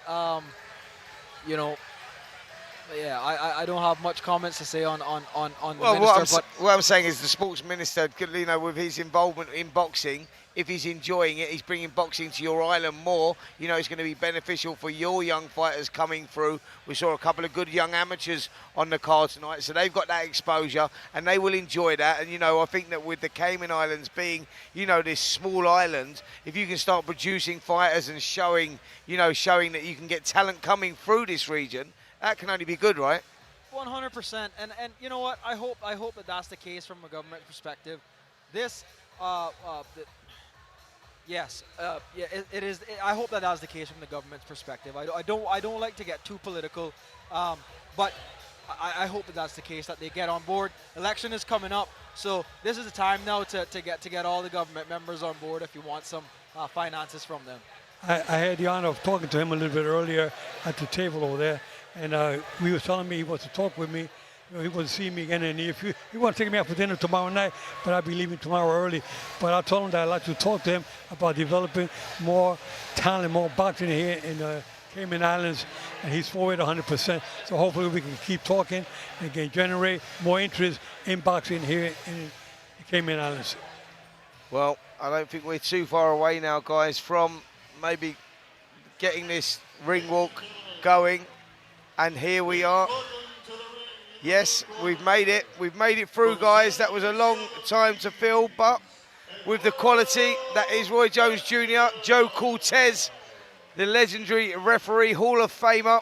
We've got through that last half hour or so. I hope you guys have stayed with us. Thanks for staying with us if you have, but trust me, you won't be disappointed. Two unbelievable fights coming up. We've got the main event coming up after this one. That's Mandeep Jangra versus Conor McIntosh. That's for the WBF World Super Featherweight title. But before all that, a fight that we were just talking about, the vacant WBF International Featherweight title, a guy from the Philippines, Michael Dasmarinas, a tough guy, goes in against Eduardo Esquivel. This one promises fireworks. Dasmarinas has been there, seen it, done it, boxed the best, beat the best, you know, and he's going to try and get back to the top, but he needs victory here against the very tough South American Eduardo Esquivel.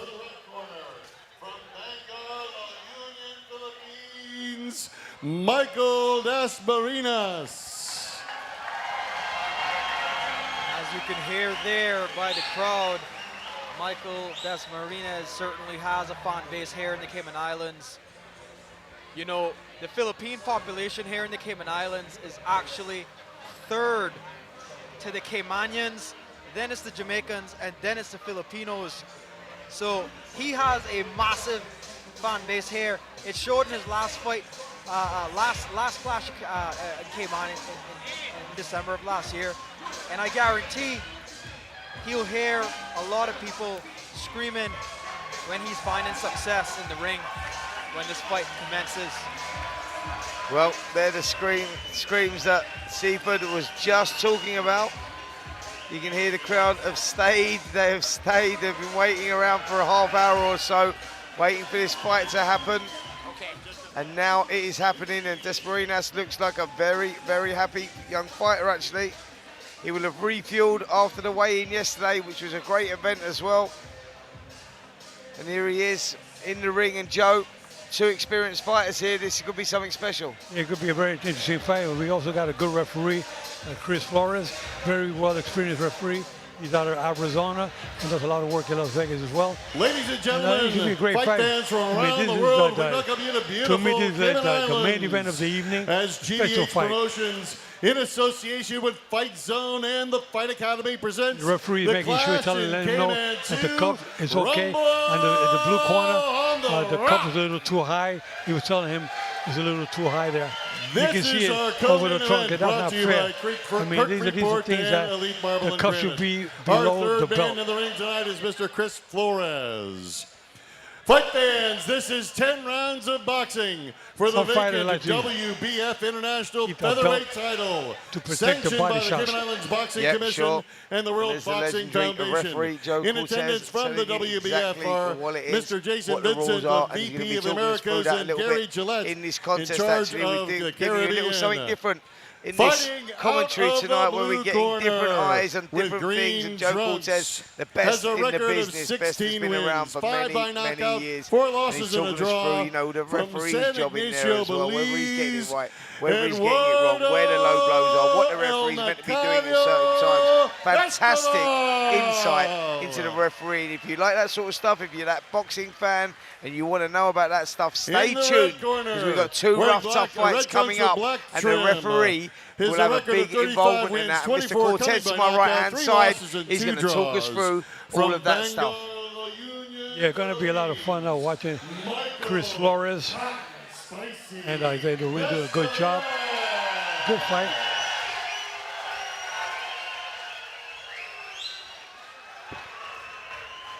And it is once again our referee in charge, Mr. Chris Flores. I gotta tell you, the main event has yet to come, but this fight in particular on the card is one that I am really excited about. I agree with you 100%. Both of these fighters can fight, you know, have a lot of experience, and they both want to make it to the top level as being world champions with your big sanctioning bodies.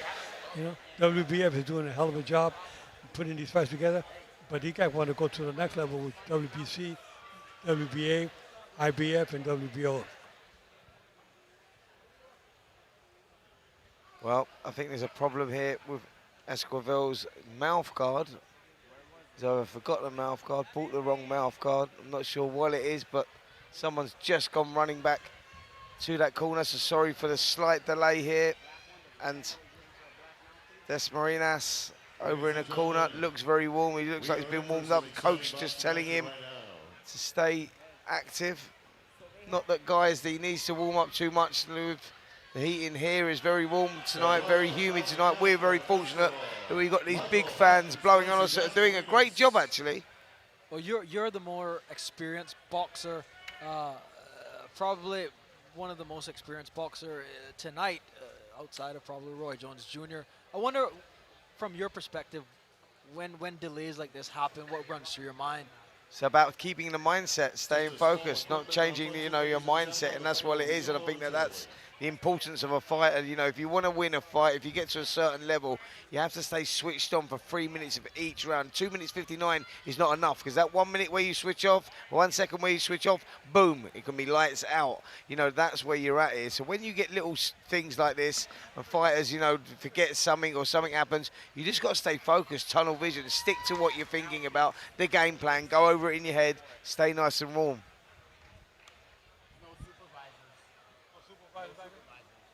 Back there giving the instructions?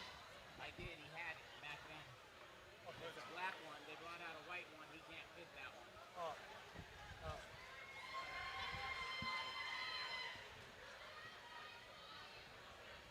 Well, stay tuned, guys, because this one promises to be explosive, that is for sure. Frustration here from both guys. Boxers, like he's waiting for his gum shield in the corner. Oh, here they come now.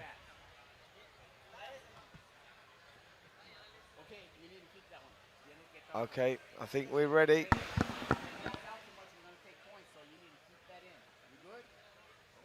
It seems like it's the same mouth guard that they were trying to get rid of at first, but they're just settling now for the one that they didn't want in the first place. I don't think it fits properly, that's the point. I think he's got a gum shield that has not been moulded to his mouth, and if the now this is where you come in, Joe Cortez, because if that gum shield keeps coming out, he gets disqualified, right? What happens now is that he's already been told to bite on the mouthpiece. Now, if he gets it with a punch and the mouthpiece go flying out, it can happen. Now, the referee got to take discretion. He's not spitting out intentionally, but if he got it punched out, you know, but that's he didn't have a fitted mouthpiece. He should have had one back in the dressing room. But that's why we got to help him here with the inspectors, get inspectors in there to make sure they have all that before they come out. Yep, at this sort of level, you should be having that fitted mouthpiece. But here we go, Michael Dasmarinas against Eduardo Esquivel.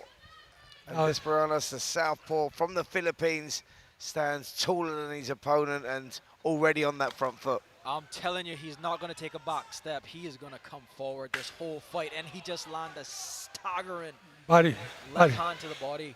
And you know what? When you get a southpaw like this, you got to be careful with the headbutts. Because when they come in, they both can clash heads very easily. You find a lot of that when there's a southpaw fighter involved. Yep. So there may be some accidental headbutts there. Yeah, we have to keep an eye on that. Esquivel is the smaller of the two. He's known as an aggressive type of fighter, but so is Dasmarinas. And big shots going in here from the southpaw. Big shots thumping into the side there, and that just seemed to unsteady. Whoa, big right hand as well. Esquivel feeling this. He's in trouble here in this opening round, and it's on unsteady legs. Uppercut goes in as well. Dasmarinas is a bad boy, I'm telling you. Yeah, you're going to stop him. I can see it happening. The referee got to take a close look at the fighter. And we don't want him to take unnecessary punishment. Yep, he seems on unsteady legs. Big left hand goes in again there. Dasmarinas boxing out that southpaw style. What a talent this guy is. Big shots thudding in, and Esquivel seems well out of his comfort zone here in this opening round. Big left hand again through the middle. Sorry, Joe. He's not going to take too much more of this. No, he can take going to take some punches here. The referee I can see the referee looking real close, looking at the eyes of. Whoa, big shot, and that was it.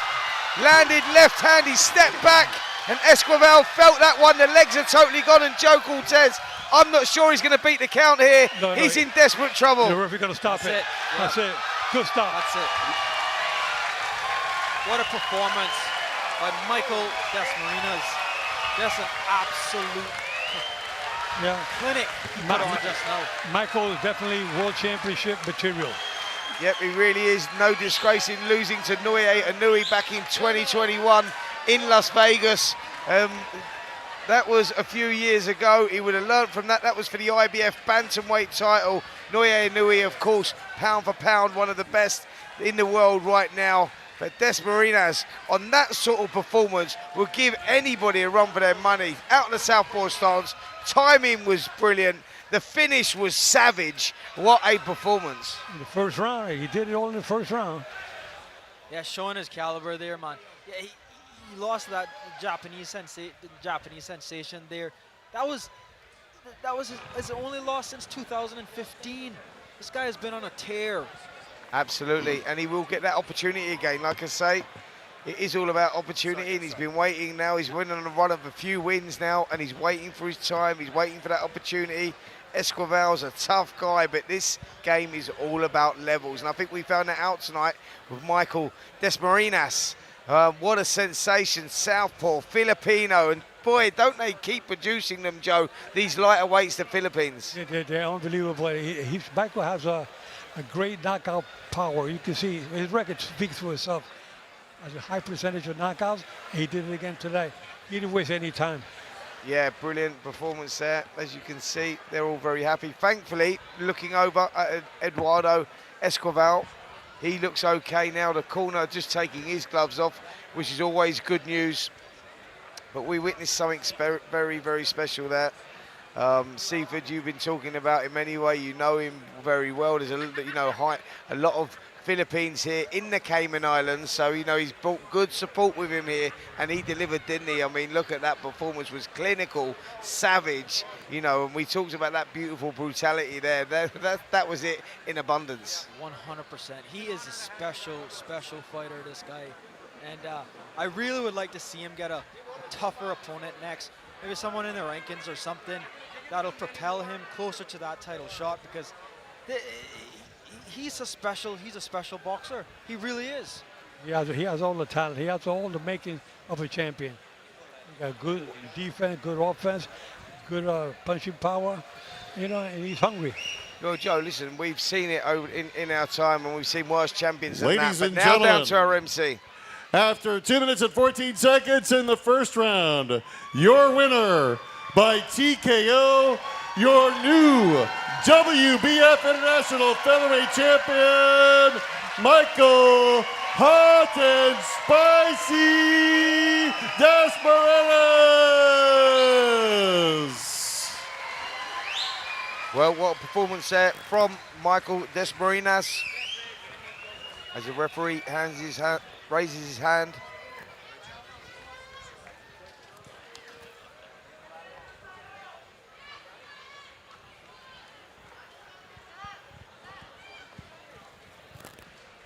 And just posing for his photos now, as he rightly should be after that clinical finish. Very, very impressive indeed. Now we just have one fight to go.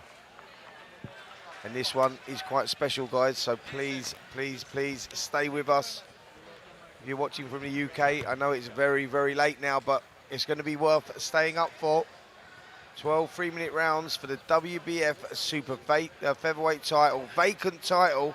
Mandeep Jangra, Roy Jones's guy, a guy that has an incredible story. 10 wins, 1 defeat, 7-0 by KO. Lives out in Florida now, comes from India. I'll fill you in all the backstory with him, but lovely guy, and full of ambition to win this one. And he goes in against another guy that's got an insane story, Conor McIntosh. Been with him all week from Wales, 8-1. Never had a knockout, trained by Enzo Calzaghe. Told me, he said, listen, don't worry about the 0 knockouts on the record. This kid can hit. He's also had an incredible life, inspirational life. He was doing very well as a boxer, went off the rails, spiraled out of control. He talks to me a lot about the drink and his life that went away from boxing and nearly killed him in many ways. And he pulled himself back, got himself back into condition, back into title contention. That is the real story. That is the real story. Getting himself back to where he was, and what a journey it's been for Conor McIntosh. Could he top it off? Could it be the cherry on the cake? Conor McIntosh looked like 2 years ago he was going to take himself out, let alone, to finish himself off with the drink, with going out of control. Now he's got himself back there. What an inspirational story. Could he top it off by winning a world title against Mandeep Jangra? Could you imagine that, winning a world title and Roy Jones Jr. is in the opposite corner? How good would that feel, Joe, if you beat a kid that's trained by Roy? I mean, you have to be very cautious, because if Roy takes the time to train somebody like that, he got a good fight in his hand. Roy Jones, he can make champions out there. We need better trainers in boxing, and Roy Jones definitely is one of them, because he's been through it all. 9-time world champion, great fighter. Ladies and gentlemen, make sure you stick around for our World Super Featherweight fight. Mandeep Jangra, Conor McIntosh, coming up shortly. We need to go often. Make sure you get some more food. Yeah, we certainly do. Well, guys, like I say, make sure you stay with us now. We know it's late back home in the UK. We're here in the Cayman Islands, where boxing is really heating up. It's now 9:46 p.m. local time, and we have just had the co-main event. What a performance that was by Dasmarinas, Michael Dasmarinas. What a performance, and we've got another big fight coming up.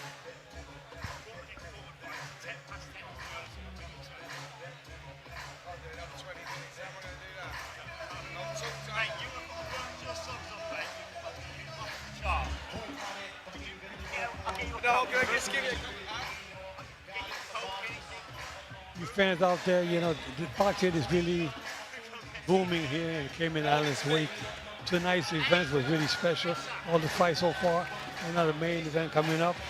This is what we want to see in the Cayman Islands. You know, you got great fighters, great trainers, and the treatment they give you here is unbelievable. They give you VIP treatment all the way. We're so happy to be here, and hopefully the governor and the tourism department and the prime minister, everybody gets involved and gives a push to boxing, which is what we need. We need more individuals like myself, Roy Jones Jr., to come here on a regular basis and keep the ball rolling so we can keep boxing going at a top level here in the Cayman Islands. Now you, Russell, you can't hear? Okay, Russell, now you work here as a sports editor, and you're here at the Cayman Islands. How do you see boxing now coming in the Cayman Islands? Sorry, I'm having trouble hearing you. Can you just repeat that question? How do you feel about the boxing in the Cayman Islands now that you're involved as a sports editor? Well, I've seen it grown. I've seen it grown from you know, we've had one boxer that has really taken Cayman to sort of a global stage. His name is Charles Whitaker, the Killer Whitaker, and he retired, you know, some 10 years ago from boxing. We haven't really had anybody that entered the pro ranks to get us over the top. We haven't ever had an amateur go to the Olympics. We haven't ever had an amateur qualify and went to, you know, the World Championships. We still have a lot of development to do here, but I think, again, this is the right route to go. This is, you know, where the fighters can get exposure, understand what it's like to perform under the spotlight, and make a name for themselves. And you have a lot of tourists come into the Cayman Islands, huh? Exactly. Yeah. This is a.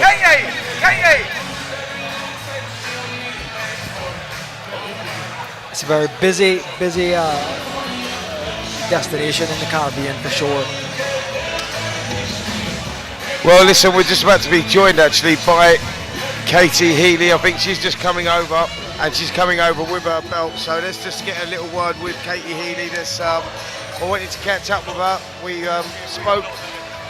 spoke. There you go. There's you go. Getting a little rehearsal there from Joe Cortez. Is always good. Legendary referee, Hall of Famer Joe Cortez, and yeah, he was very impressed with your fight, as was I as well. I mean, what a performance you put in there. I know we had a chance to speak a little bit in there, but I just wanted to congratulate you on the performance. Have a look at that little bad boy. Have a look at that little bit of bling. Hey, she'll have that round the pool tomorrow. Don't worry about that. I will. Absolutely. Listen, it's you know, it was. I saw you actually you come round the house, and we saw you round the pool. And you were cutting weight, and you know that is the reality of how tough it is. You're out there, it's like 100-degree heat. We're all in the swimming pool swimming. You can't even go in the water, and then you go to me, Spence. I can't wait for it to be over. Once I get there, and you know, I can have something to eat and actually drink something and walk around with a little bit of bling still on my shoulder. The same belt that she won out here a year ago, last December. Cayman Clash 1. The first show that they've done here. She's come back, she's topped it. The crowd absolutely loved you here, by the way. Oh, thank you. No, it's amazing to be back, and the atmosphere here tonight has been amazing, and just meeting everybody and seeing people that I met here last year as well. It's been such a great night, and to top it off, walking around with this still on my shoulder and taking it back home. So, yeah, really happy. Can I talk about the ring walk, by the way? So, I wasn't expecting it, if I'm honest. I don't know where it come from. I wasn't expecting this, so I'm sitting there. I'm thinking, all right, yeah, we've seen Katie all week, and yeah, she likes a little chat. She can, but you know, most women do. She can have a little wagger, and I just saw you ring walk. The music come on. I'm like, go on, girl. Go on, girl. You was absolutely giving it there. I was it was brilliant. living my best life, I'm not going to lie. But we chose that song this week. Gav chose it. And then I don't know what came over me. I was having a great time, and I thought, let's just go with it. That's exactly what it was, though, wasn't it? It was about that being in the moment. And I saw you walk through the ring entrances that we got there, which are fantastic. And you had all the strobes and the smoke going. But it was when you come out of there, actually, I just went, she's in the zone, man. You just went. But it was like, I don't know if you left the Cayman Islands and went somewhere else or what, but you're just like wetting your lip and going for it. And I just thought, fair play, man. Like when you're talking about enjoying the moment and sucking it all up, and I spoke to Ashleigh actually about this moment, and it was very soon in the moment for her, but she said it was a pinch myself moment. A year ago I started boxing, then I come here, and I saw you doing that ring walk, and I thought if there's two girls that have embraced this moment more than anyone, it was you two. Yeah, and do you know what? I said it in the ring to Ashleigh, credit to her. A year in your career, it's so early. She's got so much time and a really bright future ahead of her, and she's right, it is a pinch me moment, and I'm lucky to be back here for the second time, and it still is a pinch me moment. It's such a beautiful place, amazing atmosphere, and yeah, I'm just grateful for the opportunity to be back here and hopefully be back again. Well, listen, explain to me, why is the year that you've been out, obviously not a year, but you've been out since last December, so 11 months or so. How come you haven't boxed since then? Because Roy Jones Jr. said something, you're going to listen to the commentary back, I'm sure you are. Roy Jones said something that was very, very important to your development as a fighter, and he said that girl has improved so much. I was at the first one, the way she was working on the inside, shot selection and whatnot. Why was you a year out, and how have you improved so much in between that year? So I have had one fight, but it was a 6-rounder about mid-year this year. But we've just been working behind the scenes. People have probably seen I've been a little bit quieter on social media and things like that because I've just been so focused. I'm so critical of myself and watching the fight back and kind of working on things with Gav behind the scenes, and we've had a vision of what we wanted, and we've started to see those improvements tonight, and to just hear from Roy Jones Jr. himself those improvements, and even having a chat with him backstage, it's amazing to hear. Yeah, I mean it was. I mean Roy was talking about how he was controlling the fight, working everything behind the jab, and then as expected, Ashleigh started to come back into it a little bit. You know, we see, but I think it was a moment there where I thought she needs her second win. Like you seem to just lose a little bit of snap and a little bit of rhythm and maybe a little bit of focus in that middle part, but then you pulled it back together in that last quarter. You pulled it back together and you just shot selection, and Roy's like, she's back, and you put yourself back in the game again. But credit to Ashleigh for taking you there, but credit to you for showing that adaptability. Yeah, 100%, and it happens. We said it back in the warm-up room before coming out to the fight, that if it does happen where I start getting a bit flustered from Ashleigh coming on to me so much, just take a step back and go back to your basics, and that's exactly what I did. Yeah, fair enough, a round or two might have lost a little bit of focus, but like you say, it's just adapting, and that's all part of the game, and it's difficult to do. It's really difficult to jump back, and you'll know yourself when you're in the ring, time goes very quickly. It does, and if it's really, really hard and you're starting to run out of steam, time goes very, very slowly, trust me. I remember the first time, my first European title defence, and I went into a 12-rounder. I went 12 rounds for the first time, and I remember looking up, and you see, like sometimes the worst thing you do is look at that ring girl, and you look up and you see round 6, and you think, really? Yeah. I'm only halfway there, and they sort of like, you look up again, you go round 9, oh, I'm getting there now, and you see round 11, you think, right, there you go. It's mad how the brain works, isn't it? Like that first 12-rounder, or for you, in your ladies' cases, then 10 rounds. That first 10 rounder, you go, it feels like you're in there forever. Like the emotions and everything you go through, people just won't understand. It's an insane thing, isn't it? No, it's right. And I've done quite a few 10-rounders now, and there's part of me that loves them because we only have 2 minutes to show what we can do, and those 2 minutes go so quickly. But then equally, you're right, when it's a tough fight and you're only halfway there, you're like, come on now, come on. Yeah. I mean, that extra minute, by the way, like people always ask me about that. Should women be doing 2 minutes? Should they be doing 3 minutes? I know a lot of you women want to do those 3 minutes, but that extra minute is like, oh mate, it's like an extra 10 rounds in every round, especially when you're feeling it. It's like, do the 2 and you think, yeah, you're right then, but that extra kicking on like that. I was going to ask you, is that something that you would like to see change? People ask about that. I say if it ain't broke, don't fix it, because I think the tempo that you girls do is brilliant, and I think that I've sort of been quite vocal about it. I said, listen, they may not hit as hard as men, but their bone density is different as well. The skull structure is different as well. Sorry, mate. You're going to end up getting in a fight out here, but in a minute. Carry on, mate. Skull should spend a long night as well. Skull structure is different, like bone density is not as thick and all that. So I just think, why break something? Why do you always want more if we're getting what we want? Yeah, no, and I get that. And I think I've kind of got a mixed opinion about it, because I think the 2 minutes that we do have, you see explosive fights. Like I said before, we have a really short period to show what we can do, and you see that. You see really quick pace. But then again, in 3 rounds, would we see more stoppages? Potentially. I think it would slow the game down. And it's a difficult decision. And I think part of me is like, yeah. And then the other part of me is like, do I really want to do a 3-minute round? We'd have to wait and see. But yeah, it's one of those. There's a lot that goes into it. And you're right, there's a lot of science. Women are built differently too, but yeah, we'll see what happens. Brilliant, brilliant. Well, listen, I've kept you talking. You don't mind a chat, though, do you? I don't mind a chat. You're all right, aren't you? I'm okay. 1 minute, 1 minute.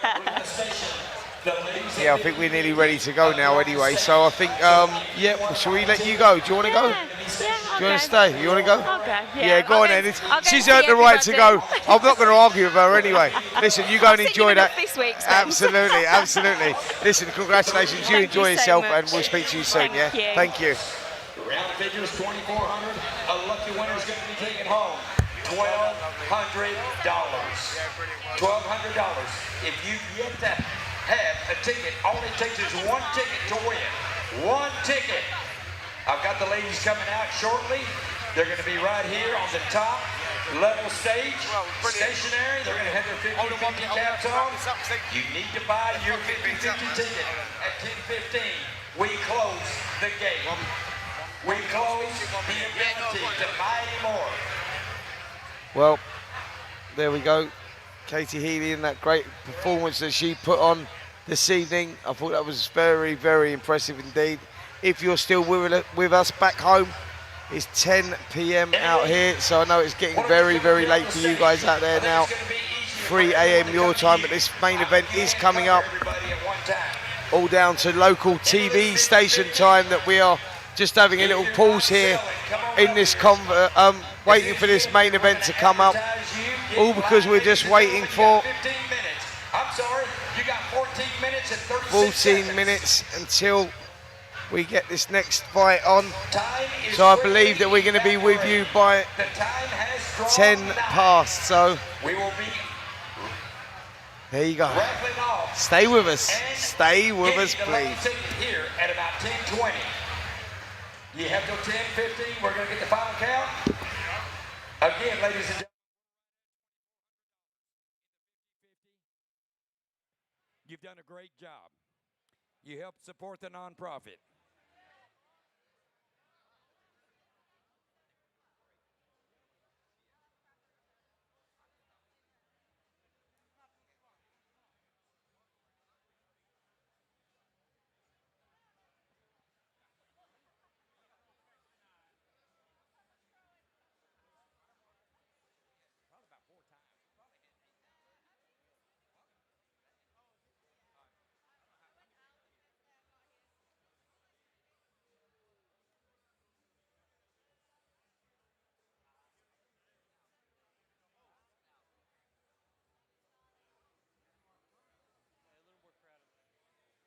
Okay, ladies and gentlemen, the time is drawing nigh.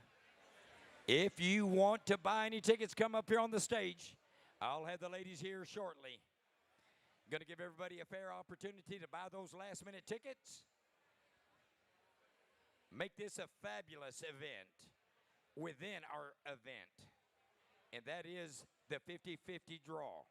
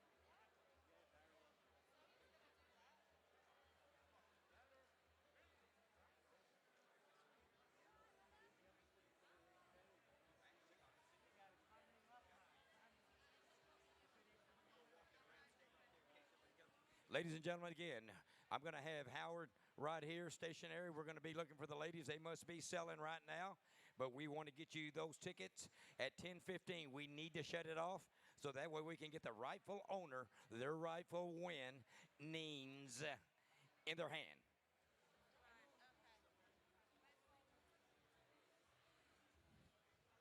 Okay, here they come. Okay, ladies and gentlemen, they have made their way up here. We're going to put them stationary on the top. There you go. Give them something.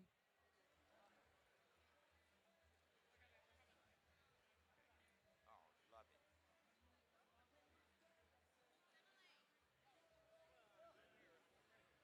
Ladies and gentlemen, we have our 50-50 raffle tickets right here for sale. Again, at 10:15, we shut it off. Come on right here. Get your tickets right here. 50-50. Starting to line up. We're stacking them deep. We're selling them cheap. I hate it when I get involved. Shit, I get so freaking involved and I make it happen. I hate to lose. Come on, ladies and gentlemen. Here we are. We're stacking them deep. We're selling them cheap. We've got a lot of money on stake. Please come over here. Let's get this done.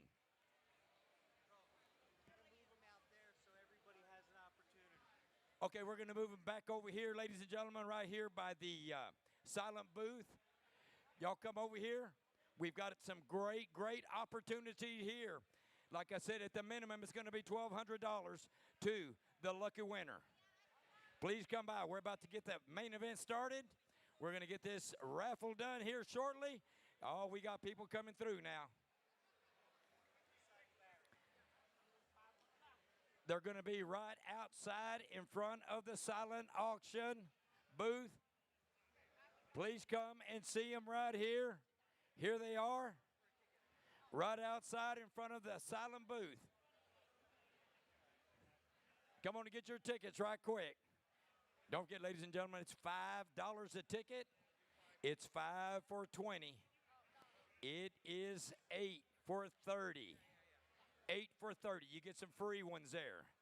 Just to do the math, you're going to get 2 free tickets when you buy $30 worth. I think it's 2. I think it is. Get 8 for 30. Come on and get your tickets right here. I hate it when I get involved. I hate it. Did you buy? No, you didn't. Oh, they're in my pocket. They're back over there. Hope you win it. I'm going to give it back. Okay. I'll give it to you. Yeah. Okay, ladies and gentlemen, come on. The time is drawing nigh. I've got all this USA boxing officials here. I love them. Okay, ma'am, are you ready? Are you ready to see this winner come out of the hat? Yeah. Okay. Yeah, I love it. Come on, ladies and gentlemen. We got a line over here. Come over here. Right here in front of the silent auction booth. Come over here. Let me see, what time is it? We're about to make the final count. It is 10:05. You got 10 minutes. 10 minutes. 10 minutes. Then we shut down your opportunity.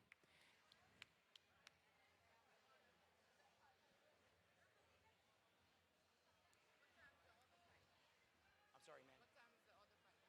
I think right after we draw. We're going to draw at 10:15. And then the other fight? And then the other fight's going to come in after. Emily, you've got a small break from selling. You need some more people here, don't you? Yeah, we do. We need some more. Come on, y'all come over here to the corner. Emily's waiting.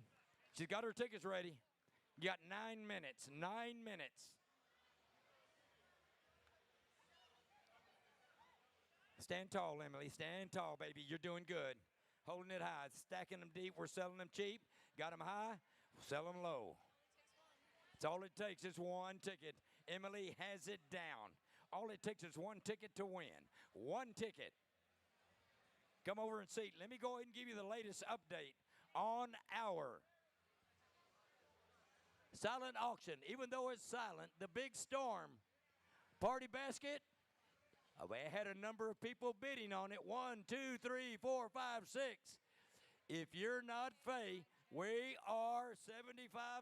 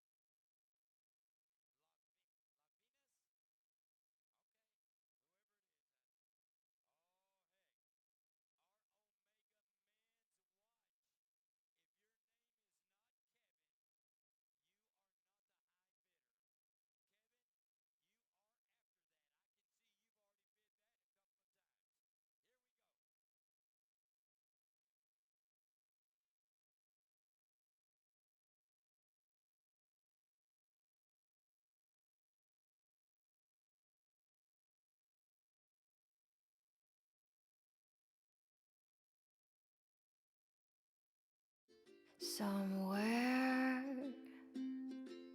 beyond the sea, somewhere waiting for me. My lover stands on golden sands and watches the ships that go sailing.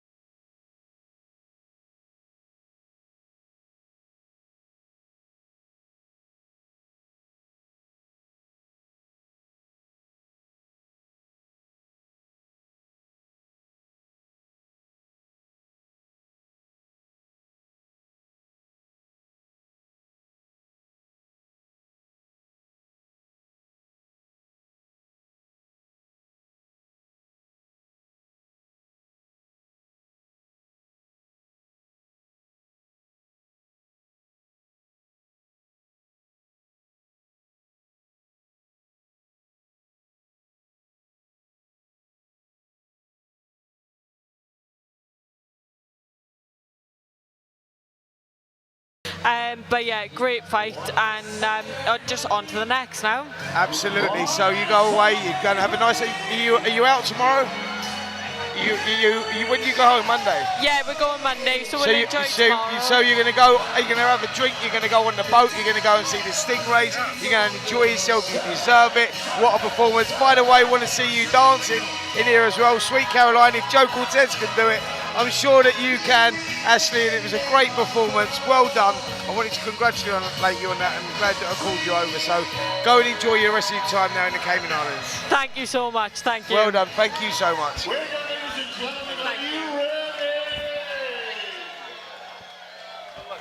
Please welcome to the ring, from Wales, Conor McIntosh.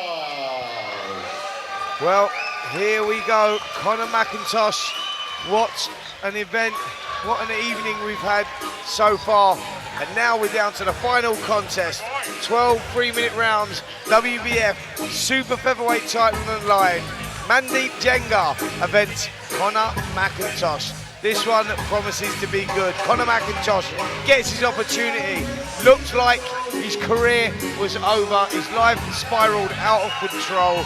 He's pulled himself back together, pulled himself up there, said that he hit the lowest point in his life. He went through all sorts of trouble outside the ring, got himself back together. Shouldn't even really be here today, but he is here and now fighting for the WBF Super Featherweight title. And he said to me, Spence, I am not letting this go lightly. He wants this. This is all about opportunity, and he's certainly got that opportunity here. He's brought a good crowd with him, and as you can see, Enzo Macronelli in the corner, former cruiserweight world champion, WBO cruiserweight world champion, is in the corner, and guess who's in the other corner? One Mr. Roy Jones Jr. with Mandeep Jangra.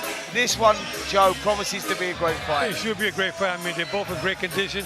They were both focused. They've been talking much about it, and I get the ring announcer ready to go on.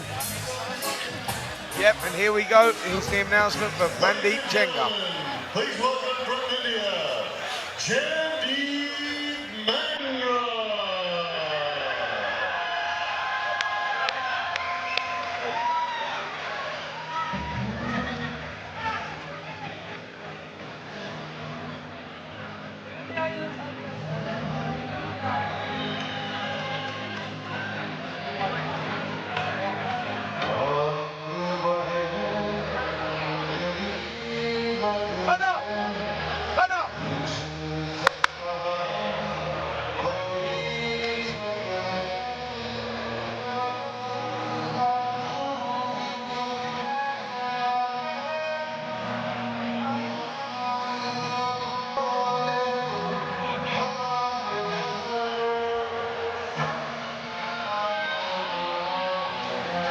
Well, here he comes, Mandeep Jangra.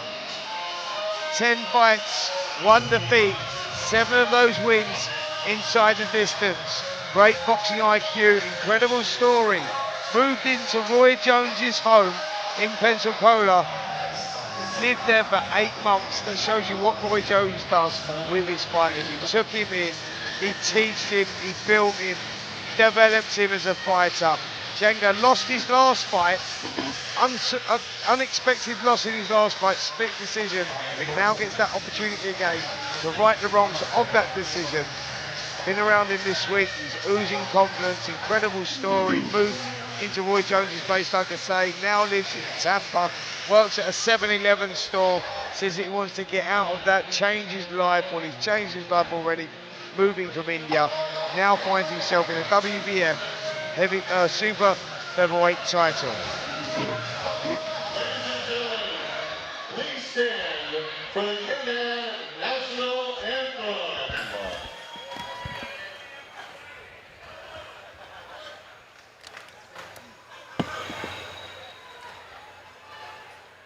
Oh, and the soft fresh breezes of verdant trees so fair, with thy Creator's glory reflected everywhere.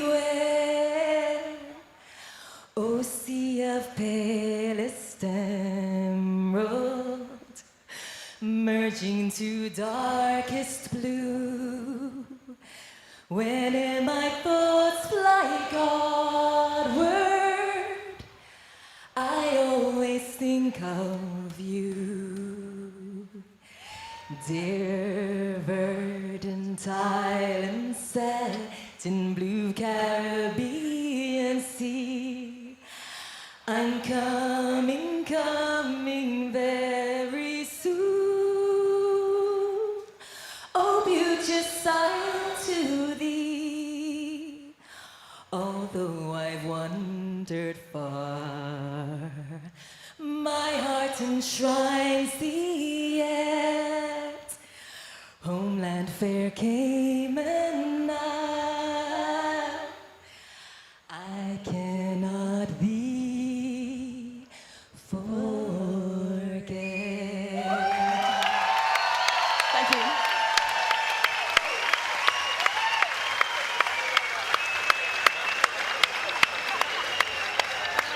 Ladies, please remain standing for the Welsh National Anthem.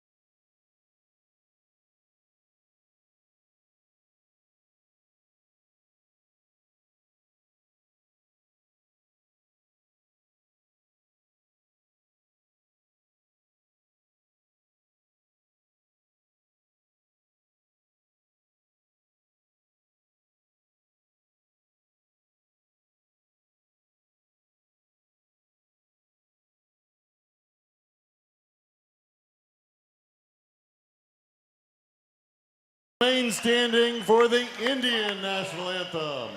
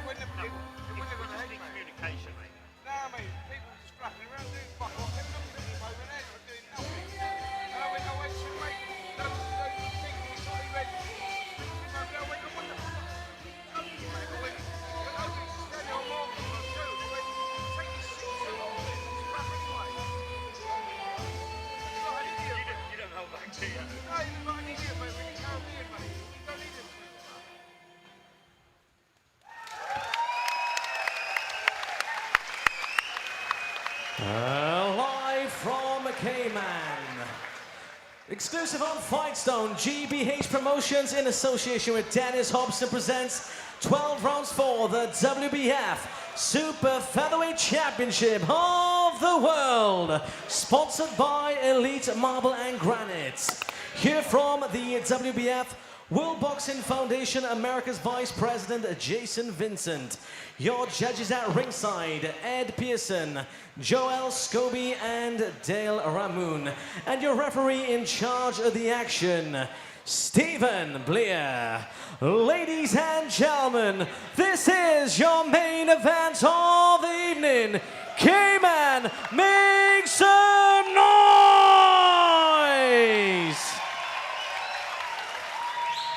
Introducing first in the blue corner, wearing the black shorts, standing with his head trainer Enzo Macronelli. Weighing in at 129 pounds, his record 8 wins and 1 defeat. From Port Talbot, Wales, Conor McIntosh. And his opponent in the red corner, wearing the cream shorts. He stands with his head trainer, Roy Jones Jr. Weighing in at 130 pounds, his record, 10 wins and 1 defeat. 7 wins coming by way of knockout. From Carrion, India, Mandeep Jangra. Okay, gentlemen, you both are going to be representing your countries, fighting for a world title fight. I want 12 rounds of clean boxing. I don't want to see anything back here, back there, or here's his belt line, nothing below this here. This is perfect right here. Are you looking, listening? Okay, just touch him up. Let's take care of business. Well, there's the referee with his final instructions, and now we are underway. 12 3-minute rounds for the WBF Super Featherweight title. Mandeep Jangra from India against Conor McIntosh from Wales. Okay, gentlemen, have a seat. Have a seat. Ready? Let's go. Here we go, beginning of the first round. McIntosh boxing out the southpaw style in those black shorts against Mandeep Jangra. Guy that used to live with Roy Jones, spent 8 months at Roy Jones's house before moving down to Tampa, where he now works in 7-Eleven. Says that this is a big opportunity for him. Nice kid. Did speak to him this week. And also Conor McIntosh. What a guy he is. What a story he is. What an inspiration he is as well. Expecting a good one here, guys. I tell you that McIntosh is a southpaw, and going to give Jangra a little difficulties, because it's always tough to fight a southpaw. And I hope that in training, I'm sure that Roy Jones had him sparring with a left-handed fighter to make it, he could accommodate much better. But it's that easy. He's telling the referees warning him about stepping on each other's foot. And that happens when you have a right-handed fighter fighting a left-handed. They step on each other's foot, and the referee just warned him on that. Yep, certainly does. Also, the best shot for the southpaw is that straight right hand through the middle. But been doing that. There you go. That's the shot that I was talking about. McIntosh got to be careful of that shot. Good confident start here from McIntosh, taking the centre of the ring, just looking to work behind that southpaw jab. But Jangra does look like he carries a bit of power. 7 of his 10 wins coming inside the distance. Good movement there, Joe, as well. Yeah, you got good style, got good movement.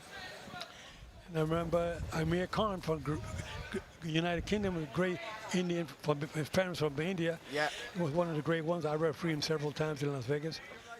Yeah, Amir Khan was a great fighter himself back in the day. Yes, he was. That I see a lot with a lot of Roy Jones fighters is they keep that hand out. They don't have a tight guard like a traditional boxer. They're always loose and keep that hand out there. Yeah, the right hand that he threw was a little on the wild side. I didn't like that. Yep, just with his feet out of distance there. When he let that right hand go, he just needed to move his feet slightly into range by holding his feet the way that he did and throwing the right hand the way he did. He reached and leant forward, which puts himself in a very vulnerable position. Thankfully for him, McIntosh didn't make him pay. Right. It seems as if it's just like a feeling out process. These guys are not like a couple of the fights that we've seen. They're sort of testing each other here, but I say that and then they land the bomb. Yep, lot on the line here for both of these guys. It could be a big turning point in their careers. That was a nice little bit of movement there. Good confident start this from McIntosh actually, because yeah, Hanga throw a straight right hand, hit it with a good straight right hand. Yep, Jangra is the one that's probably coming here, started the favourite. Referee got a water punch behind the head.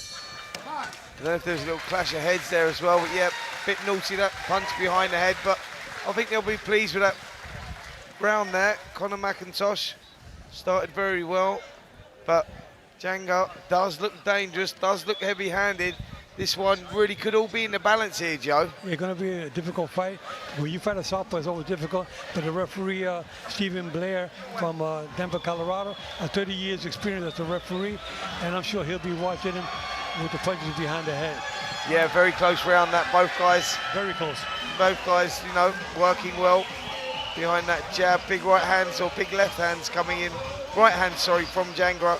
And McIntosh replying with the left hands as well. So this one all poised, all set to be something quite spectacular. Both guys have been talking the talk all week, Joe. Let's now see if they can walk the walk. You know, a lot of these fighters, when you fight a southpaw, there's a tendency of clashing heads more often than regular. And you know, if there's an accidental headbutt, you got to go after 4 completed rounds to go to the scorecard. Before that, it would be a no decision. So anything with the accidental, after 4 completed rounds, there's no standing A count, and only the referee and the doctor can stop the fight. Well, let's hope it doesn't come to that, but both guys want this so much. You can feel the energy in there from both of these guys. They're taking a look at each other. There's a lot of mutual respect there, Joe. You can just see that, and they both recognise what is on the line for these one. The winner kicks on and gets great opportunities. The loser has to go back, rebuild. This is, you know, it's a difficult thing to do after boxing for a title. Well, you know, when you lose a fight, you got to go back to the drawing board. But they're both young, and they both have enough time to get up to the championship material. Well, whoever wins this title here can definitely be moving up the ranks. He'll be rated one of the best in the world. But then you got to fight with one of the main sanctioning bodies out there. WBF has been around since 1988. But they want to fight for the green belt, WBC belt, WBA, IBF, or WBO. Yeah, this is a great stepping stone, isn't it? Great, For sure. you know, to give you great leverage to springboard you up into bigger, better things. Not taking anything away from the WBF, but it does set you up and it gives you a good platform. For sure, definitely, you know, it's the way to go. If you're going to start in boxing, I think that's the right way to go. It's 4 titles, lower division titles, but then you develop into the world championship material. Well, again, both guys sort of having their successes here, albeit little ones at the moment. There's a lot of respect from these two. Good movement there from Mandeep, working well. Oh, lovely movement again, gets a bit wild with that backhand, the right hand. Just wings it over there as well, McIntosh. Got to be careful of that, but lands some good shots himself. That was a good right hand punch by McIntosh. Certainly was.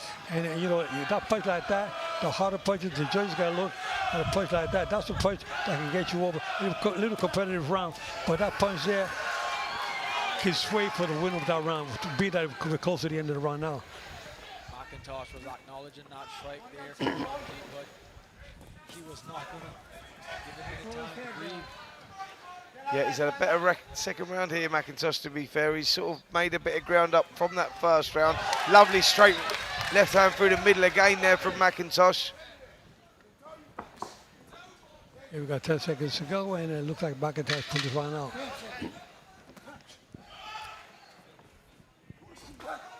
Well, body shot just went in there. He's got to be careful, McIntosh. He doesn't get caught as he's coming in, doesn't get reckless, needs to stay focused. I'm with you, Joe.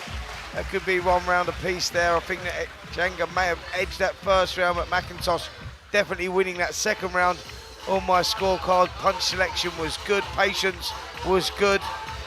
Roy Jones just talking to Jangra in the corner there, keeps him standing up as well. Jangra seems pleased with himself. He just whispered into Roy's ears. I wonder what he was saying there. Maybe that he's happy with that. And just looking at the corner there of McIntosh, who's picked up a cut over that left eye, actually. Let's hope that that's not too much of a problem, because that seems to be on the eyelid there, Joe. Yeah. And, you know, is that a problem with the blood running into the eye, etc.? Well, it's a problem because, you know, that's with the muscle of the eyelid is that. And sometimes the doctor will look at that, and if it gets really bad, they may consider stopping the fight.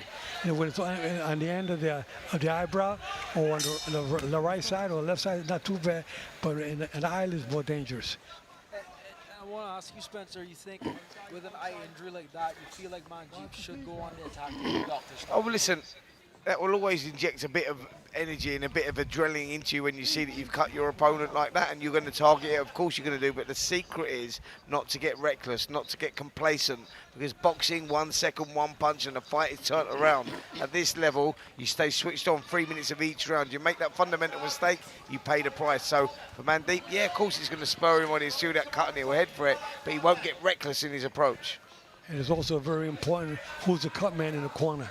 The cut man is a key person to keep that blood from flowing, and you don't get blinded. I remember when I refereed Julio Chavez against Oscar De La Hoya, I had to stop it at I believe it was at the end of the 4th round, because Chavez was cut, and the blood was so much blood coming on the eye, he was blinded by his own blood. He couldn't see well, and I eventually had to end up stopping the fight. Yeah, remember that fight. Remember it very, very well. The referee did a good job getting in there. Didn't let him get hit behind the head. Good job by the referee, Blair. Yep, broke it up very, very well there, because like you say, Joe, that punch, the rabbit punch to the back of the head is a dangerous shot. Skull not as thick there. It can, you know, can leave damage, so we don't want to see any of that. Big right hand there from Jangra. He's been looking from the opening bell, but no problem. McIntosh takes it well. Jangra looks like he has a little gash over his eye as well. Well, his corner must have told him, Roy Jones must have told him, use the right hand, straight right hand, that's a punch for the southpaw. Good movement again. He's got good lateral movement, isn't he, Mangra? McIntosh is no stranger to a bloody fight. He even has a professional bare knuckle fight on his record. Yep, he certainly does. He's sort of been there, seen it, done it, McIntosh. Big character, lovely guy. Funny story, actually, we was in London, Heathrow, London, when I was coming over, and a guy asked me for a photo. And I said, yeah, no problem at all. He took the photo and he said, oh, we're going to a boxing match. My brother's boxing out in Cayman Islands. I said, no way, I'm commentating on it. How weird is that? We just met at the airport, so and they turned out to be lovely people as well. And they were there and they were telling me about Conor's journey, what he's been on, what he's gone through, and I respect the guy a lot. And to see him performing like this right now is brilliant. He certainly had to overcome a lot, you know, and one of the rules in boxing is overcoming the mental battle first, and he's obviously overcome a lot of mental battles in the ring and outside the ring, and he's just enjoying this. Another close round, but around maybe Jangra has won here, Joe, because he's getting success with that right hand, and he slipped lovely side to side there as well. McIntosh maybe getting a little frustrated at the end of that round, but maybe Jangra doing enough in that round to win it with the cleaner shots. Yeah, I believe so. He hit McIntosh with a couple of good shots, and this is 1-on-1 as far as I'm concerned right now. Well, the corner's just working on McIntosh's eye there, and you're right in what you said. I think the Roy Jones Jr. corner, they're working on a cut there as well. So this is McIntosh's turn. I got McIntosh winning 2 rounds. Yeah, I've got Jenga winning 2 rounds to 1 at the moment after 3. First round was close. Jenga winning that 3rd round for sure. I think he was landing the cleanest shots of the 2. So look, this is a subjective scoring. That could have been a very close fight. No one really stamped their authority in this one just yet. Not maybe caught light, but for me, 2 rounds to 1 for Mandeep Jangra going into this 4th.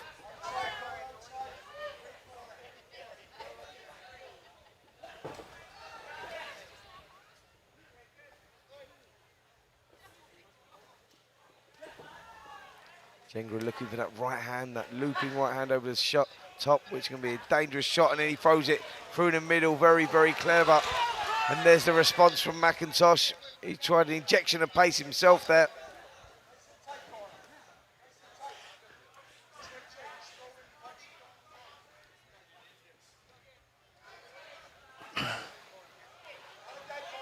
Jangra's throwing the straight right hand, trying to connect, but he missed it. He missed the last two right hands that he threw. Yeah, he had a success with one before that, and so he got a little bit right hand happy, but if you're going to throw that straight shot, you need to step in with it first. You can't throw the shot and hold your feet because you lean over, leave yourself open for the counter punch, the left hook or the right uppercut. Jangra with a showboat. He's very slick with his movement, though. I got to give him credit. He's slipping a lot of McIntosh punches. He is, and you know what? When you're doing that, that catches the judge's eye as well. When the round is very, very close, but you're oozing confidence and showing people that you're there and you're controlling the space, owning the space, that can be enough to win you the round sometimes. And he has to be incredibly careful because even though he's avoiding a lot of McIntosh's punches, when he's moving away from him, his hands are very low, and if he, makes one mistake, this can be lights out.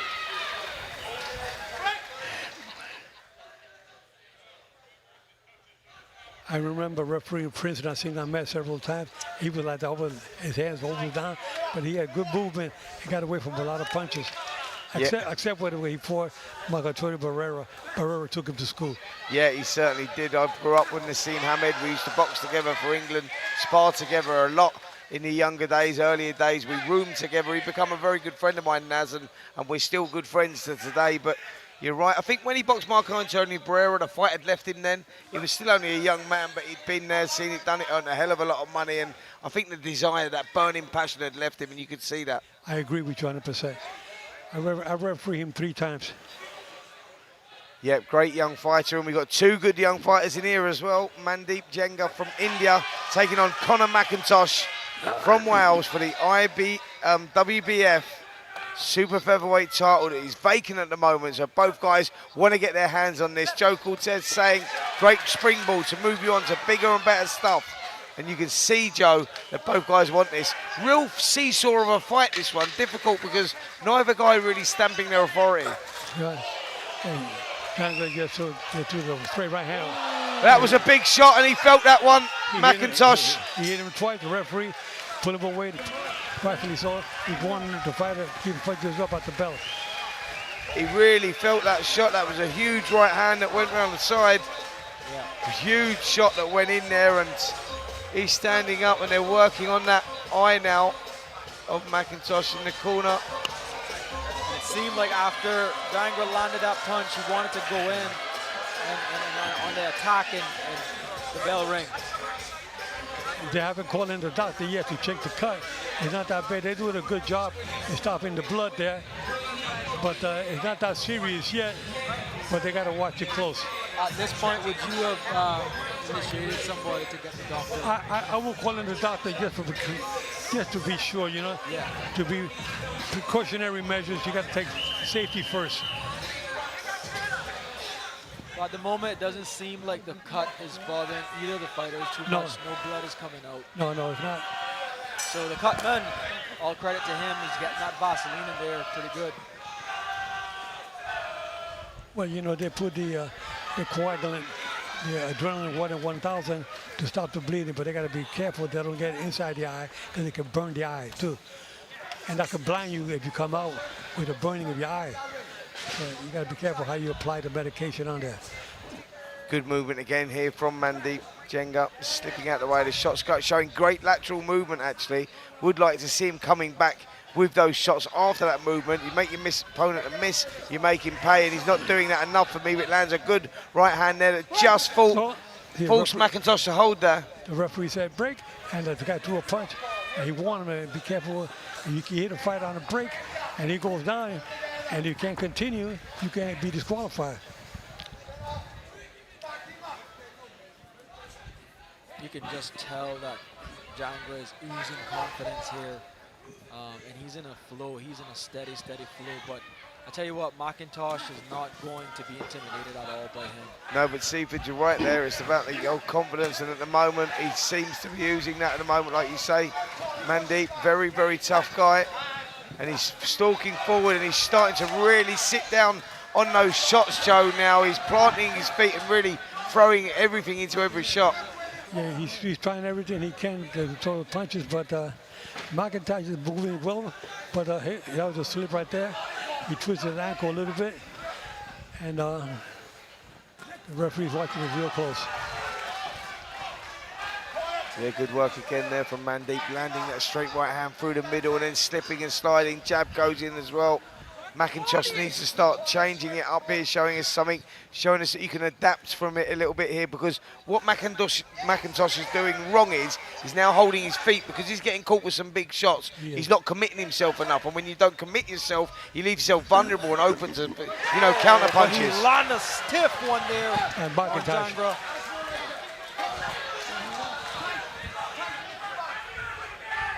He just needs to step in and commit himself and come off the line when he's doing that as well. And this is what I'm telling you about his hands being down, but there you go, he's back on the attack now. Yeah, he's landing some big shots there and he's forcing McIntosh to hold. McIntosh trying to come back with a good shot of his own. Referee warning Jangra about hitting behind the head. Things are heating up now. But they're not intentional, they're accidental. Big right hand again there. He's got deceptively long arms as Mandeep. He lets the shot go and he seems to land it. McIntosh just a little slow to move away. Great round here though. McIntosh has had some success himself, and this has been an entertaining card from the beginning right till now. That was a push, no knockdown by the referee. No knockdown at the bell. That was a push.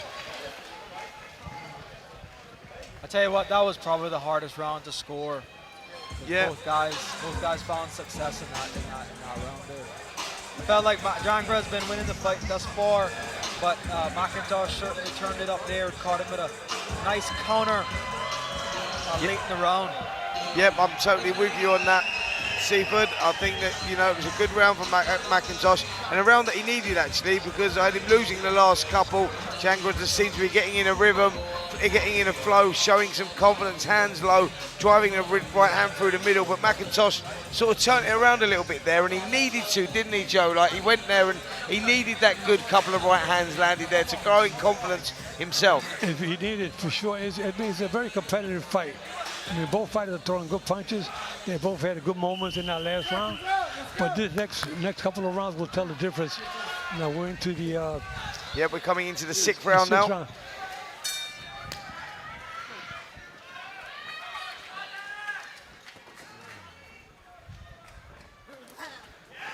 There's that left hand through the middle again, and you can see Mandeep Jangra just smiling up on his toes. He's sort of feeling confident. Dangerous game to play though, keeping those hands down like that. Well, this is it. That's how he got caught last time, trying to evade. And well, that was a push. No knockdown. Yeah, that was not a knockdown. Yeah, just off balance, just a little bit there.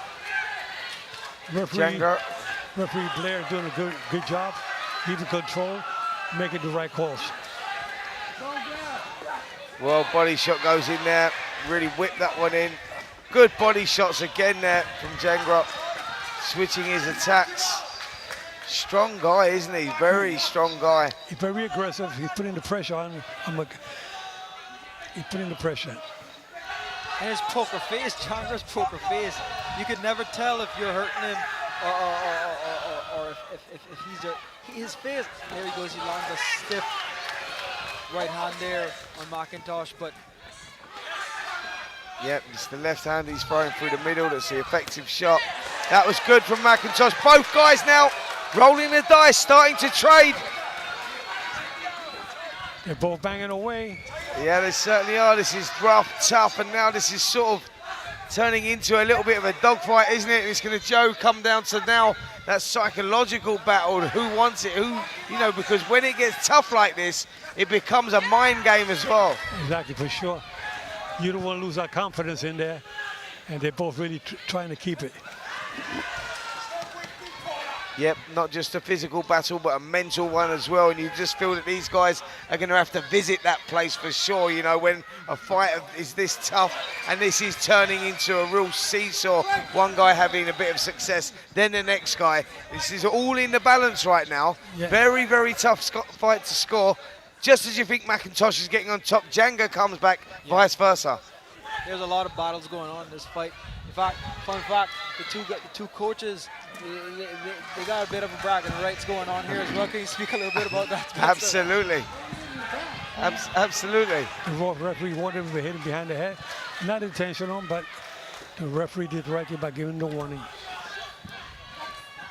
It's a right-handed game. He's definitely heavy-handed, isn't he, Mandeep Jangra? And you mentioned, Seaford, earlier about, you know, Conor McIntosh and having the bare-knuckle fights and whatnot. So he's obviously very, very tough, but you just feel that he's going to need it in this one because these guys, you know, when they come from where they've come from, their DNA is tough. You know, they're still, you know, they're fighting to better their lives, get out of a place that they're coming from, and like you can see that in the performance here. It means so much to the pair of these, and another tough round to score there. It was a very tough round to score. I tell you, you got to try to stay away from even rounds. You don't want to see 10-10 rounds. Okay, but back in the old days, some judges will score 5 rounds even, you know, just because they don't know which way to go.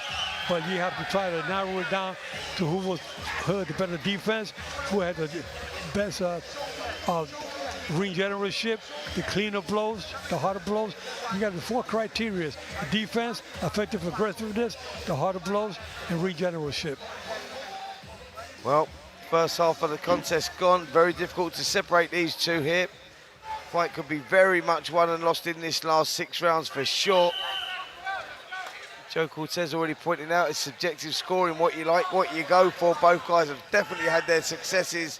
Jangra landed some big left hands through the middle, and McIntosh showed a lot of grit and determination and come back with some good shots of his own. So this could now be down to a 6-round fight. Started as a 12-round fight, but these guys sort of could be starting from here, really. Yeah, exactly. I mean, very competitive. Both, you gotta give them credit. They're both very hungry. They want to get that vacant title. That's a stepping stone for their career. Yep, exactly that, and it does give them a good stepping point. The crowd have stayed for this final contest. It's been a packed house here tonight down in Georgetown, out in the Cayman Islands, for their 2nd ever show that they've put on here. It's a special event, a packed capacity, like I say, and the fights have not let us down.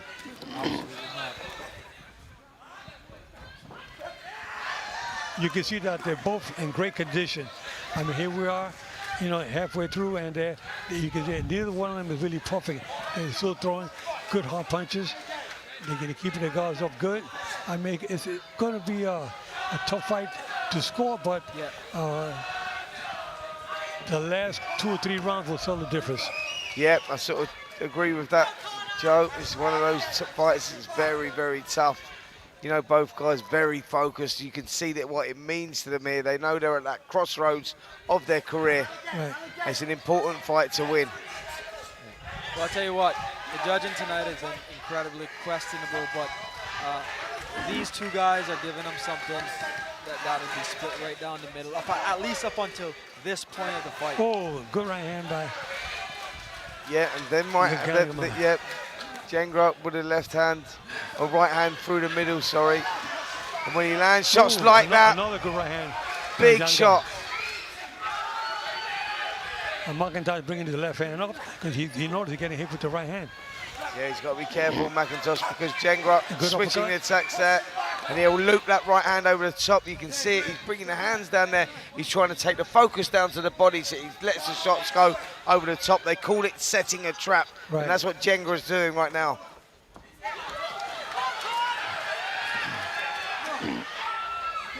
You gotta let him out. Jangra says no, that doesn't bother him. I'll tell you what, McIntosh is tough as nails, man. This guy, he's got hit again there with some serious bombs in this fight, and he just keeps pressing forward, unfazed. And you got to think that Jangra is wondering what in the heck does he have to do to get this guy out of He's there. got him there with a body shot, big body shot went in, and he felt that one. McIntosh is feeling these body shots for sure. He's felt it, and Jenga's sensed this. This is big trouble here for McIntosh. Bell goes and couldn't have gone at the right time there. That was big problems there for McIntosh. All started with a big right hand to the body. Jangra sensed it, looked over to Roy Jones, waved at him, smiled at him, and he was in trouble there with McIntosh. He's going to need this minute, Joe. Yeah, he needs a minute for rest. He definitely was in serious trouble, and the referee now got to play close to tape. If I was the referee, I'd be going in that corner to check him out, see his condition. The referee got to walk over there, check him out. There you go, he's walking over now. Yep.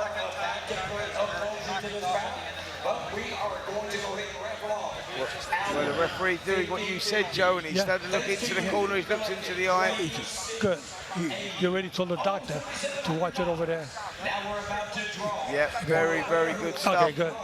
Okay. See, these guys, they know I'm watching, and they know. I know that. You got to go in the corner. The guy's hurt.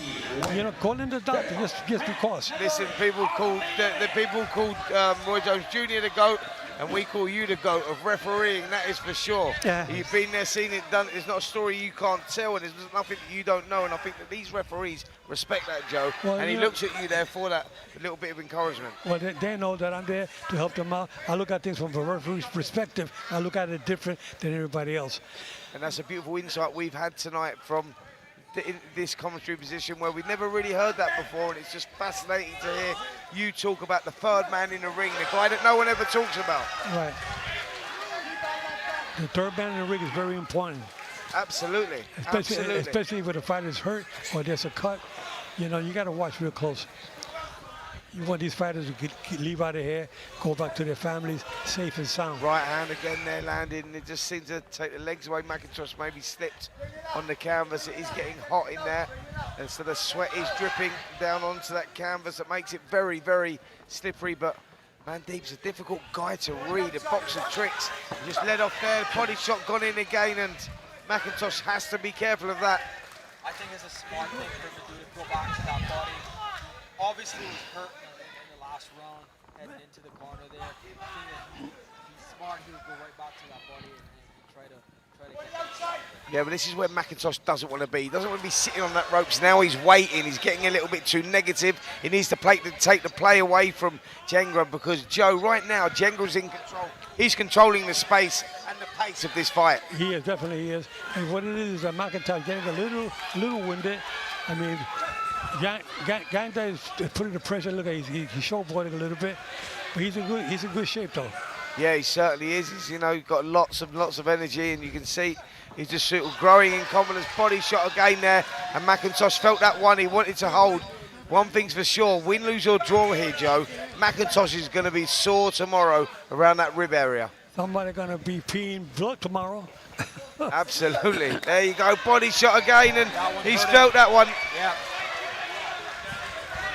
Whoa, big right hand as well there, and McIntosh got to be careful of that whilst defending the body.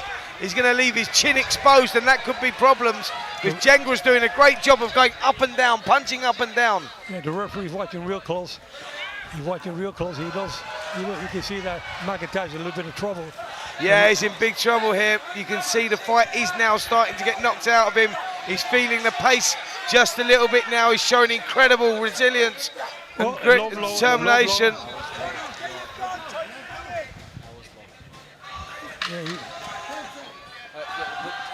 Joe, did you feel like the referee saw that, because he looked like he just let him go back? No, he didn't see it. He was on the blind side. Body shots again, and I've got to tell you, it's not going McIntosh's way at the moment. And Joe, you would have seen this many times before when fighters are getting themselves into a bit of hole, but it takes a special fighter to be able to turn that around. Exactly. Now the referee's got to go into the corner. Go in the corner. Go. Now he's going to go into the corner. And he's going to call the doctor. You take him out. You got to come in there. You got to come in.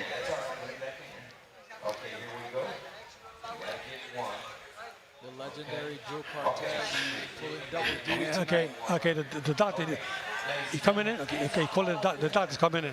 Good, that's what I want to see. Yeah, just having a look at him in that corner there. Referee, call time, ref.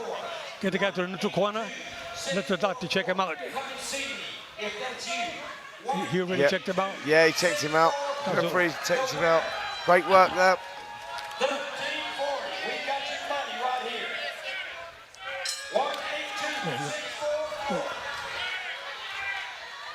Joe officiating and commentating.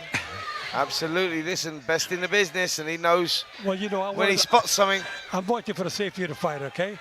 You know, I'm not here to criticize the referee, nothing, but the doctor got to come in there. When a fighter is hurt like that, the referee got to make sure the doctor comes in and checks him out. Yeah, sure. And the face is starting to look a little marked up now, and the rib cage area will be quite sore at the moment. Of Conor McIntosh is showing a lot of grit and resilience to be hanging in there at the moment, but Jangra just starting to pull away in his last couple of rounds, and that's what McIntosh needed. He's landing some good shots there, and that is a good response from McIntosh.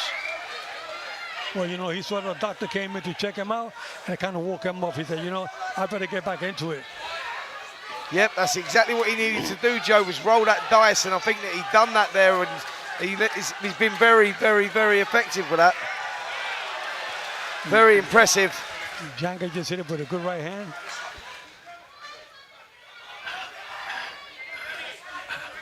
Yep, good stuff, good action here in this 9th round. Both guys have given it all their all so far.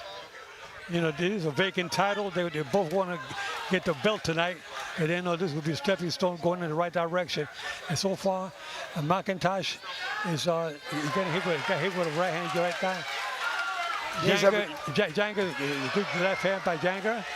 Again, McIntosh getting hit with some solid shots. He's dropping his guards too much.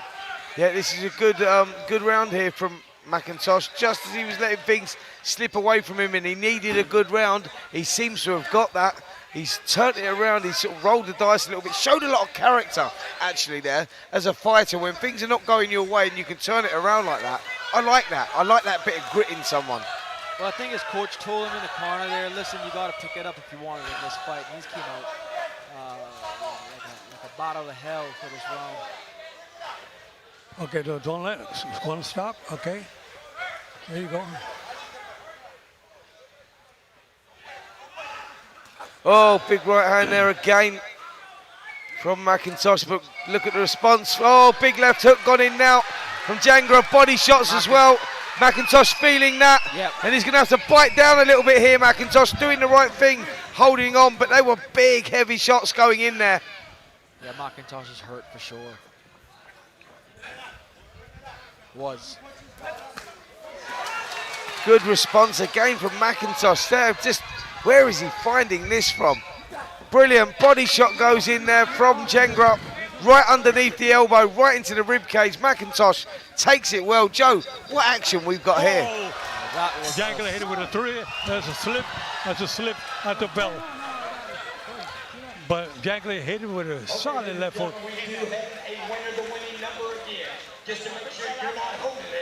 That was a flush left hand that landed at the end of the round there for Jangra. The last and final round, this will determine everything. I'm sorry, take it back. It's a championship fight, and we've got 12 rounds. Yeah, no, I think we had the international fight was the 10 rounder. This one's for the 12. Make somebody really sponsor this the way you have. This is just an awesome event. It's great to be here. Sorry about that, guys. I got caught up in those 10-round fights. But this is 12 rounds for the vacant WBF championship fight. Yep, listen, Joe Cortez doing a great job, man. He's just keeping his eye on what's going on here with the refereeing. And doing a great job tonight.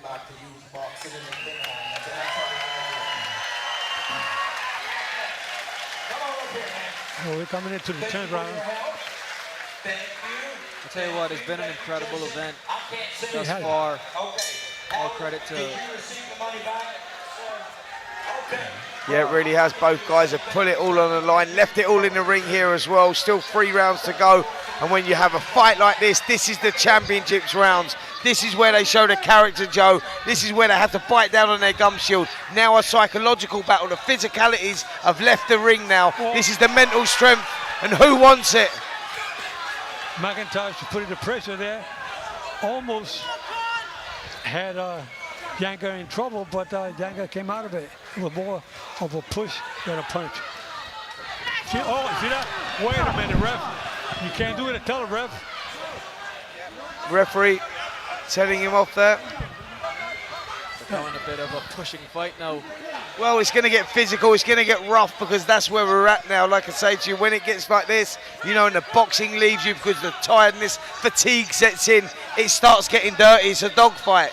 Do you think there's a bit of frustration setting into McIntosh as well?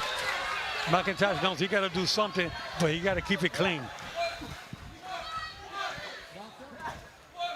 I tell you what, it has to be incredibly frustrating fighting someone like Jangra, who is just constantly showboating in your face and slipping and dodging all your punches. Yep, these are the sort of guys that, you know, you have to work out. The good fighters can work that out and break them down. And both guys are putting on an incredible fight here. Win, lose or draw, they should be proud of themselves. And Joe, I think the referee's done a great job as well, to be fair, because he's had to control this. He's doing a good job. He's doing a very good job. He's a 30 years experience from Denver, Colorado. He's been around. Well, big shots going in there again. He's having a good round here, McIntosh. Just when you thought the fight was slipping away from him, he's come back into it. He knows he got to pull it out the last rounds. I tell you what, with 2 rounds left to go in this fight, this is anybody's fight. With 2 rounds left to go in this fight, I've got it all level after 10. Because this round, for me, McIntosh has done enough to win this round. He's shown good character. Jangra just landed a good right hand there, but he's shown good character in this. And is he just hurt for momentarily there? McIntosh is doing the right thing by holding on. Jangra probably senses that there, because there was a sort of sense of urgency around his work. Exactly. He knows, you know, they're both in great condition. I mean, to go to these last rounds like that, and they still look like they're fighting in the first round. Hey, this is not a, this is like El Torero, the bull. Yeah, real tough. Oh, both guys there again rolling the dice and letting the shots go. McIntosh taking some big shots. Has Jangra just found a little second win there when he's needed it? Wow. What an incredible fight thus far. These boys certainly living up to the expectations. They said it was going to be fireworks all fight week. We got and it certainly has been. Yep, we called it and we backed it, and it's exactly what we've got right from the opening fight, Joe. I think we've had entertainment, and this one has lived up to all expectations. I've got this 10 rounds down, all level going into the last 2 rounds. This could be a 2-round fight. The fight could be won and lost here. I think both guys, both corners know this is close. Well, you know, we're going to see we don't know what the judges, what they're seeing compared to what we're seeing over here. We were surprised tonight, one of the earlier fights. Yeah, exactly. You know, one of the things I always said, though, I think the judges should be a little bit higher. I think if they're a little bit higher, they got a better vision. Yeah, that's a great shout, and that could be something that needs to be changed, where you say, like you say, the judges are high, but then does that block the vision of certain paying customers? That's the big problem, I suppose. I did a study years ago. I call it 2020. Whoa, good shots there from McIntosh, and again, he's trying hard. He's trying so hard. He's going for it here. He's going for it, but he got to be careful. He doesn't use any rough tactics doing this. I'll tell you what, McIntosh is a gritty fighter, but Jangra has a chin on him because he hit him hard twice in a row just now. Listen, both guys have got great chins, great resilience, great determination. This fight is as good as any other fight you want to see out there. Oh, absolutely. This is boxing, high quality boxing we're seeing right here. Right here, WBF vacant title here in Cayman Islands. Yep, absolutely. What a show it's been tonight.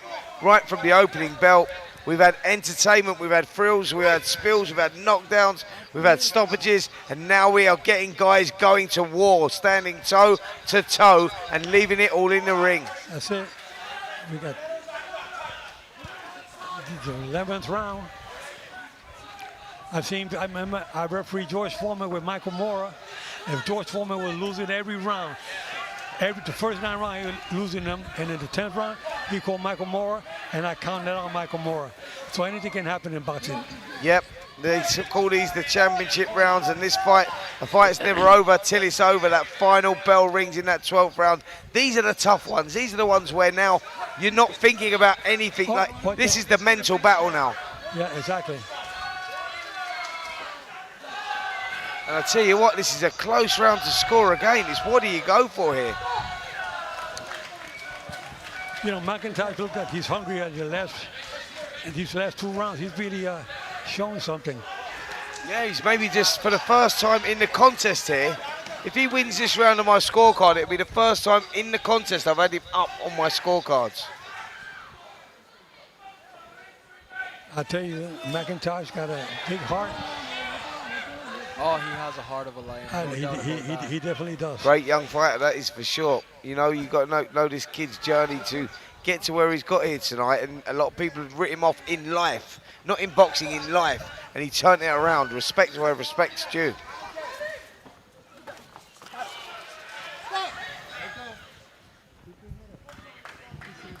Got a little sweat over here on the commentary booth. Yep, that's part and parcel of the job, I suppose. It's better than the blood because that happens as well. It's better sweat than blood.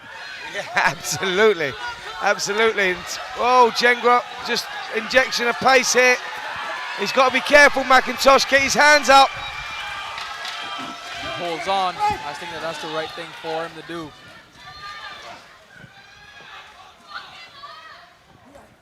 Tough fight to call this one. Tough fight to call.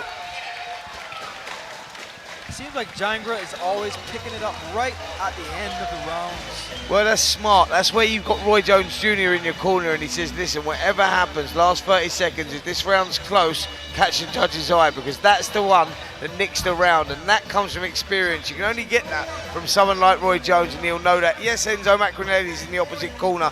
He's a great coach, great fighter as well. But you just sense that Jangra has worked in that, like, you know, like impregnated that into his style.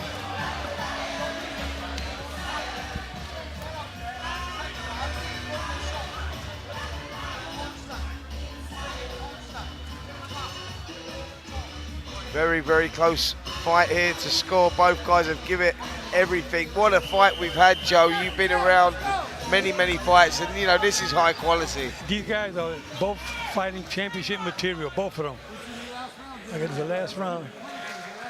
Okay, let's see. You know, Jangra is really showing a different caliber of Indian boxing, because we don't usually see the Indian nationality at this level, and there he lands a nice. Oh, but then McIntosh answers back. Yeah, McIntosh knows he got to do it. But as I was saying, you know, India is really coming up now, especially through Jangra, and it'll be interesting to see. Well, Oh, body shot landed there, and he felt that, McIntosh. He definitely felt that shot. You know, Amir Khan from India, his parents were from India. He was one of the great fighters. He lived in the United Kingdom, raised in the United Kingdom. Oh, body shot again, and he's felt it. He's just bent over a bit there. He's got to keep himself together. Arms have gone behind the head. He's feeling these body shots, and Jangra has sensed this, guys. I think he's sensed it. He's looking for that opening. Jangra has certainly picked up a second win here. And McIntosh, on the other hand, he looks very labored at this point. Yeah, he's starting to feel the pace now. There's been a lot gone into it. Both guys have put a lot into it. Big uppercut missed. McIntosh makes him pay for that and comes back.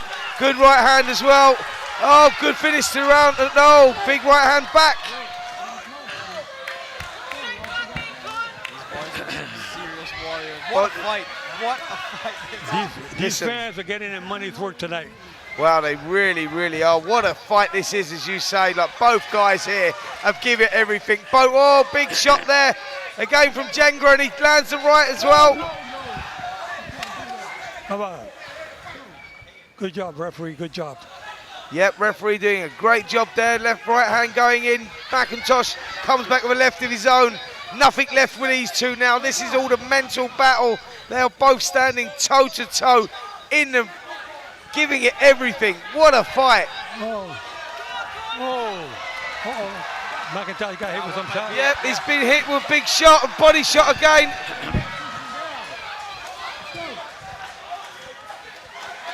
Jangra trying to push him down there, trying everything he can, but McIntosh showing true grit, heart of a lion. I tell you, he got a heart, and he got a heart. I mean, the guy's unbelievable. McIntosh is taking some good punches. Anybody else would have gone down. Yeah. And he's standing there with him to the end. He is tough. He's not a quitter. No, he isn't a quitter. And again, like Spencer alluded to earlier, he's been through so much battles in his life. Oh, hey, McIntosh in trouble. Oh, big hand going in again there. Where are they finding this to stand up? Both guys getting hit. Seesaw of a fight. What a fight they've got here.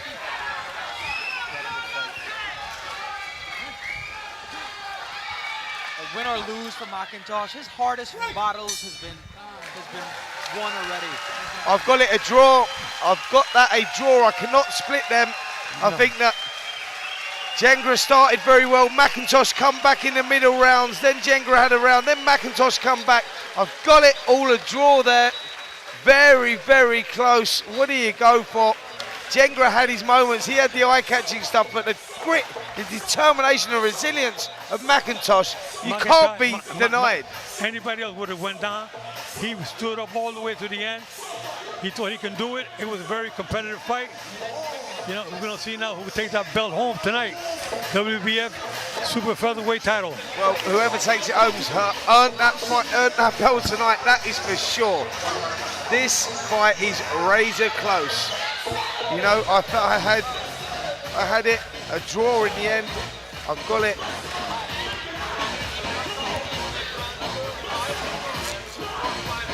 I see it as a draw as well. I can see someone making a case for Jangra slipping away with it.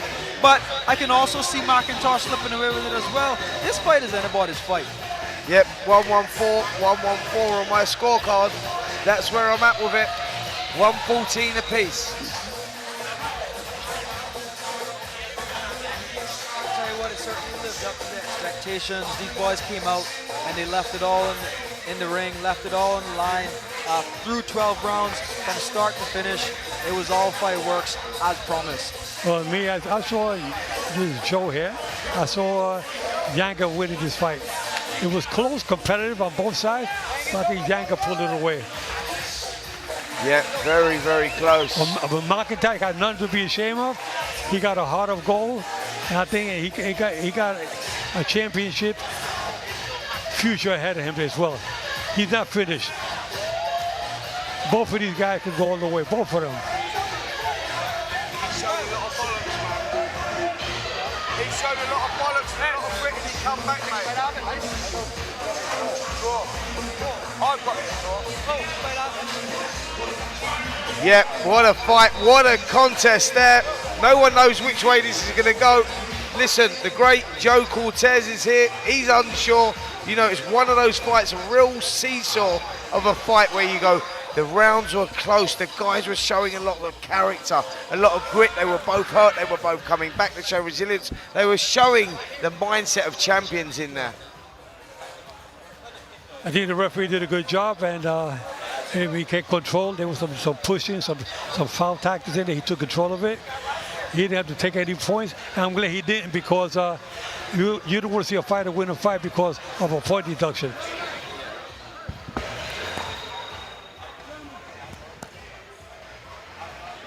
Yeah, very, very close fight that. It's going to be interesting to see the way this has gone.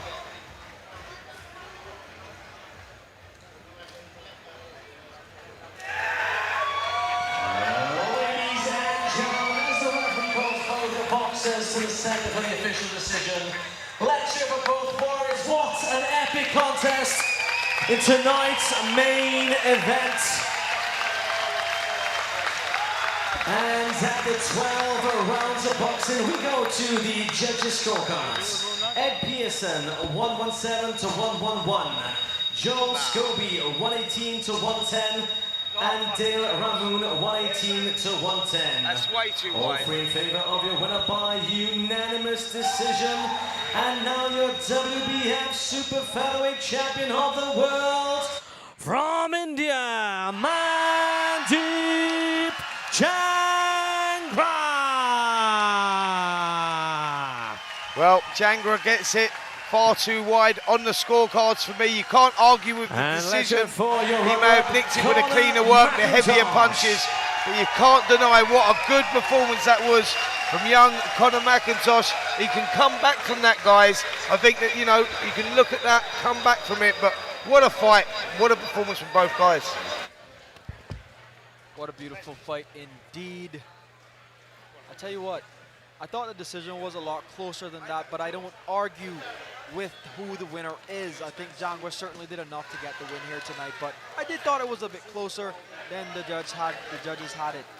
Okay, well, I'll tell you that I feel like the fight was an excellent fight. It was one of the better fights you're going to see any part of the world. And we had it here tonight in the Cayman Islands. Very good fight. Certainly had it all. Now we're going to turn it over to Spencer in the ring, just as Jangra finishes his photo ops.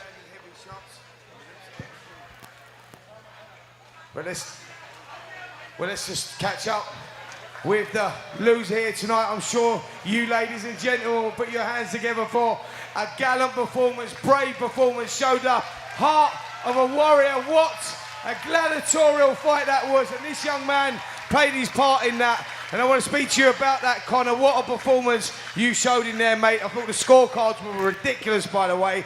It was a lot closer than that. I had it a draw. You know, you wouldn't have argued either way, but you put in a great performance, mate.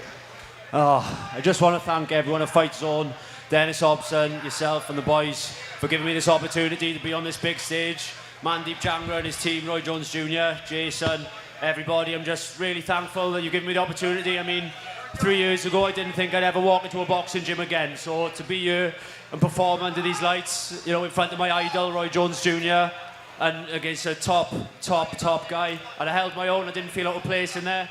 Maybe just left it a little bit too late, but you know, just thank you so much, everybody. I'll be back. This ain't the end of me, and well done. Absolutely, what a journey you've been on, mate. That's an incredible speech you just give there. Well done, congratulations, very gracious in defeat. You put in a great performance. But let's now catch up with the champion, Mandeep. You had to show a lot of heart there, a lot of grit. Your trainer, the great Roy Jones Jr., told me that was in you, and we was going to see that. But you know, some moments in that fight that you were going through when you're looking at the character of a fighter and you can see that, you know, it's starting to go away from you, you can turn it around again and flip it on its face. That is champion's mindset, and you showed you got that tonight. First of all, I would like to thank who coming to sport boxing, and especially GBS promotion who held in Cayman Island. I really love that Cayman Island, seriously. And second thing is, all whatever I did achieve today because of Roy. Roy believed me, and you know, after amateur, I did good in my 152, 165 pound, and I bring 130. So it's very hard for me, but he believed in me that I can do something. And today, because of him, I create a history for India, that first Indian boxer in a male who is a world champion in WBF, or female too. So yeah, thank you so much, FightZone, who show me in my country free for live telecast. I really appreciate, because in India boxing is not going to pay and they're going to watch. If you thanks to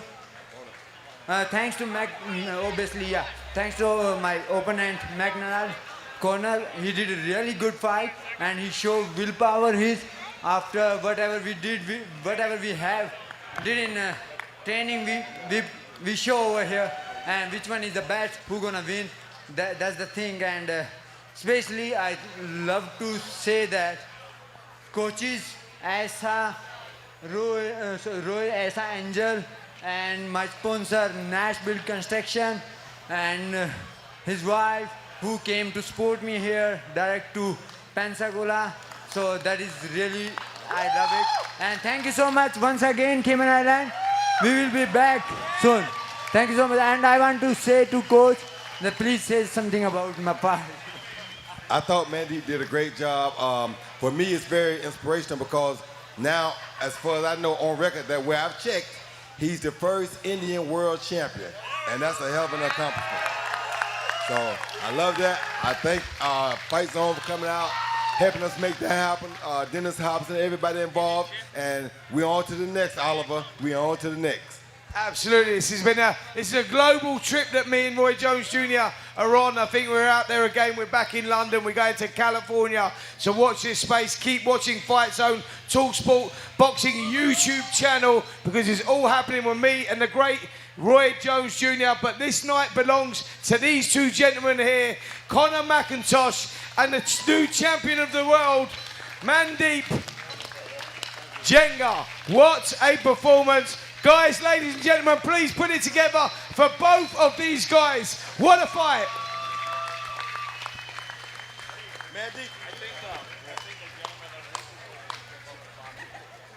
Well, what a fantastic show we've had here today. Fantastic week out in the Cayman Islands.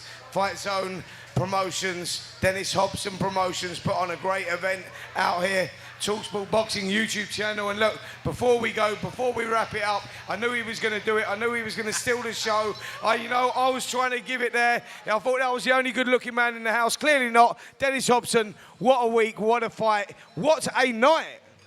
What a night. This is the second time we've done it, but we've raised the bar again. And thank you to Barry and all his team at Spencer. I'm so pleased you're here to share this with us because there's an old Frank Sinatra saying, and it goes a little bit like this.